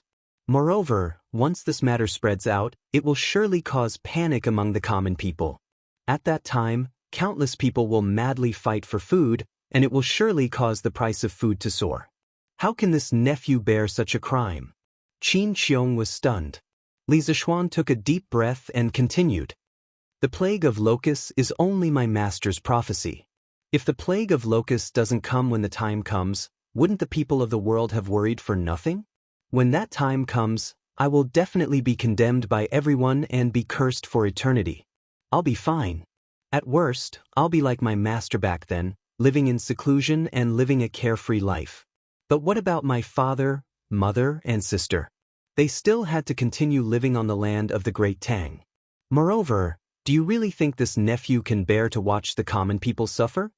If that was really the case, then why did that brat bother to raise 150,000 chickens in the Han village and Plum village? Do you think this kid has a heart of stone?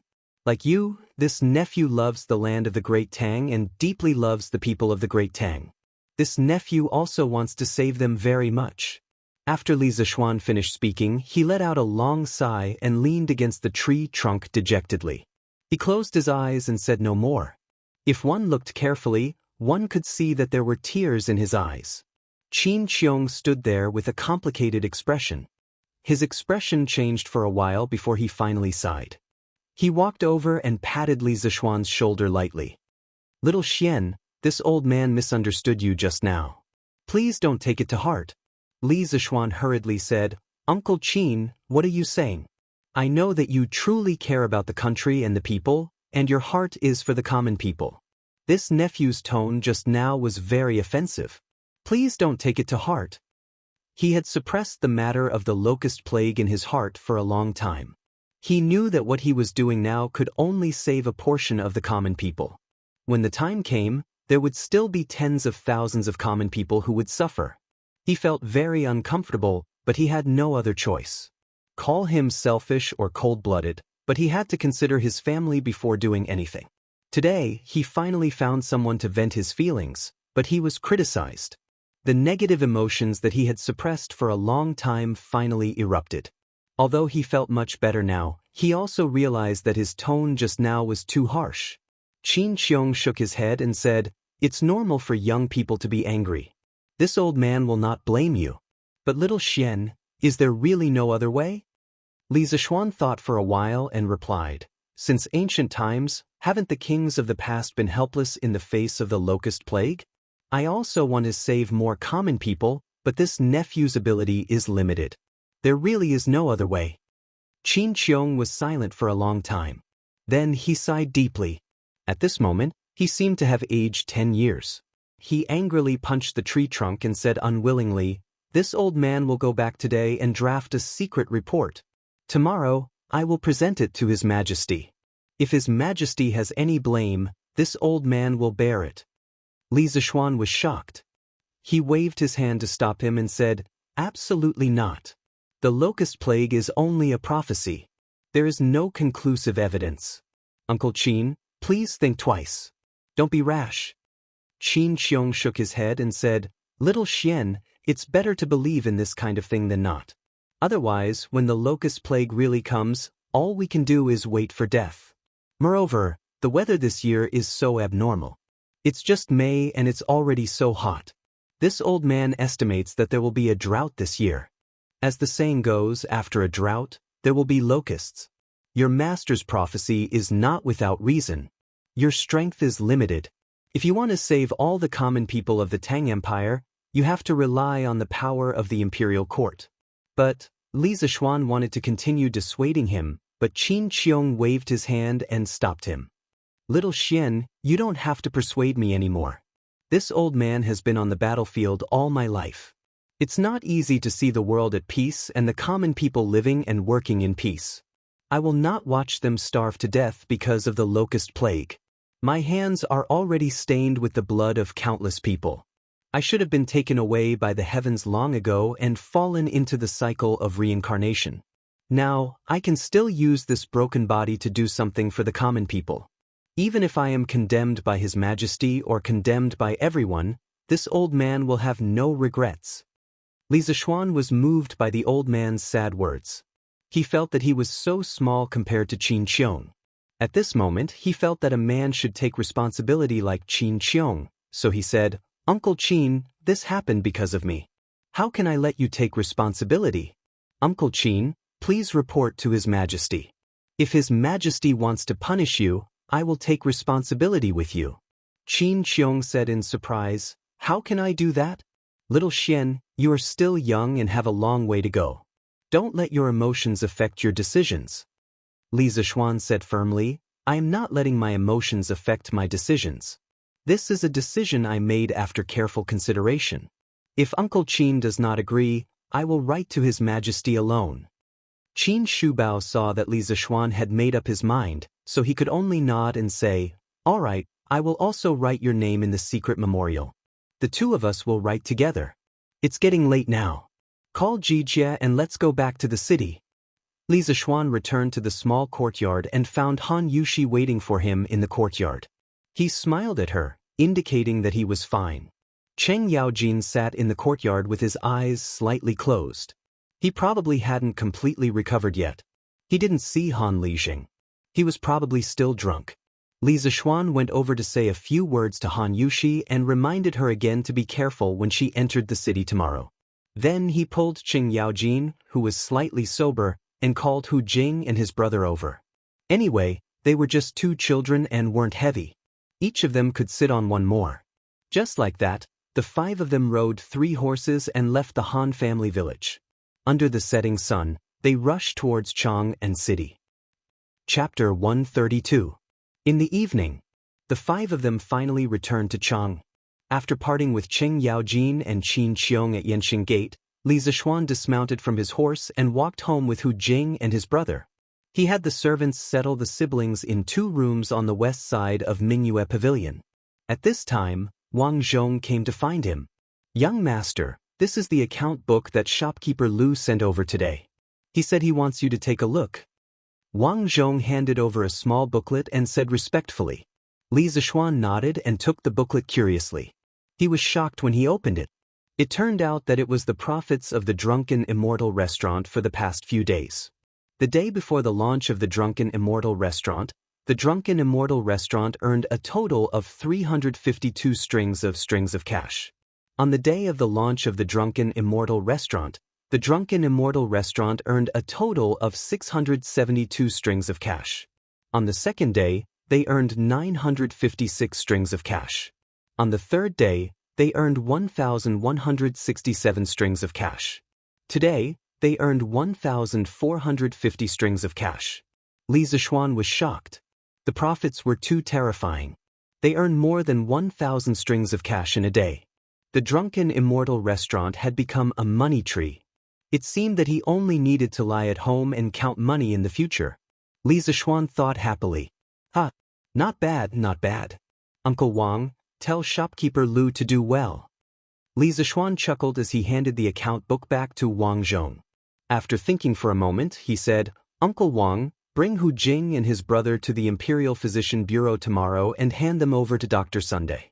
I'll go take care of some matters first and then go take a look." Wang Zhong smiled and nodded. "Yes, young master." Yunxi Pavilion. "Young master."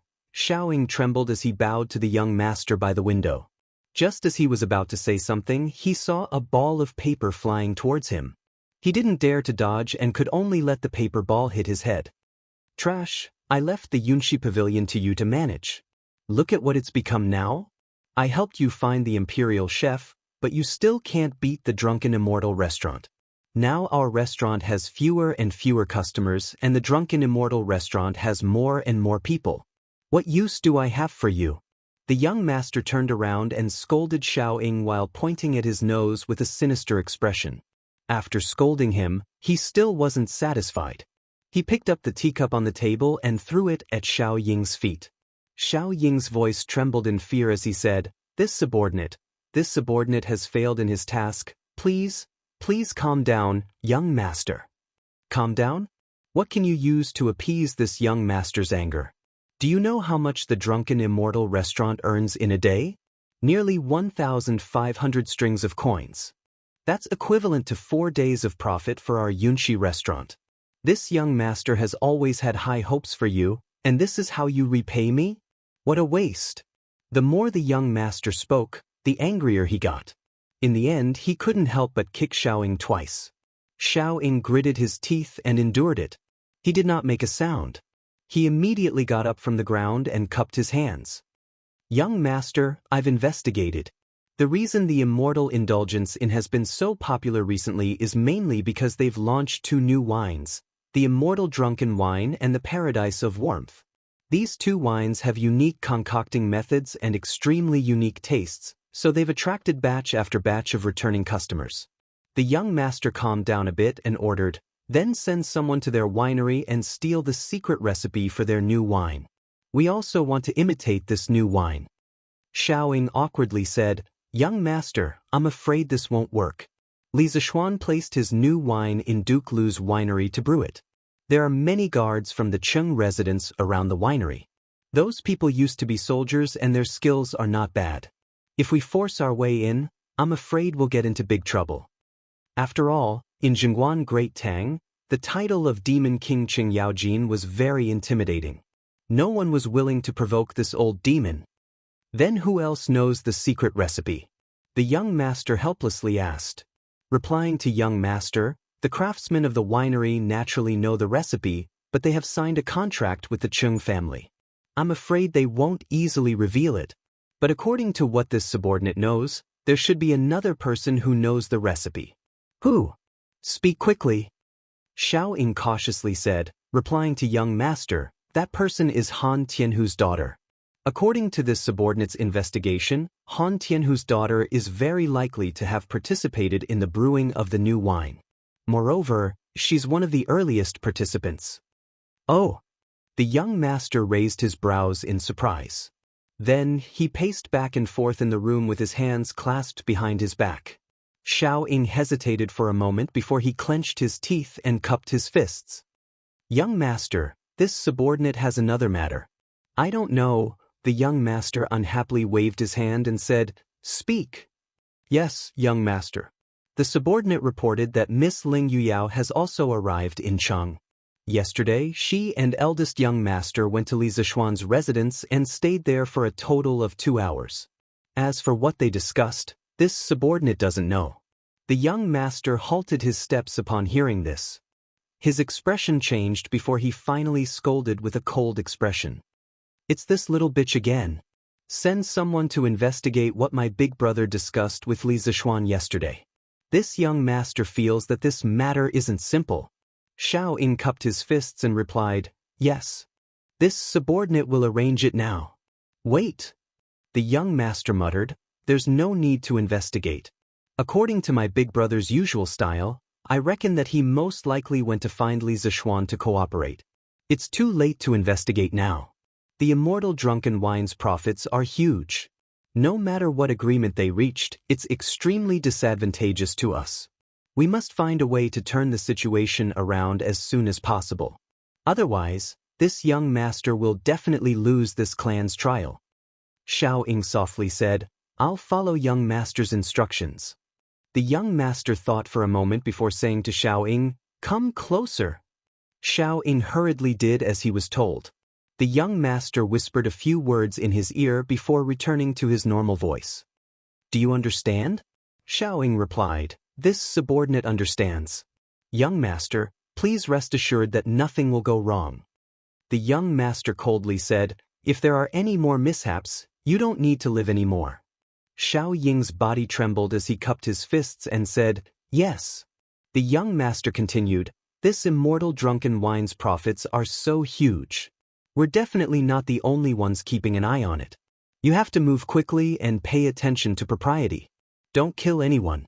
If this matter gets out of hand, this young master won't be able to explain. Do you understand? Xiao Ying nodded and said, This subordinate understands. The young master nodded with satisfaction and instructed, To ensure that nothing goes wrong, you'll go this time as well. But if this matter is exposed, you must not reveal your identity. This time, all of you should avoid Han Tianhu as much as possible. Don't cause any trouble. This subordinate understands. The young master waved his hand and said, Go. The faster, the better. Xiao Ying slowly retreated. In the room, after a long time, the young master's muttering voice could be heard. Since young, you've always been better than me in everything. Everyone looked down on me. This time, I definitely won't lose to you again. However, no one noticed that a black-clothed man on the roof lightly flew away. Chapter 133. Azure Dragon District, Wang Runbiao's residence. Young lord, that's all Yuyao heard. As for what second young lord said to Xiao Ying, Yuyao doesn't know. Leng Yuyao softly reported to Wang Runbiao in an exquisitely decorated room. Wang Runbiao stood up, closed his fan, and gently tapped his left hand. He slowly walked to a row of bookshelves, pondered for a moment, and sighed. Alas, Yao, even if you didn't hear those words, this young lord can guess most of it. It seems that this younger brother of mine is going to do something foolish. Leng Yuyao was curious, but she didn't ask. This was also her nature. In her mind, if the young lord was willing to tell her, he would tell her even if she didn't ask. Wang Renbiao hesitated for a moment, then finally made up his mind. No, Li Zishuan is no longer the same as before. If second brother is allowed to do as he pleases, it will definitely bring disaster to the Wang family. Besides, I just started working with Li Zishuan, how can I let him ruin it? Yao, leave immediately and secretly follow Xiao Ying. If he does anything unusual, immediately send a message to me. Leng Yuyao nodded. Yes, young lord. With that, she picked up her sword and was about to leave. Wait! Wang Renbiao called out to stop her. Lun Yuyao turned back and asked, Young lord, do you have any other orders? Wang Renbiao took a deep look at Lun Yuyao's beautiful eyes and said in a deep voice, Be careful in everything you do. Don't try to be brave. If you're discovered, remember to withdraw in time. Nothing is more important than your life. A trace of gentleness flashed across Lun Yuyao's frosty face. She said softly, Don't worry, young master. Yuyao's divine breathing technique is a secret technique of my sect. Even a grandmaster-level expert would find it hard to detect it. Wang Renbiao nodded. Lun Yuyao pushed open the door and left the courtyard, disappearing without a trace in a flash. The next day, in Taiji Palace, the morning court had reached its end. Your Majesty, the 30,000 curved plows manufactured by the Ministry of Works have all been distributed to the county offices near Cheng. They will be rented or sold to the farmers. Yen Lai bowed. Li Er nodded in satisfaction. That's great. Minister Yen, you've worked hard. Although it's a little late for spring plowing now, we can still recover some of the losses for the people. Your Majesty is wise. After saying that, Yen Lai returned to his original position. Is there anything else you would like to report? Li Er secretly rubbed his old waist and asked the officials. In his heart, he thought that he seemed to have overworked himself last night. He should get the imperial chef to make some tiger penis soup to replenish his energy. The ministers looked at each other and then lowered their heads. Seeing this, Li Er announced the end of the court session. Not long after, the officials dispersed. Only Qin Qiong walked out and quietly turned back. After Li Er left the court, he went to the back hall of Taiji Palace. Just as he was about to change his clothes and go to the west inner garden to rest, a servant came in and reported, Reporting to your Majesty, Duke Yi requests an audience. Li Er stopped what he was doing and said in surprise, Oh? What business does Shu Bao have? Hurry up and announce it. The attendant cupped his hands in acknowledgement and slowly retreated. A moment later, Qin Qiong walked in shakily and bowed to Li Er. Greetings, your Majesty. Li Er hurriedly said, Shu Bao, quickly dispense with the formalities. Men, give me a seat. The attendant brought over a stool. Qin Qiong cupped his hands and said, Thank you, your Majesty. Li Er waved his hand and asked, Shu Bao, why do you want to see me? Why didn't you say it in the court session just now? Qin Qiong looked at the surrounding palace maids and servants. After hesitating for a moment, he cupped his hands and said, This is an important matter. If I may be so bold, your Majesty, please dismiss your servants. Li Er was even more curious. He waved at the palace maids and servants and said, You may leave first. After they all left the inner hall, Li Er looked at Qin Qiong and smiled. Shu Bao, this is the first time you are discussing matters with me so seriously. Now that everyone has left, Shu Bao can speak, right? Qin Qiong took out a memorial from his sleeve and stood up to present it to Li Er with both hands. He said, Your Majesty, please take a look. Li Er smiled and took the memorial. He casually opened it and took a look. A moment later, Li Er's expression suddenly changed. The relaxed expression on his face was no longer there. Qin Qiong stood quietly at the side with his hands behind his back, silent. About 15 minutes later, Li Er put down the memorial. His face was as black as the bottom of a pot. He stood up and stared at Qin Qiong. Shu Bao, do you believe the prophecy of spiritual master Ling Su? Replying to your Majesty, this old subject believes that it is better to believe that such a thing is true than not. Furthermore, spiritual master Ling Su is an immortal with great achievements. I think that this prophecy is credible. Li Er said angrily, Nonsense. Do you want me to order the people of the world to deal with the locust plague in advance because of a prophecy? Do you know that this matter will cause chaos in the world if it gets out? This nonsense must have come from that brat Li Zishuan's mouth, right? That brat is restless every day. I think that he has had enough of his leisurely days. Qin Qiong hurriedly said, Your Majesty, this matter was brought up by me. Li Zishuan did not intend to speak of this prophecy. He was forced by me to speak of the truth. My personal honor is irrelevant. I only hope that the people of the world will suffer less. I am willing to bear the consequences of this matter.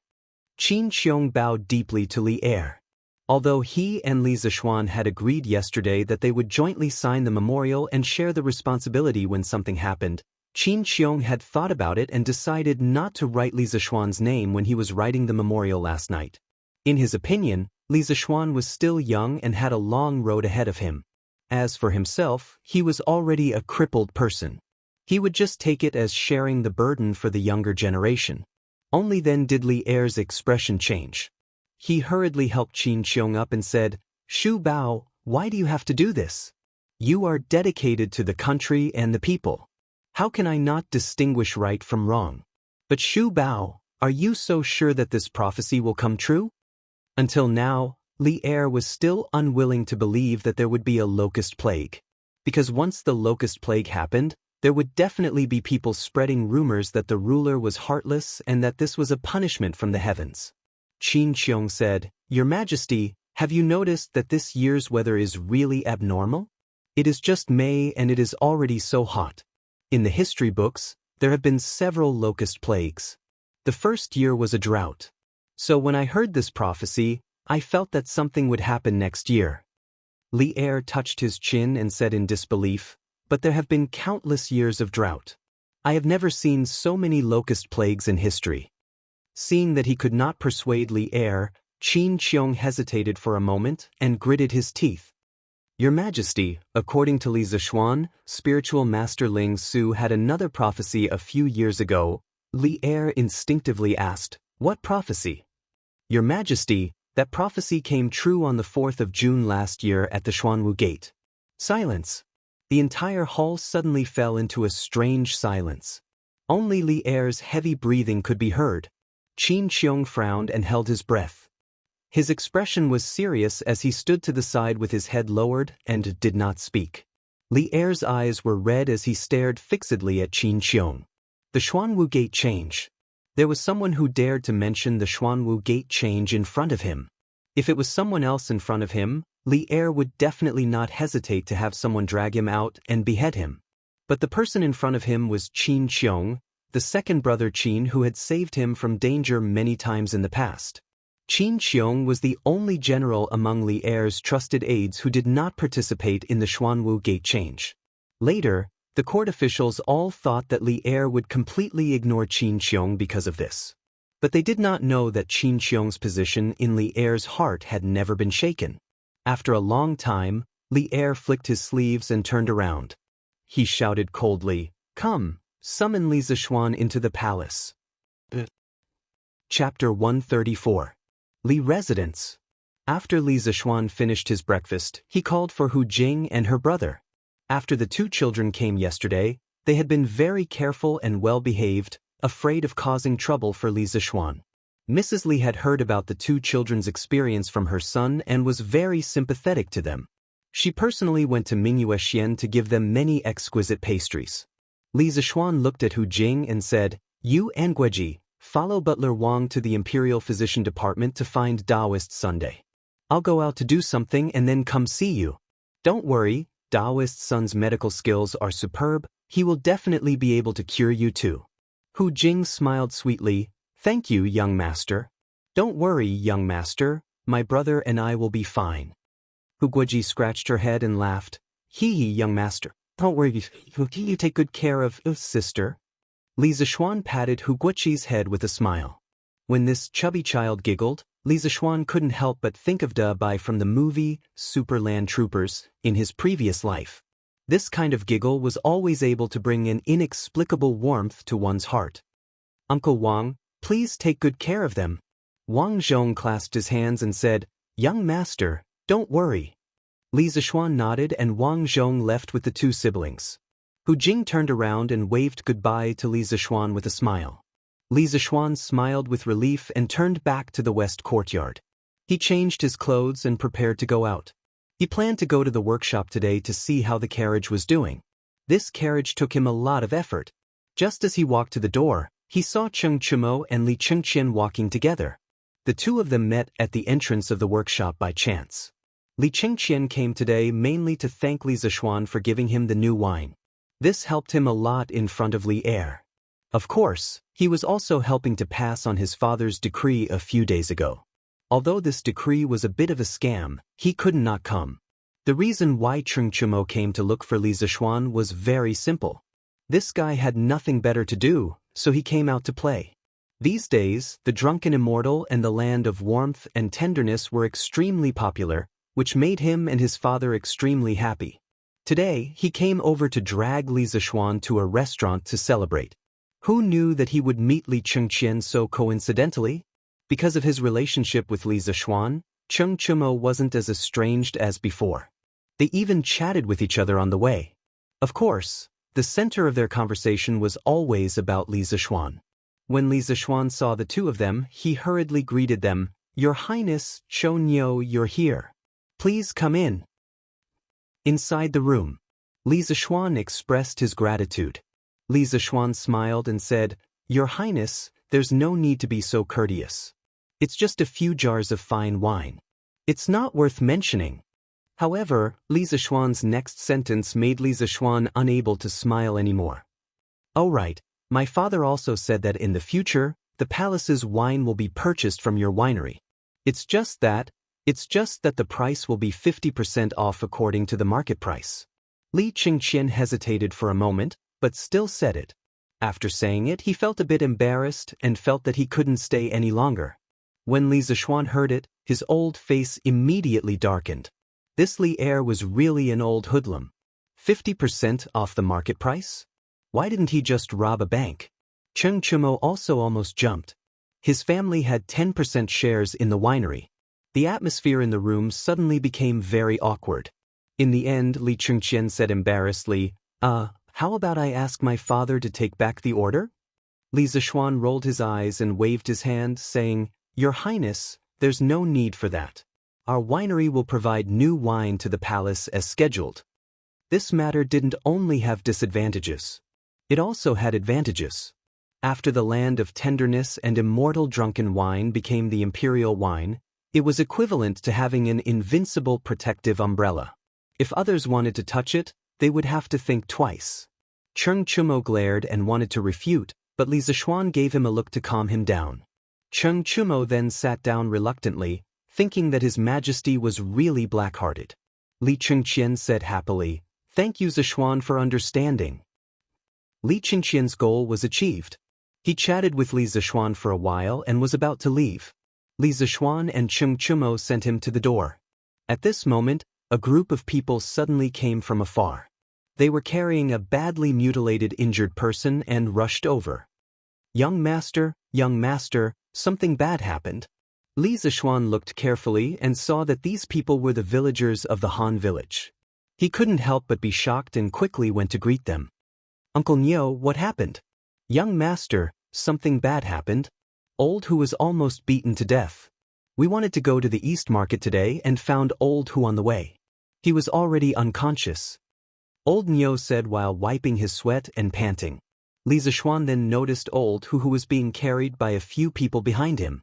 He saw that Old Hu was covered in blood, as if he had walked out of a blood pool. Li Zishuan was shocked.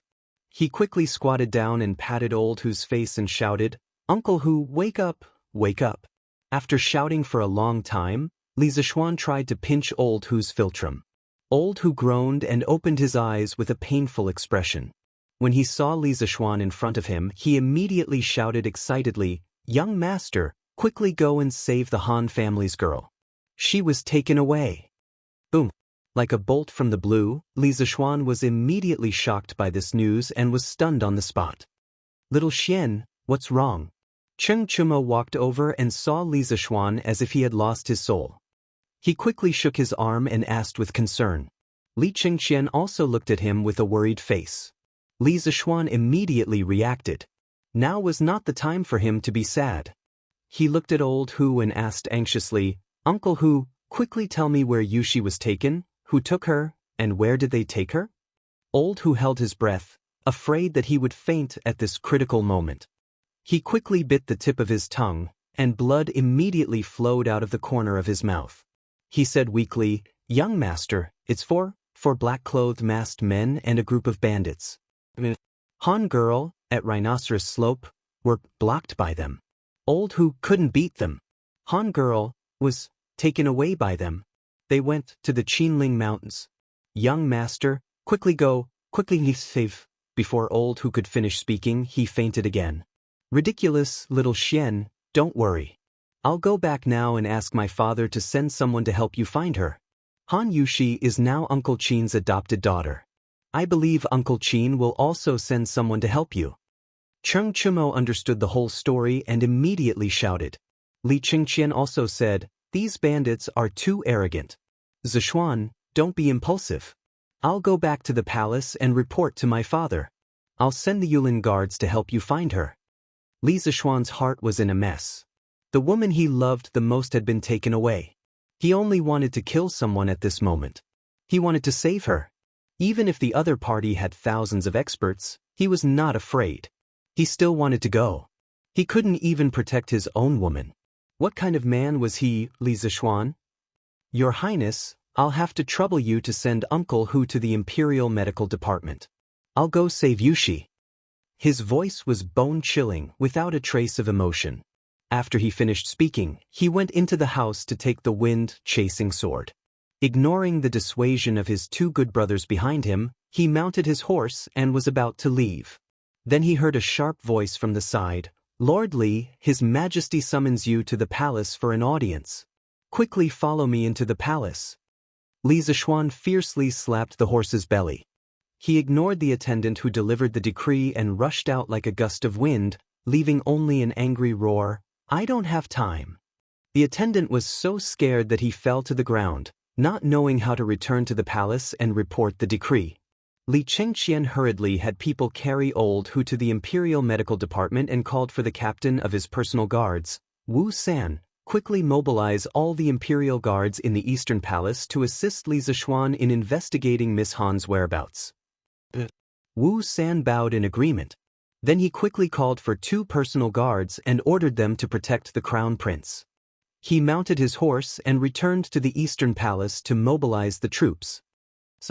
Li Qingqian shook his head and sighed. This was the first time he had seen Li Zishuan lose his self-control. He was afraid that this Miss Han was really important to him. He hoped that both of them would be safe and sound. Cheng Chumo anxiously stamped his feet and said goodbye to Li Qingqian. He went home to find his father for help. Chapter 135. Taiji Palace. Your Majesty, the messenger who went to deliver the decree to Li Zishuan bowed to Li Er, trembling in fear as he did not know how to report to Li Er. Where's Li Zishuan? Li Er frowned and asked unhappily. Your Majesty, Lord Li said he's not free. The messenger felt Li Er's blade-like gaze and hurriedly told the truth. Of course, he omitted the first 2 words of Li Zishuan's sentence. Although Qin Qiong, who was standing at the side, remained calm on the surface, his heart was in turmoil. He thought to himself that this Li Zishuan was really bold. Li Er slammed the table and said angrily, impudent, this brat is simply lawless. Qin Qiong knew that something was wrong and was about to plead for mercy when another servant hurriedly came in and bowed. Your Majesty, the Crown Prince requests an audience. Li Er suppressed the anger in his heart and said, let him in. A moment later. Greetings, father. Li Er acknowledged and asked, Qingqian, what's the matter? Father, I'm here today for Li Zishuan. Li Zishuan had just left. As a friend, he naturally had to help him clean up his mess. Otherwise, the consequences would be unimaginable. You still dare to mention that brat to me. I summoned him, but he didn't even dare to come. He's getting bolder and bolder, Li Er said angrily. Li Qingqian hurriedly said, Father, please calm down. Li Zishuan has a reason for this. Father, please listen to me slowly. Li Qingqian told him everything that had just happened. When Qin Qiong heard that something had happened to Han Yushi, he immediately rushed forward and said, Your Majesty, this Han Yushi is the adopted daughter that I just adopted. I didn't expect that she would be captured by criminals today. I beg Your Majesty to allow me to bring people to rescue her.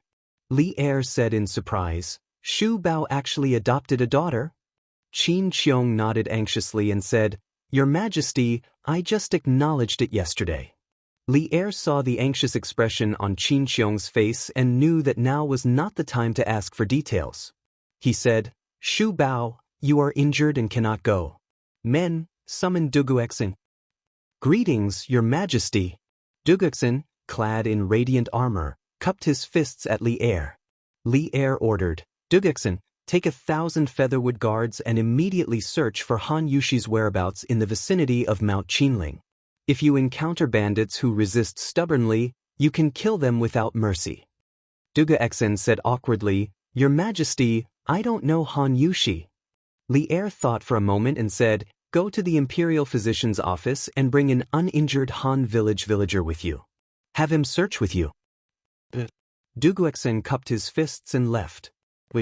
Li Er glanced at Qin Qiong and added to Duguxin, "You must ensure the safety of Han Yushi and Li Zishuan."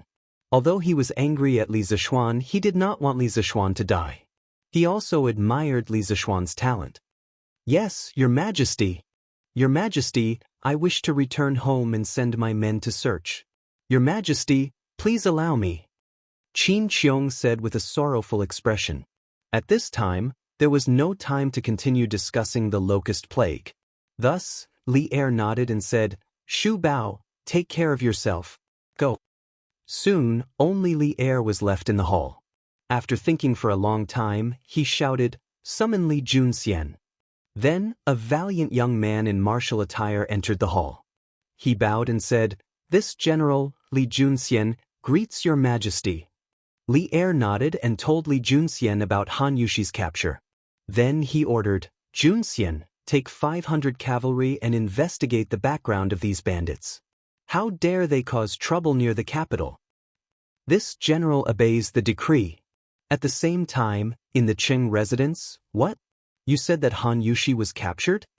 Cheng Yaojin's eyes widened as he exclaimed, "Yes, father, quickly send someone to search for her. Your son is about to go crazy from seeing little Xian." Cheng Chumo said anxiously. Cheng Yaojin said, "Of course we have to search for her. She is the adopted daughter of second brother Qin. In the end, she is half my adopted daughter. How can I just stand by and watch?" After saying that, Cheng Yaojin rushed outside the house and shouted, "Zhuang Qi." A few seconds later, a man came in and bowed. "Master." Cheng Yaojin said, "Zhuang Qi, immediately take all the guards in the residence and search for Li Zishuan in the Qinling Mountains. If he needs your help, do as he says." "Yes, master." Zhuang Qi cupped his hands and accepted the order.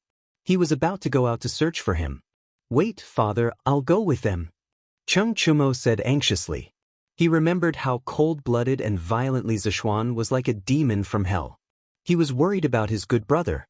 If he did not go personally, he would not feel at ease. Cheng Yaojin nodded. "All right, Chonyo, you go first. I'll look for Shu Bao and come later." Cheng Chumo and Zhuang Qi immediately mobilized their men and headed for the Qinling Mountains. Qin Manor. "Master, why are you leaving court so late today?" Madame Qin asked when she saw that the other officials in the square had already returned home. Qin Qiong was full of impatience. He did not have the time to chat. He hurriedly said, "Madam, we don't have time to talk about this now. Han Yushi has been captured. Little Xian went to search for her alone. Both of them are in danger. I have to rescue them as soon as possible."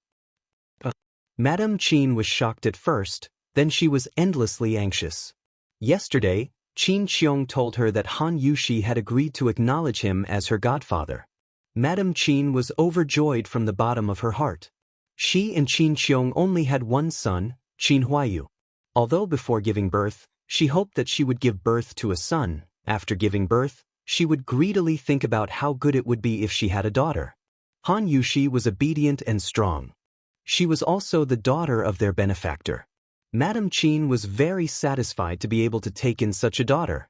Therefore, she asked the servants in the manor to clean the entire manor early in the morning, inside and out. She was waiting for Han Yushi to visit her. In the end, she received such bad news.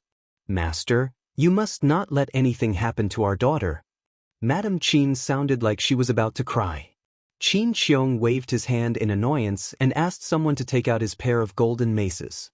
He walked into the courtyard and shouted, "Ding Quan, quickly gather all the guards in the manor and follow me to save them." Qin Xiong could not care less about his injuries at this moment. Whether it was Li Zishuan or Han Yushi, he did not want anything to happen to either of them. "Yes, master." A loud answer came from a corner of the courtyard. "Second brother, is your body all right? Why don't I take them to find it?" Cheng Chumo rode his horse over. He knew that Qin Xiong would not be able to sit still. He might even go personally. He was worried that Qin Xiong's body would not be able to hold on, so he let Cheng Chumo leave first. He would come over himself to take care of him. "Jie, I'm much better now. It's fine. Time is of the essence. Let's set off quickly." Qin Xiong waved his hand and said anxiously. Cheng Chumo was naturally not a wishy-washy person. He saw that Qin Xiong's complexion was indeed much better than a few days ago, so he laughed loudly and said, "Good, I can finally fight side by side with second brother Qin again. I want to see which group of bandits dare to bully us. Go." Qin Xiong was also full of heroic spirit. He flipped onto his horse and held his golden maces. He shouted, "Follow me." The dozens of guards behind him mounted their horses one after another and loudly answered, "Yes." They were all old soldiers who had followed Qin Xiong into battle. At this moment, they felt as if they were on the battlefield again. A bloodthirsty killing intent gradually spread out in the field. Go. More than 70 riders whizzed past like a whirlwind, heading straight for Yanqing Gate in the east of Chang'an City. Chapter 136. The general guarding the gate of Chang'an's Yanqing Gate had truly broadened his horizons today. First, he saw a youth, dressed in white and mounted on a white horse, charge toward the gate like an arrow. Although one could ride a horse in Chang'an, such a fast horse was not permitted unless there was an urgent report from the front line. Just as the general of the city gate was about to extend his lance to stop him, he met the young man's cold eyes. Immediately, a chill rose from the bottom of his feet. In that moment of hesitation, the young man had already rushed out of the gate and disappeared without a trace. The general immediately felt that he had lost some face. After cursing at the youth, he returned to the gate to drink tea. A little while later, he saw another group of soldiers, several hundred in number, charging toward him. Upon questioning them, he realized that they were Eastern Palace guards. Frightened, he hastily let them pass. 15 minutes later, a large group of soldiers, led by a young general, charged toward Yanqing Gate. The general took a closer look and estimated that there were around 1,000 soldiers. He couldn't help but be shocked, wondering if there was another battle going on. Why would the imperial court send so many soldiers? Only when the group entered did the general realize that the leader was a Featherwood Guard commander. After examining the token, he immediately let them pass. Once the thousand-some soldiers had all left the city, he couldn't help but wipe away the sweat on his forehead. Just what day was it today? This lineup was truly frightening. But the following scenes left him completely numb. First, Li Junxian came with 100 of the Great Tang's most mysterious horsemen. Then, the Demon King's eldest son came with 70 to 80 powerful guards. Finally, he saw the ailing Duke of Yi ride a horse to Yanqing Gate with the Demon King of Luguagong. The guard at the city gate pinched his thigh hard to make sure that he was not dreaming. He could not figure out what had happened that had alarmed so many big shots in Chang'an. Cheng Chumo had told Li Zishuan that Chang'an only had a few things happening throughout the year. If there was even the slightest rustle of grass in the wind, those who paid attention would definitely know. Today's Chang'an wasn't as simple as a rustle of grass in the wind. Those with a little status would immediately find out what was going on. Bu Jingfang, Yuqi Jingda's home.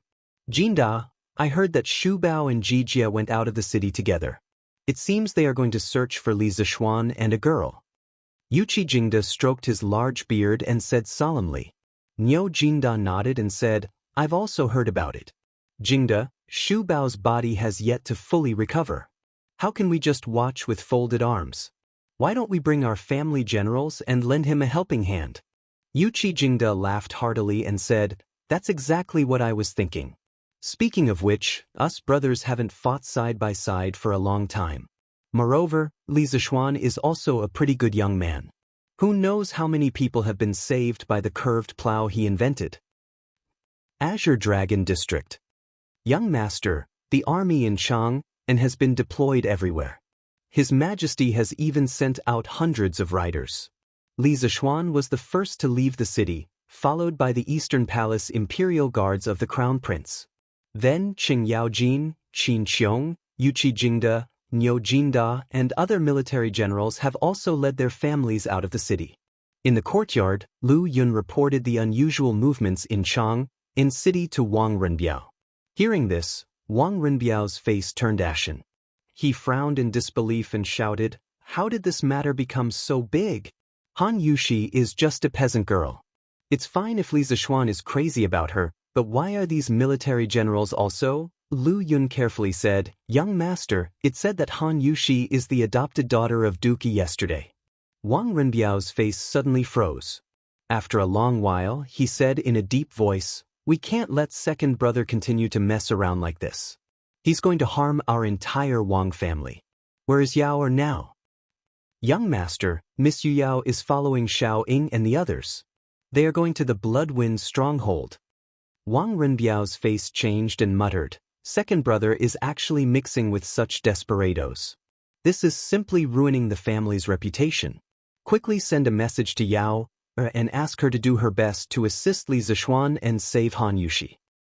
"Yes, young master," Lu Yun responded and hurriedly left. On the mountain road outside the eastern city of Chang, Li Zixuan was burning with anxiety as he galloped wildly on his horse. Although the big white horse under him was a famous horse in the western region, it couldn't withstand such a wild gallop. However, Li Zixuan couldn't care less about the horse now. He just wanted to find Han Yushi quickly. If he had known that something like this would happen today, he would have taken Han Yushi back to Chang, and yesterday even if he had to forcefully snatch her. Unfortunately, there was no medicine for regret in this world. Thinking of Han Yushi's gentle personality and peerless appearance, Li Zixuan only hated himself for not taking the initiative to pursue Han Yushi earlier. Then, she would have stayed in the Li residence and this kind of thing wouldn't have happened. In less than a quarter of an hour, Li Zixuan had already arrived at the Rhinoceros Slope, which was 10 miles away from Chang and city. He saw 4 or 5 pools of blood on the ground and many traces of a fight. It was enough to show that the battle was fierce. Previously, he had heard from Han Lijing that old who had also been a government soldier a few years ago. Judging from the traces of the battle, old who's kung fu was probably not weak. It was just that 2 fists couldn't fight against 4 hands. Before old who fainted, he said that the group of thieves took Han Yushi and fled in the direction of the Qinling Mountains. Li Zixuan raised his head and looked at the vast Qinling Mountains in the north.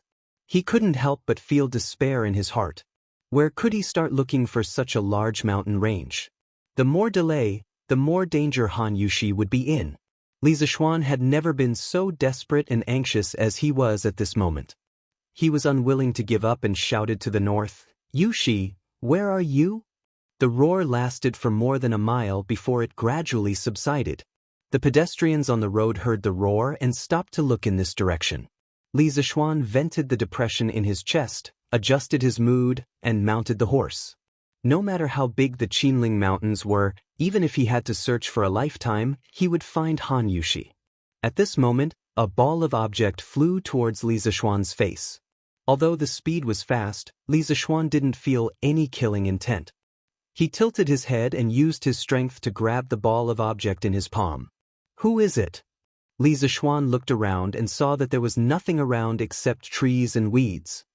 He paused and looked at the object in his hands suspiciously. He saw that it was a silk cloth wrapped around a stone. Li Zixuan threw away the stone and opened the silk cloth. He saw the words on it. "If you want to save Han Yushi, go to the Bloody Wind stockade of Mount Meng quickly." Li Zixuan was suddenly shocked and hesitated. He didn't know if the person who delivered the letter was purposely making a diversion to distract him or was sincerely helping him. After hesitating for a moment, Li Zixuan gritted his teeth. He had to risk it. Having a specific location was much better than him running around like a headless fly. He threw away the silk cloth and walked to an open area. He found a passerby and asked for the location of Mount Mang. He rode his horse and galloped over. Chapter 137. Giddy up! On the mountain path to the southeast of the Qinling Mountains, Li Zishuan whipped his horse and galloped wildly. The white horse beneath him seemed to have sensed his master's anxiety. Its 4 legs were crisscrossing at an extremely high frequency, kicking up a trail of dust. Li Zishuan's mind kept thinking about Han Yushi's smile and the words on the silk cloth. Blood wind stockade, blood wind stockade. He could not help but murmur. At this time, he felt that blood wind stockade sounded very familiar. Suddenly he quivered. Wasn't the previous owner of this body accidentally knocked off the cliff to save a woman from the bandits of blood wind stockade? According to his memory, these bandits were extremely vicious. They even dared to kill people. If Han Yushi fell into their hands, wouldn't she be in great danger? Thinking of this, Li Zishuan became more anxious. The horse was urged faster and faster by him. Suddenly, the white horse under him neighed tragically and fell forward. Li Zishuan quickly flew down from the horse. After stabilizing himself, he saw that the white horse was panting heavily and its front legs were retracted. It seemed to be injured. Li Zishuan quickly went forward to check carefully. He found that the horse's front hooves were nailed with thorny vines. Li Zishuan touched the white horse's ears and said softly, "You've worked hard today. From now on, you can follow me and enjoy your life. You stay here first. When I'm done, I'll take you home." The white horse seemed to understand his words. It shook its head on the ground and gently touched Li Zishuan's palm with its nose. Li Zishuan gave a knowing smile and patted its head.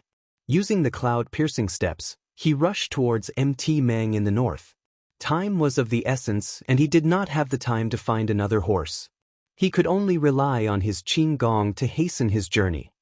At the foot of the North Mang Mountain, a group of bandits in ragged clothes were escorting a flower-like girl up the mountain. "Boss, this little girl is crying and walking so slowly. Why don't you let this little one carry her?" A wretched young man flatteringly said to the leader.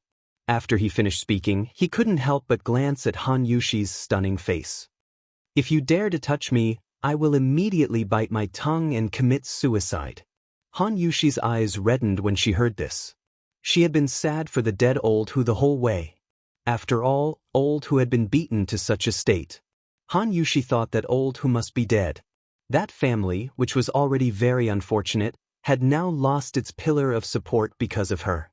Thinking of this, she could not help but feel a wave of grief in her heart. She cried all the way, almost forgetting the dangerous situation she was in. Along the way, she also discovered that although these people were ferocious, they didn't seem to dare to force her too much, especially the leader of the bandits. He was very wary of the black-clothed middle-aged man beside him. The bandit leader slapped the young man's head and scolded him. "Put away your tricks.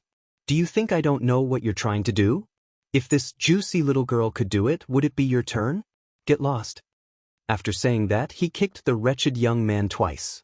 The middle-aged masked man next to the bandit leader nodded when he saw this. He turned around and said in a suppressed voice, "Han Yushi, you'd better hurry up. Don't stall for time. You should get rid of your unrealistic thoughts as soon as possible. No one will come to save you in this wilderness. My patience is limited. You'd better not force me." Han Yushi's body trembled when she heard this. The reason why she walked so slowly was because she wanted to stall for time and wait for Li Zishuan to save her. She didn't expect that the other party would still see through her. Han Yushi was also worried that the masked middle-aged man would do something excessive next, so she could only reluctantly speed up. Next to the masked middle-aged man stood a very thin and weak masked man. Han Yushi couldn't tell whether he was a man or a woman along the way. At this moment, she heard that person say softly, "I Master Xiao. You see, I'm not interested in women. Why don't you let me carry this fair and tender little girl up the mountain?" After saying that, he used his orchid fingers to poke the masked middle-aged man's shoulder. He saw that Master Xiao was obviously shocked. He was probably disgusted. He quickly frowned and said, "Don't talk nonsense. Hurry up and don't complicate things. If you ruin Master's plans, Master won't forgive you." That thin-masked man used his orchid fingers to stroke his cheek and snorted unhappily. He twisted his butt and walked in front of the crowd with enchanting steps. The bandits either lowered their heads to count ants or pretended to block the sun with their hands to cover their eyes. If they had also transmigrated from the modern world like Li Zixuan, they would definitely say 3 words at this moment: "My eyes hurt." On the other side. Reporting. "General, there's a piece of silk cloth with words and horse hoof prints ahead." Duguexin took the silk cloth. On it was written, "If you want to save Han Yushi, quickly go to Mount Mang's Bloodwind stronghold." After reading it, Duguexin's face was dignified. He said to himself, "Bloodwind stronghold. It's actually Bloodwind stronghold." In the past few years, the imperial court has sent troops to clean up the mountain bandits, but the bandits of Xiefeng Stockade have not been eradicated. This time, I will uproot you and see if you can still harm the people. "Hey, Wooden Face, did you find little Xian's whereabouts?" Not far away, there was a sudden shout. The person who spoke was Cheng Chumo. Although the Cheng family soldiers were old soldiers who retired from the front line, after all, they had slacked off for so many years. They naturally could not compare with the elite Yulin Guards.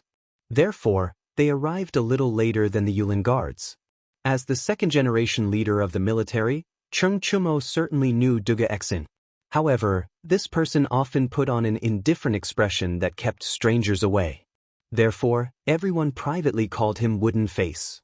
However, no one called him by his nickname like Cheng Chumo. When Duguexin heard Cheng Chumo call him Wooden Face, he immediately became angry. He threw the silk cloth into Cheng Chumo's hand and said, "See for yourself. I will lead the Yulin Guards first. You send your soldiers to inform the 2 Grand Dukes behind." After saying that, he directly turned over and mounted his horse. He roared, "Yulin Guards, follow me. Let's go to Mount Mang." This army of 1,000 people, upon hearing the command, immediately gathered and set out. Their movements were neat and uniform. This was a strong army. This was the true obedience of orders and prohibitions. After Cheng Chumo finished reading the contents of the silk cloth, he hurriedly said, "Zhuang Qi, you send a few people to inform my father and Uncle Qin. Then you take the rest to Mount Mang. I will go with Wooden Face to find little Xian." Zhuang Qi hurriedly said, "Yes, young master. Please be careful." Cheng Chumo nodded. He mounted his horse and chased after Duguexin. He shouted, "Hey, Wooden Face, wait. Old Cheng will go with you." Chapter 138. Bloodwind Stockade. The gate of the stockade was closed, and there were 2 people standing guard on the simple turrets on both sides of the gate. There were people moving in the stockade. In a dark hut on the east side. "Miss Han, I won't talk nonsense with you. Quickly hand over the formula of tenderness and immortal intoxication. Otherwise, don't blame me for being ruthless." Master Xiao played with the knife in his hand, stared at Han Yushi, and threatened her. Han Yushi's hands were tied to a pillar. She was shocked when she heard that. She did not expect these people to be here for tenderness and immortal intoxication. Tenderness and immortal intoxication had an unusual position in Han Yushi's heart because this was the first thing she did for Li Zixuan. She would not tell the formula even if she died. Hearing the middle-aged man's threatening words, Han Yushi's mind was full of thoughts. She decided to delay for a while, so she pretended to be calm and asked, "Who are you? Do you know that tenderness and immortal intoxication are new wines jointly brewed by the men of Lantian County and Lu Guogong's family? Are you not afraid of Lu Guogong's revenge?" Master Xiao was obviously stunned when he heard that. He did not know that the Cheng family was also involved in the new wine. He and the second young master both thought that Li Zixuan was just borrowing a winery from the Cheng family. It seemed that things were a little out of control, but he still had a glimmer of hope in his heart. Perhaps Han Yushi was deliberately scaring him. Panic flashed in Master Zhao's eyes. He said sternly, "Little girl, you're talking nonsense. The Cheng family just lent a winery to Li Zixuan. What does this new wine have to do with them?" Han Yushi's heart moved. It seemed that these people were not fearless. She said seriously, "I don't need to lie to you. My young master told me before that he gave the Cheng family 10% of the shares. So, even if you get the new wine formula from me, I'm afraid you won't dare to brew the new wine and sell it, right? If Li Zishuan was here, he would definitely give Han Yushi 32 likes. This was what it meant to be advancing step by step and not be afraid in the face of danger. Master Xiao panicked, but he was unwilling to let Han Yushi take the initiative to control the situation like this. Cut the crap. If worse comes to worst, I'll just take the formula far away and sell it to other merchants at a high price. I don't believe that Lu Guogong can find me. Quickly hand over the formula. Otherwise, you will not be able to avoid physical pain. He thought to himself, since he had already spent so much effort to capture Han Yushi, wouldn't it be a loss to let her go so easily? He would get the new wine formula first. As for the follow-up matters, he would go back and slowly discuss it with the second young master. Han Yushi's heart sank, and she had a bad feeling. She said stubbornly, "I don't know the formula, and I won't give it to you." Master Xiao smiled coldly and said, "Fine. It seems like you're refusing a toast only to be forced to drink a forfeit. Don't think that I won't dare to do anything to you. Many people in the stronghold are drooling over your beautiful face." Han Yushi's face turned pale. The thing she was most worried about was still going to happen. She pretended to be fierce and shouted, "You dare? My young master won't let you go." Of course, Master Xiao didn't dare to be too ruthless. This Han Yushi had a strong personality. If she really killed someone, she would really have a life and death feud with Li Zishuan. In the end, it wouldn't be easy for him to clean up the mess. He was just deliberately scaring Han Yushi. Master Xiao pretended to be indifferent and said, "Hee, why wouldn't I dare? I advise you to obediently hand over the formula. After we verify its authenticity, we will let you go down the mountain." Han Yushi's heart was suddenly filled with despair. Master Zhao's words had blocked her last path. It wasn't that she hadn't thought about it. If it really didn't work, she could just say a fake formula to fool them. "What, you still don't want to say it? Then I'm going to call someone over," Master Xiao said with a fierce face. Han Yushi closed her eyes and clenched her teeth, ready to bite her tongue and commit suicide. At this moment, a scream suddenly came from outside. Ouch! Someone broke into the stronghold. Master Xiao frowned and looked at the bandit leader beside him. He asked, "What's going on?" The bandit leader shouted outside, "Men!" A small follower immediately came in from outside and hurriedly said, "Boss, there's a young man outside the stronghold. He's breaking into the stronghold. He even killed a few of our brothers." The bandit leader stared with his bell-like eyes. He stepped forward and grabbed the follower's collar.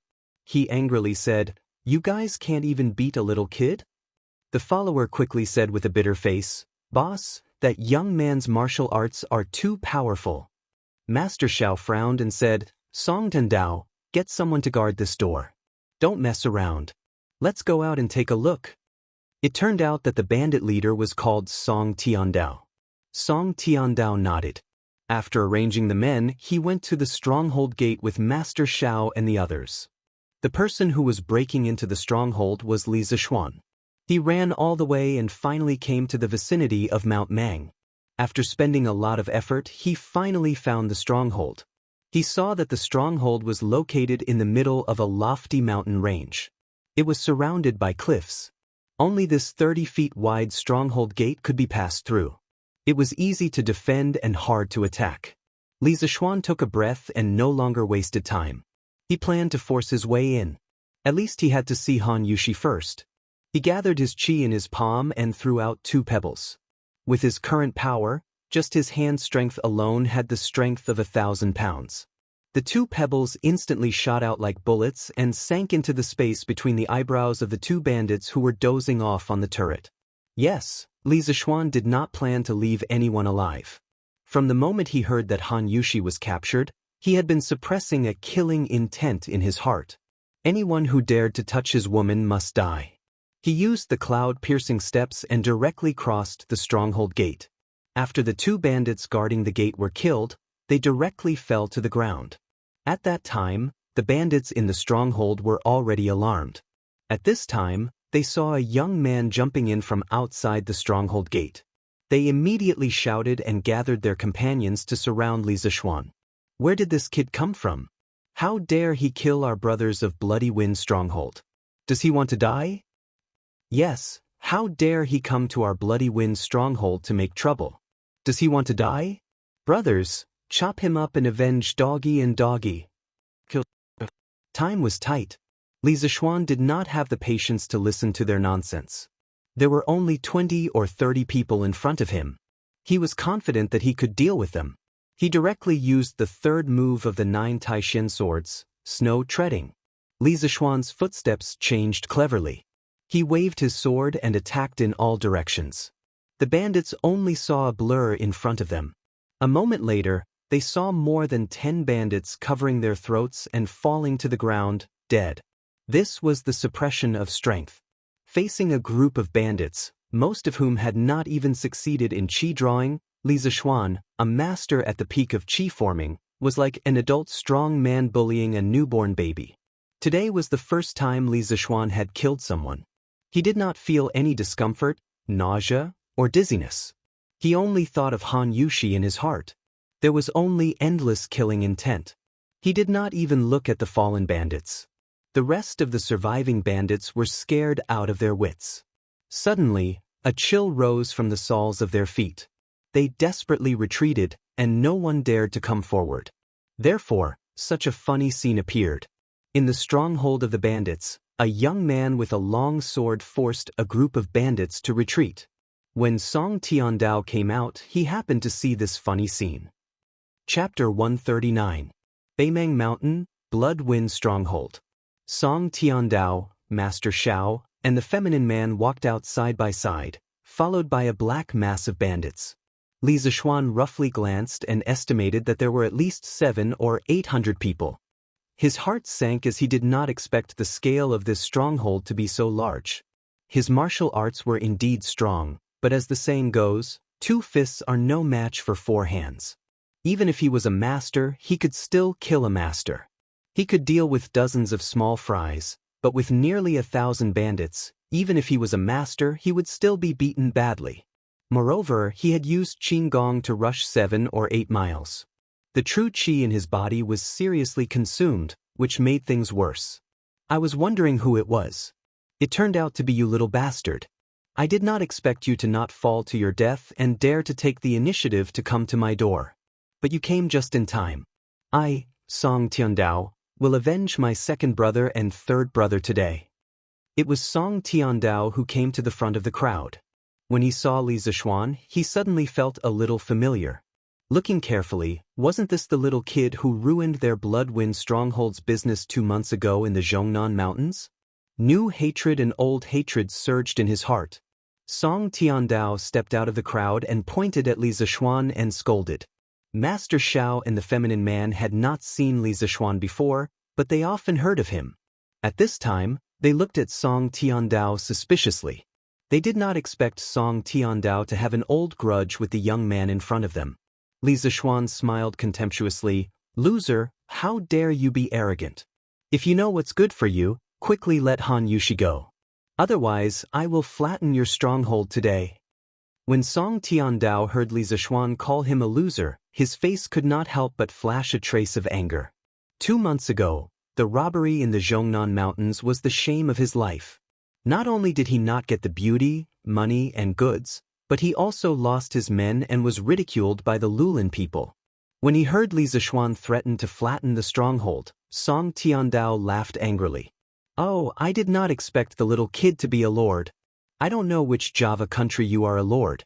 You are really a Hadonyan. What a big tone. We have more than 1,000 brothers. You want to try to flatten one? Ha. Ha. Has this little brat watched too many dramas? That's right, that's right. How dare you come to our Bloody Wind stockade when you haven't even grown your hair? There was a burst of laughter among the bandits. Li Zishuan frowned. He exerted his strength to the tip of his foot and gently kicked the ground under his feet. Several stones shot out and flew towards Song Tiandao and the others. He had just taken the opportunity to recover his true qi. Although he had not recovered to his peak, he was almost there. He had not seen Han Yushi for so long, and the ominous premonition in his heart was getting stronger and stronger. He could not wait any longer. No matter how many bandits there were in front of him, he had to kill his way out. Song Tiandao, Master Xiao, and the feminine man easily avoided Li Zishuan's sneak attack. However, the bandits behind them did not have time to dodge. 4 or 5 bandits were instantly killed and fell to the ground. When the rest of the bandits saw this, they glared at Li Zishuan, but did not dare to say a word. Of course, Li Zishuan did not expect to kill the bandit leader with just this. His goal was only to enrage him. When people were angry, they would often lose their rationality. Perhaps the bandit leader would come out and fight him one-on-one in a fit of rage. In his previous life, when he read The Legend of the Sui and Tang Heroes, he often saw that when 2 armies faced each other, they usually liked to fight the generals first. Although he was not sure if there would be such a thing in the real Tang dynasty, he still wanted to try. In a one-on-one fight, he was certainly not afraid of the defeated general. At that time, he might be able to capture him and save Han Yushi. Song Tiandao saw that Li Zishuan dared to kill his men under his nose. As expected, he was furious. He shouted angrily, "How dare you? Men, take my broadsword. Little child, you'd better tell me your name first. Otherwise, you'll be a nameless ghost after you die." Li Zishuan saw that Song Tiandao was indeed enraged and wanted to fight him one-on-one. He was delighted. At this moment, he looked at the hundreds of thatched cottages behind the bandits. He did not know where Han Yushi was locked up. He shouted loudly, "I am Li Zishuan, the man of Lantian County, who was personally conferred by the emperor. You gathered in the forest and kidnapped my fiancée. If you don't want to die under the encirclement of the imperial army, immediately put down your weapons and hand over my fiancée. I will spare your lives." His shout contained a bit of true qi and traveled far.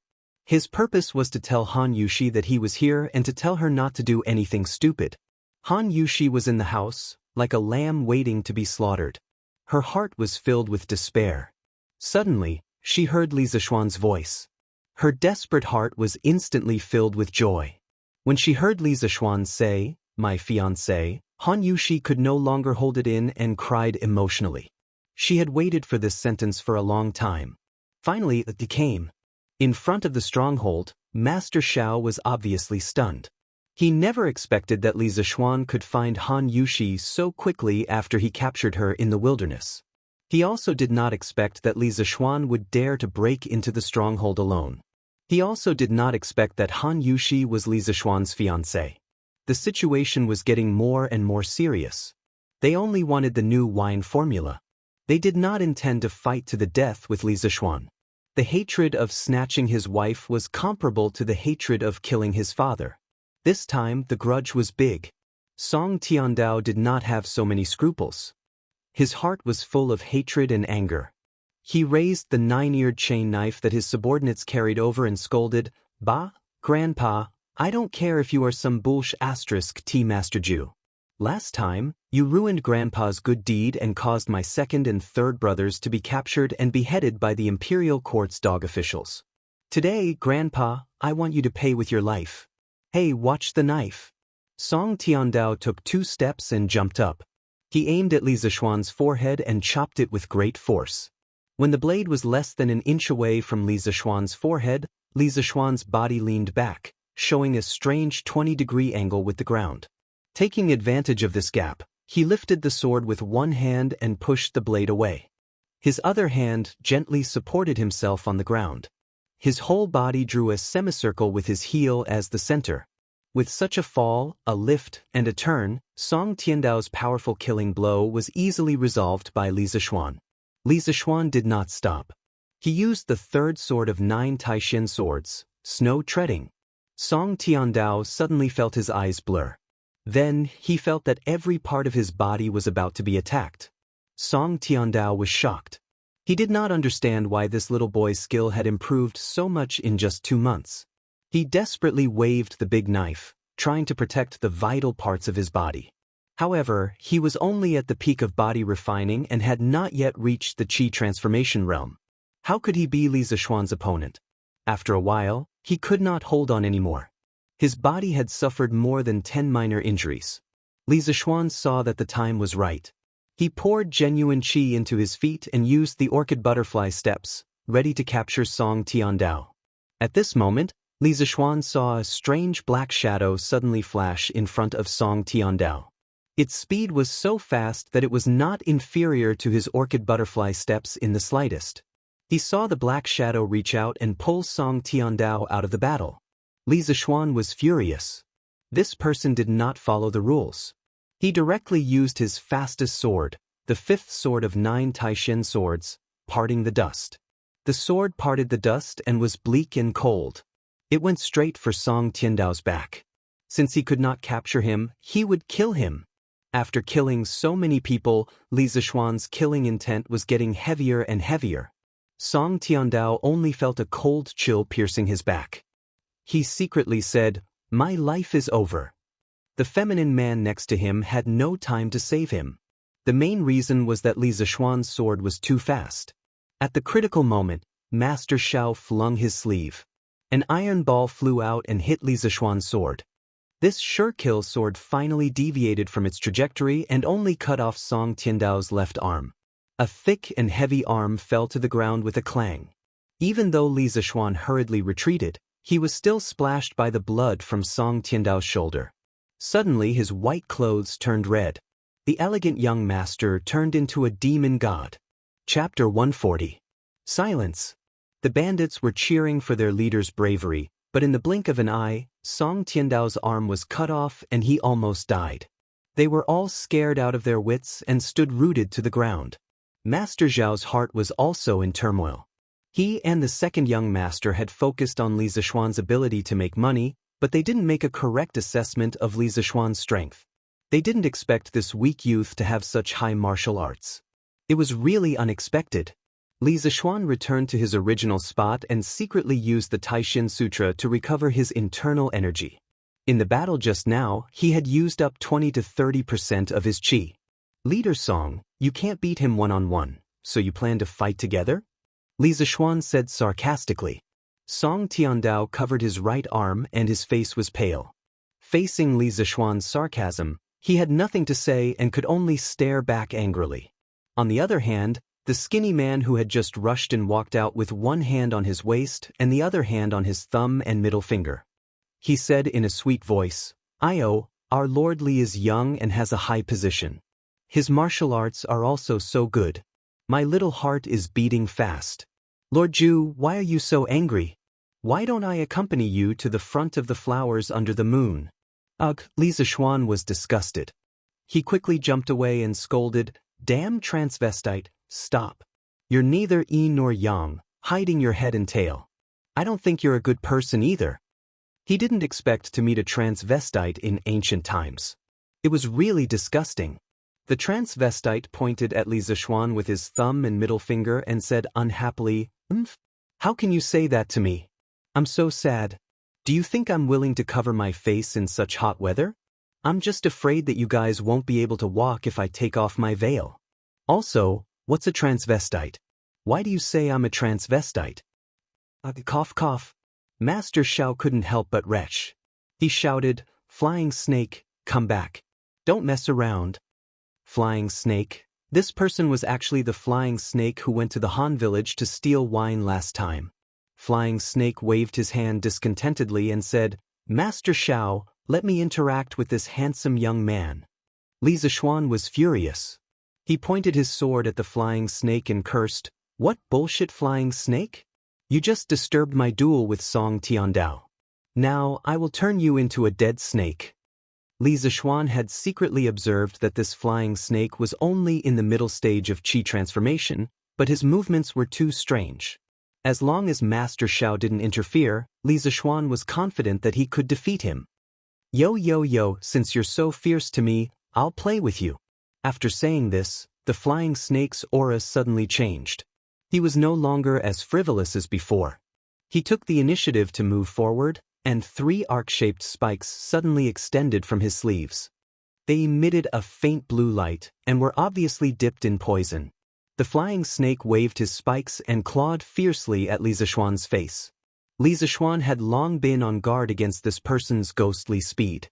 As soon as the flying snake moved, he had already channeled his strength to his feet.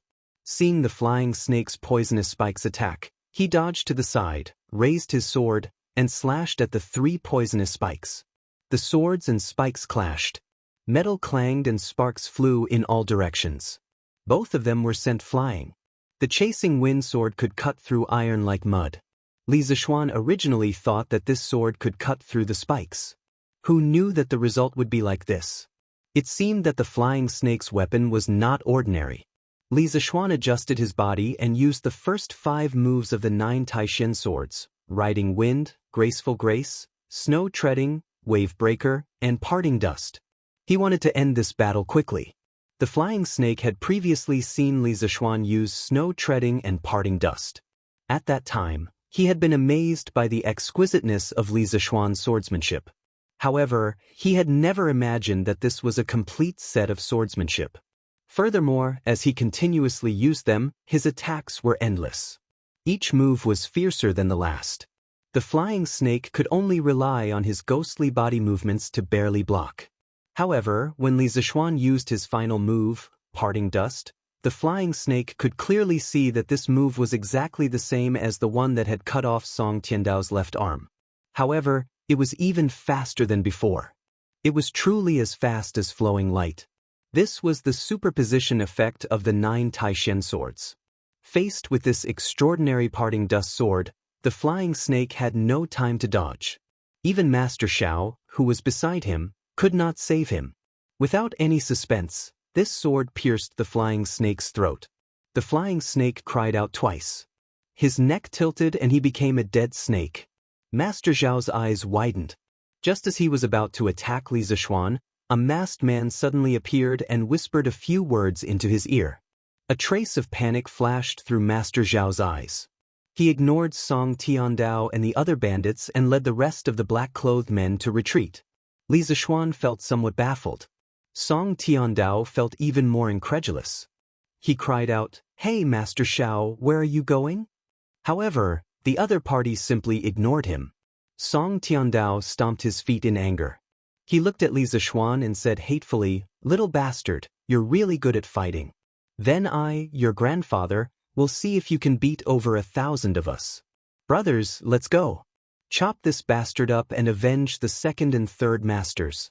Whoever can cut this brat once will be rewarded with 10 strings of cash." With such a great reward, brave men were bound to emerge. Moreover, it was 1,000 people against 1 person. The bandits' fighting spirit immediately soared. They waved the weapons in their hands and rushed toward Li Zishuan. Li Zishuan's face darkened. He didn't expect Song Tiandao to be so shameless. The thing he was most worried about had happened. There was no other way. He could only fight head-on. Li Zishuan gritted his teeth and took the initiative to attack. He used his body to his advantage in the crowd. While constantly dodging attacks, he used the wind-chasing sword in his hand to harvest lives. Song Tiandao retreated far away. He looked at Li Zishuan in the crowd and sneered. He didn't believe that this brat would never run out of strength. Song Tiandao was right. After all, Li Zishuan was only at the peak of the qi refining stage.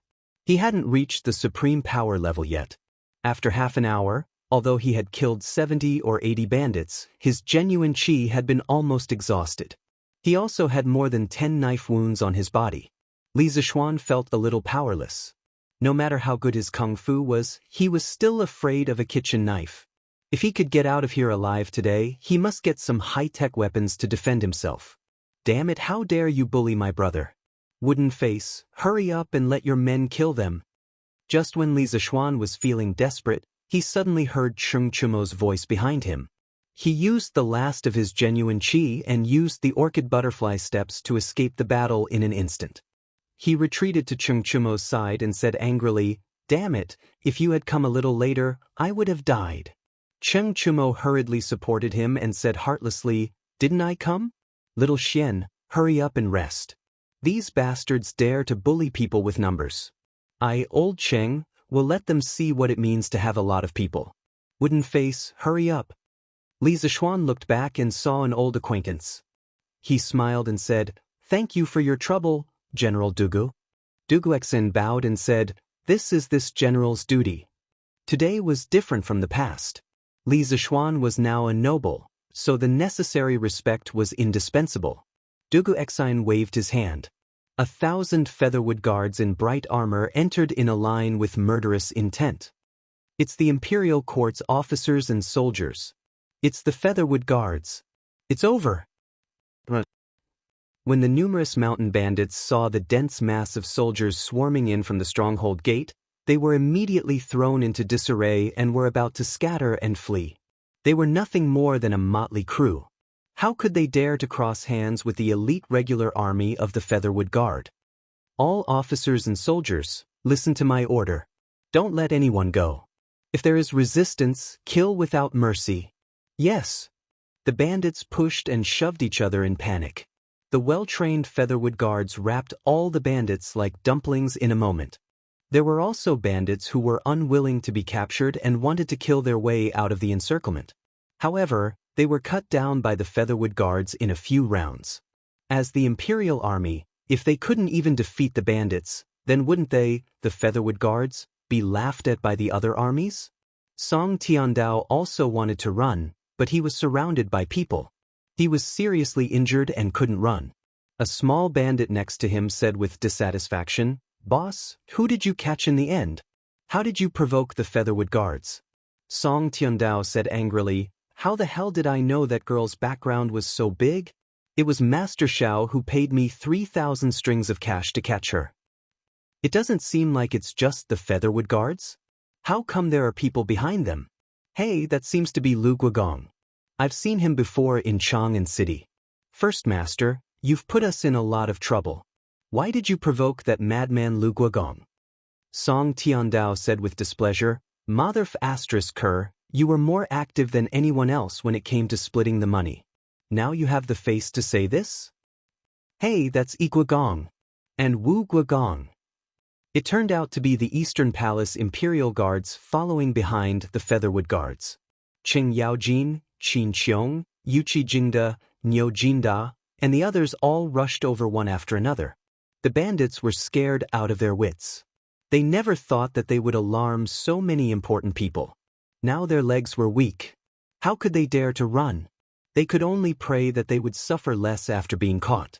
Cheng Chumo laughed arrogantly at the bandits. "Huh, you want to compete with Lousy in terms of numbers?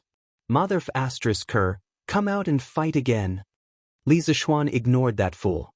After he thanked Qing Yaojin and the others, he quickly called a bandit to take him to find Han Yushi. People often don't know how precious they are until they lose something. He really wanted to see Han Yushi right now. He didn't want to wait a moment longer. Chapter 141. The underling led Li Zishuan through many twists and turns before arriving at a small, shabby hut. Then he respectfully said, "Lord Zhu, it's here." Li Zishuan nodded and said, "Go squat in front of the stockade by yourself. Don't think about running away. As long as you haven't committed murder or arson, I'll get someone to give you a lighter punishment." The henchman immediately bowed excitedly and said, "Thank you, Lord Zhu." "Don't worry, Lord Zhu. I definitely won't dare to run away." Li Zishuan waved his hand and sent him away. Then he pushed the door open and entered. He saw Han Yushi's hands tied to the pillar. She was looking at him with tears in her eyes. Li Zishuan hurriedly went forward and helped Han Yushi untie the rope. He grabbed her shoulder and asked with concern, "Yushi, are you okay? They didn't do anything to you, right?" Han Yushi shook her head. She looked at Li Zishuan's tattered and blood-stained clothes. She thought of the person in front of her running dozens of miles alone and ignoring the danger. He went deep into the nest of thousands of bandits to save her.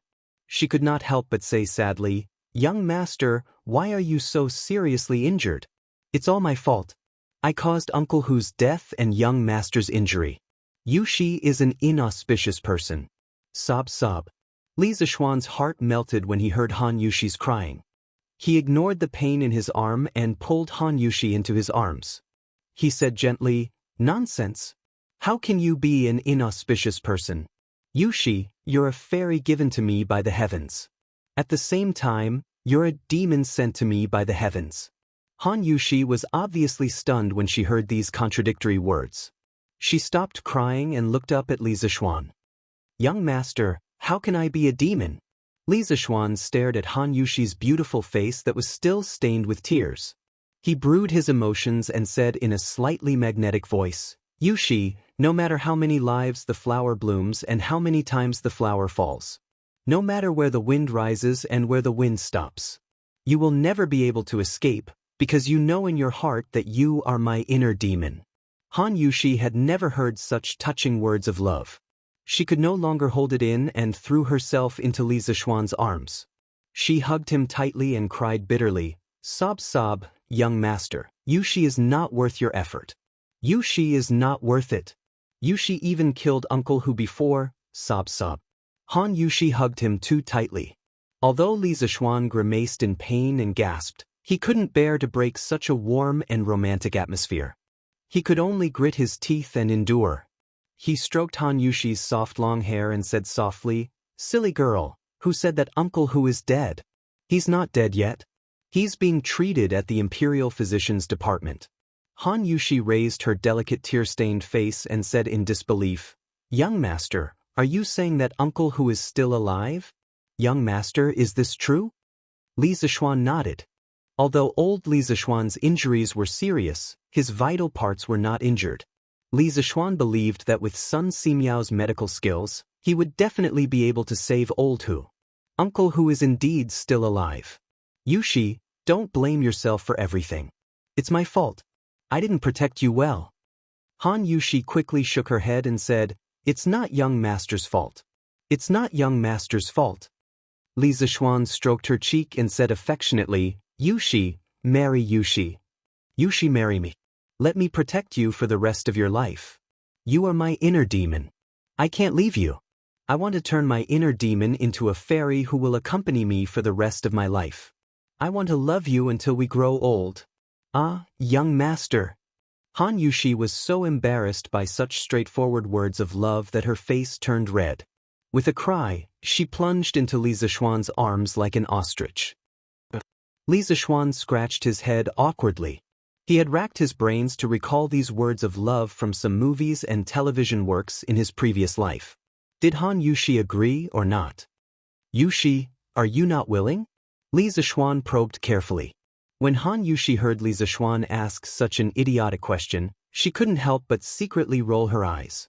She thought to herself, young master's words of love before were quite touching, but why is his EQ still so low? However, she was also afraid that Li Zishuan would really misunderstand, so she quickly said, young master, Yushi is willing. Ha! Li Zishuan carried Han Yushi in his arms and spun around in a circle with pride and excitement. He laughed and said, ha, that's great. Yushi, you finally agreed. Hiss, in the end this guy's extreme joy turned to sorrow. It affected the wound on his back, and he gasped in pain. Han Yushi first thought to herself, what do you mean by I finally agreed? It's you who finally said that you love me, silly young master. Behind him, he heard Li Zishuan's cry of pain. He quickly pulled Li Zishuan's hand and asked anxiously, young master, where do you hurt? Let me take a look. Li Zishuan waved his hand and said nonchalantly, it's just a small injury. It's fine, it's fine.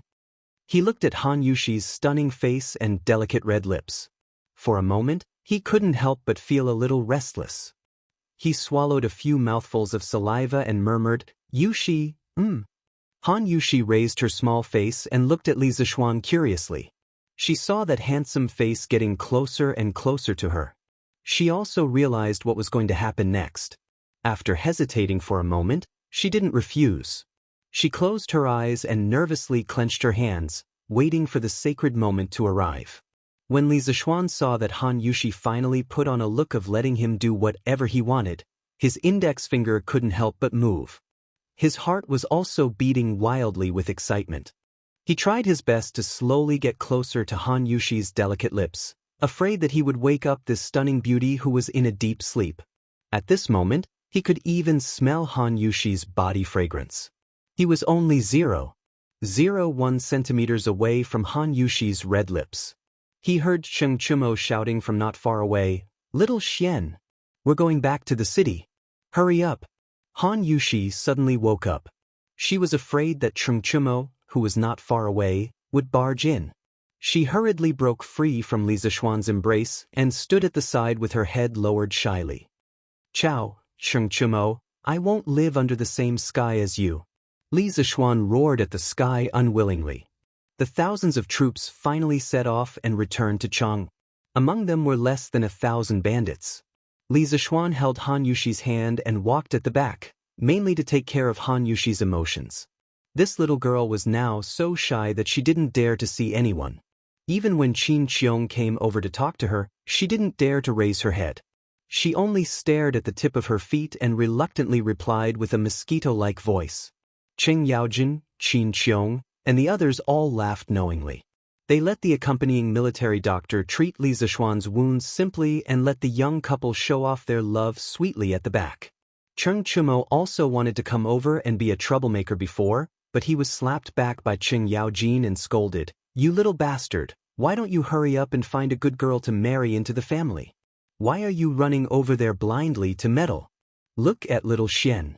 He's so young, but he's already kidnapped a beautiful little girl." Cheng Yaojin's words were too King heart-wrenching. Cheng Chumo's expression suddenly looked as if he had eaten a pile of shit. He secretly hated Li Zishuan for not being a good brother. He actually found a wife first, causing him, a single young man, to be scolded by his father. Chapter 142. The sun was setting in the west. This huge team of more than 2,000 people finally arrived at the east side of Chang'an City. In the team, there were handsome and energetic generals, tall and heroic dukes, well-trained soldiers in bright armor, simple but powerful family generals, ragged and dispirited bandits, and even more strange was that there was a team of strong men carrying a white horse. Of course, there was also a pair of adulterous couple who were holding hands and showing off their affection to the crowd. That's right, at least that's what Cheng Chumo thought to himself about Li Zishuan. The white horse that was being carried was the horse that was stabbed by vines on the way to Xiefeng Stockade Village by Li Zishuan. Li Zishuan spent money to hire 10 relatively young Cheng family guards to carry the horse back home. At that time, these men refused to take the money. Later, Li Zishuan said, "If anyone dares not to take the money, I will pay a few children to pee in front of your door every day." The 10 guards wiped away the cold sweat on their foreheads and hurriedly took the money from Li Zishuan. They secretly thought that this young master was truly rich and willful. However, this way of thinking was truly too immoral. Han Yushi looked at the familiar Yanqing Gate and felt that it was a lifetime ago. During the few hours when she was taken away, she was frightened all the way. She was afraid that the bandits would ruin her innocence and she was prepared to die to protect her innocence. Later, when she was full of despair, Li Zishuan went deep into the village alone to save her. She really did not expect that she could be saved so quickly. After all, Xiefeng Stockade Village was in the wilderness. It was not easy to find it in such a short time. Thinking of this, Han Yushi could not help but hold his hand tighter, as if this would make her feel safer. They were about to enter the city. Han Yushi did not intend to let Li Zishuan let go of her hand. Although it was embarrassing to be pointed at by so many people, she thought that since the young master liked to hold her hand, then let him hold it. If others liked to say it, then let them say it. She was the young master's woman for the rest of her life. Even if the young master wanted her to die now, she was willing to do so. Holding hands was a small matter and she could just follow the young master's temperament. As for Li Zishuan, ever since this fellow held Han Yushi's smooth and soft little hand, he could not bear to part with this wonderful touch. Today, he had finally won Han Yushi's hand with great difficulty, so he could not bear to let go. If he wanted to hold her hand, he would hold her hand for a lifetime. It had to be said that after experiencing life and death, Han Yushi and Li Zishuan's attitude towards each other had changed greatly. When the citizens of the city saw such a complicated and strange team, they couldn't help but discuss among themselves. Where did so many troops come from? It's been a long time since I've seen so many troops move out together. I don't know. It looks like the Featherwood Guard. Could it be that there's a war somewhere? Hey, why did the Featherwood Guard send so many people? Do you think these people are bandits? I think they are quite similar. Hey, isn't that Duke Lu? There's also Duke Yi and Duke Wu. Heavens, Where are these bandits so powerful that they can even alarm these dukes to personally suppress the bandits? Hey, who said they weren't? These bandits really don't have eyes. How can they casually provoke these people in Chang'an city? When Song Tiandao heard these people's discussion, he felt so wrong that he was about to cry. Was he willing to provoke the Featherwood Guard, Qing Yaojin, and other big shots? How could he know that a little country girl would have such great power behind her? Song Tiandao was now cursing Master Shao in his heart. If it weren't for him, he would still be the head of the carefree camp in the mountain stronghold. As a result, not only did he not get the 3,000 strings of string of cash, but he also became a prisoner. Thinking about how Li Zishuan was alone among thousands of people in the mountain stronghold, as if he was in a no-man's land. With a long sword, he killed people like cutting melons and vegetables. Thinking of this, Song Tiandao felt goosebumps all over his body. This was not something a 14 or 15-year-old child would do. This was much more ferocious than the authentic bandits. Song Tiandao looked at Qing Yaojin, Qin Qiong, and other big shots in front of him, and then secretly glanced back at Li Zishuan, who was talking about love. He couldn't help but feel despair in his heart. He didn't know what kind of cruel punishment was waiting for him. Yushi, let's go to the Imperial Medical Department to see Uncle Zhang first, and then turn back home. Li Zishuan thought about it and suggested. The main thing was that he was now injured all over. When he went back, his mother would definitely be distressed. Moreover, she might even resent Han Yushi because of this. After all, her son was seriously injured in order to save her. Li Zishuan was sure that according to his mother's personality, this kind of thing could really happen. In order to avoid affecting their relationship, Li Zishuan decided to go to the Imperial Medical Department to see Old Hu first, treat his wounds, and change his clothes before going home. Han Yushi didn't know that Li Zishuan had secretly thought so much for her. Hearing this, she raised her head and said, "Young master, you're going back so late. Will master and madam be worried? Why don't you go home first while Yushi goes to see Uncle Hu?" Li Zishuan smiled and said, "It's okay. I'll send someone back to report that I'm safe." He brought Han Yushi to the front of the group, bowed to Qin Qiong, Qing Yaojin, Yuqi Jingda, and Niu Jinda, and said sincerely, "I thank all of you for your help today. In 2 days, I will hold a banquet at the Drunken Immortal restaurant. I will use the strongest wine and the most delicious dishes to entertain all of you." Qing Yaojin laughed loudly and said, "Ha, good boy, I like hearing these words." Yuqi Jingda and Niu Jinda nodded with a smile. Although part of the reason they came today was because of Li Zishuan, it was mainly because of Qin Qiong. Qin Qiong smiled and said, "Little Xian, you don't have to be so polite to me. Yushi is my adopted daughter. You went to save her alone. I should thank you." Li Zishuan repeatedly said that he didn't dare. He thanked Dugu Xian again and asked him to investigate the person behind this group of bandits. Then he bid farewell to Qin Qiong and said, "Uncle Qin, I'll bring Yushi to the Imperial Medical Department to see Uncle Hu first." Qin Qiong nodded and said solemnly, "Speaking of which, this Hu Hanyun was injured because of Yushi. It's already late today, so I won't go over. Little Xian, you have to thank him on my behalf. I'll visit him personally another day." Li Zishuan replied, "Don't worry, Uncle Qin. I will." Qin Qiong looked at Han Yushi and said, "Yushi, you have to visit your adoptive mother tomorrow. She has been talking about you. When she heard that something happened to you, she was worried sick at home." Han Yushi bowed and said, "Yes, adoptive father. Yushi will definitely visit adoptive mother tomorrow." Qin Qiong smiled and waved his hand. He said kindly, "Good child, quickly go to the Imperial Medical Department."